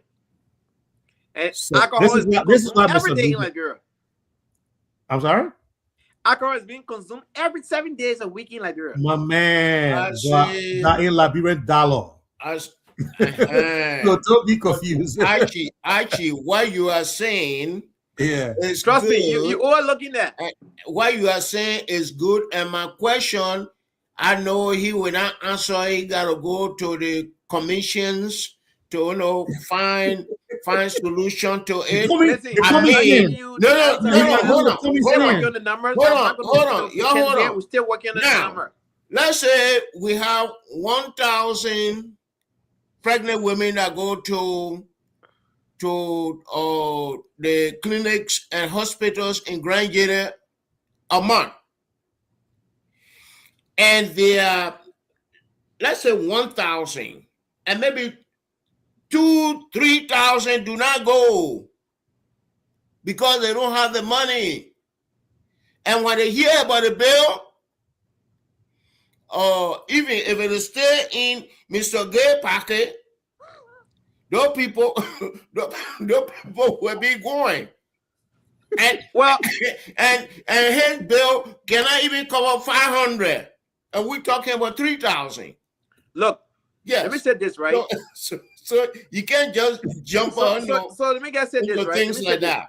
Mr. Lugo, when you were out of what I was telling you, I said, one of them, Mr. Lugo said you need to take it seriously. No, I'm taking it seriously. But here's the thing. Here's the thing. I'm not on the Senate floor right now introducing this bill. I've been working on this bill, and it's a drafted bill. It can be modified. It can be adjusted. And so many things can happen to this bill. But yet, to this legislation, it's not a bill yet until it's passing the law. It's a legislation that I drafted, right? The thing here is, I believe in service delivery. I believe in impacting the living condition of the people. I am not just seeking. We have a senator who been in the Senate for 20 in the legislature now for 20 years. Zoe Penno. Okay. He got zero legislation that he have authored or co-sponsor. Zero legislation that he have authored or co-sponsor. He has voted for bills, but I'm talking about him authoring a bill or co-sponsoring a bill. It's co-sponsorship is when you draft a portion of a bill. That's co-sponsorship. You mean when you vote for a bill?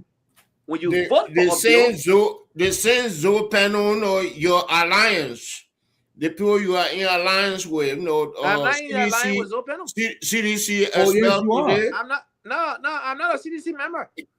No, but comments. I don't know what your party name. ANC. I thought it was CPP, but okay, comments ANC and CDC, they are in alliance. No, we're not in alliance yet. Yet. Yet. It's possible we can be in alliance. It's a political article. We are in a political season. So actually, all the merge will merge. Younger is paving, maybe paving way, for Mr. Gay to come in. That's why they expel Zoe Penno. 2026 and 2027, we're not merging with nobody. We are growing our tent. We are expanding our tent. We are reaching out. We are mobilizing. See, the first call to the own spoon, we got 17%.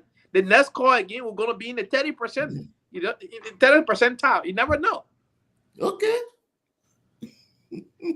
Okay, guys. It's 9:01. I think we first want to cut on there, please. Yeah. So we can wrap up. I mean, tomorrow I'll be available, and hopefully I come on soon. Thank you. But my senatorial aspiration is something that I take seriously, and it's something that I've thought about, and I think the legislature need to represent the country. The legislature need to represent the country. What do I mean by that?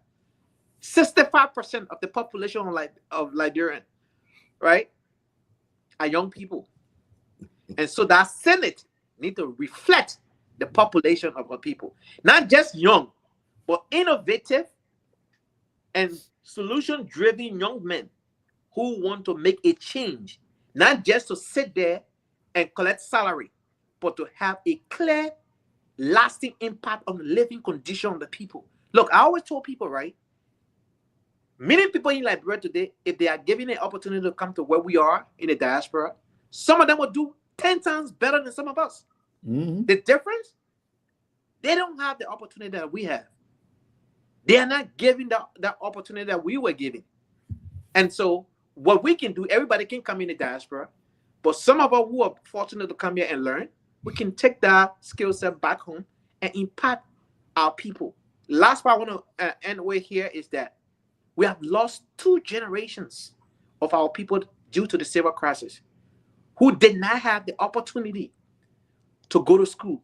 Some of whom today are 35 years old, 30 years old, 27 years old, 25 years old. Many of them are over 20s, right? But guess what? Society, our government have neglected them. What we can do for them, they may not be able to go to regular academic school, but they too can be given opportunities. Vocational training, adult education. Another group of people are the, disadvantaged youth, quote unquote, Zogos in Liberia. These people need to be addressed. They need to be detoxed, put into homes and given the treatment.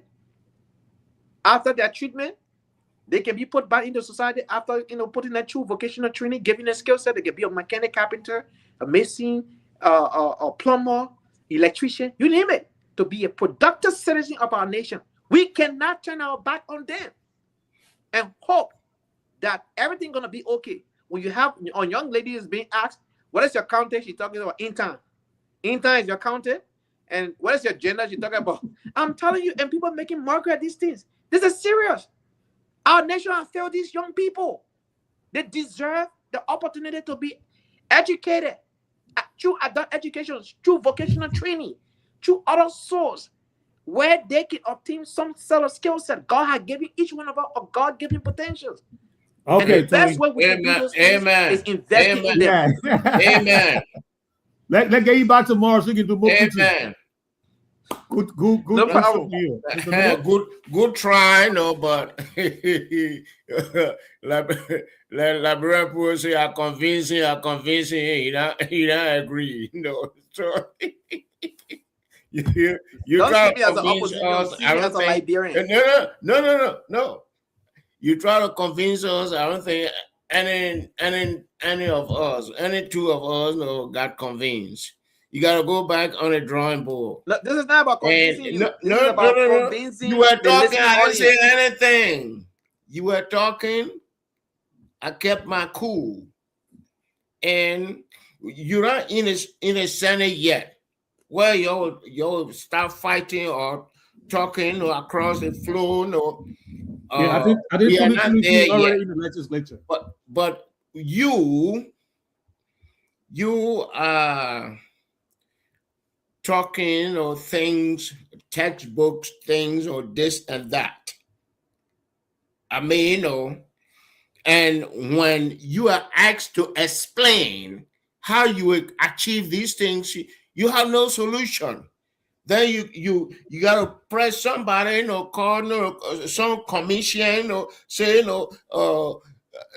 these people, asking me questions. How do I answer them? So that's what is going on. You need to go back and plan your strategy. I mean, the education issue in Libeeria.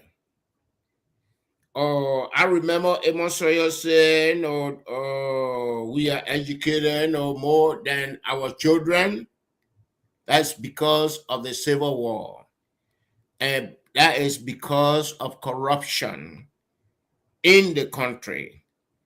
But we are getting our stuff together as a nation.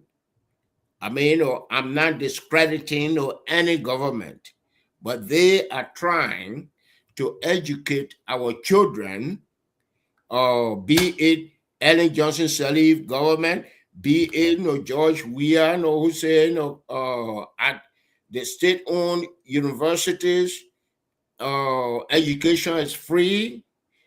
Ellen said primary education was free. And these things here, they say Rome was not built overnight. These things will eventually fall in place. Like the pregnant women thing you talk about. Why was there conflict between Gwenegale and Amaracone? When the European Union provided 13 million euro for pregnant women. And that money, Amara told Gwenegale to open account. That time, Gwenegale was the health minister.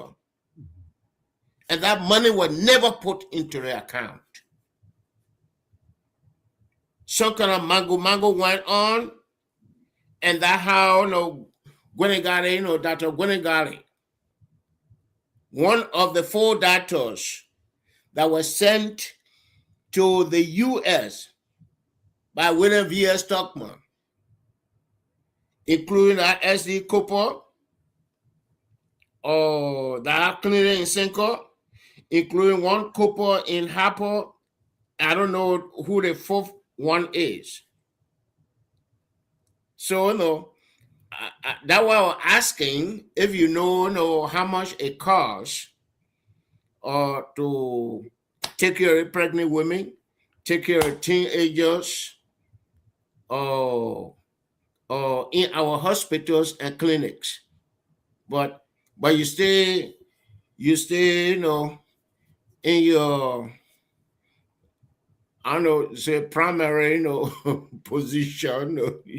You stay in a laboratory trying to put an experiment together, and you are not even working with people from Granger there. And on top of that, are you going to be like Anthony Williams? The guy that defeated Buffalo Chamber, he ran on Commerce ticket. He quadrupled the number of votes no Commerce got in Prevost Sorokan district. But that number was not translated to Cummings' presidential votes, though. His number did not translate. Oh, no, it did not. So, Mr. Gay is here, trying to preach Cummings, but when you go, you say, yeah, that meeting, talking about myself.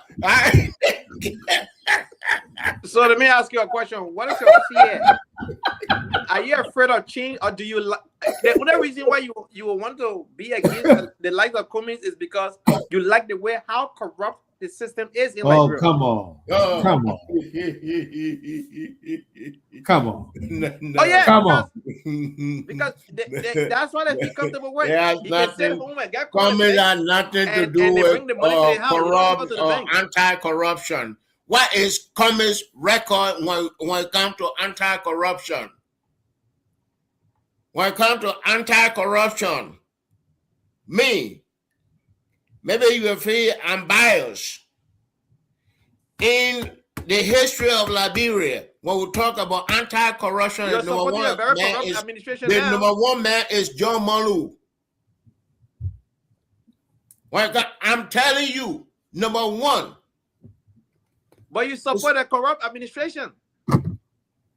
What corrupt administration? JMB administration is corrupt.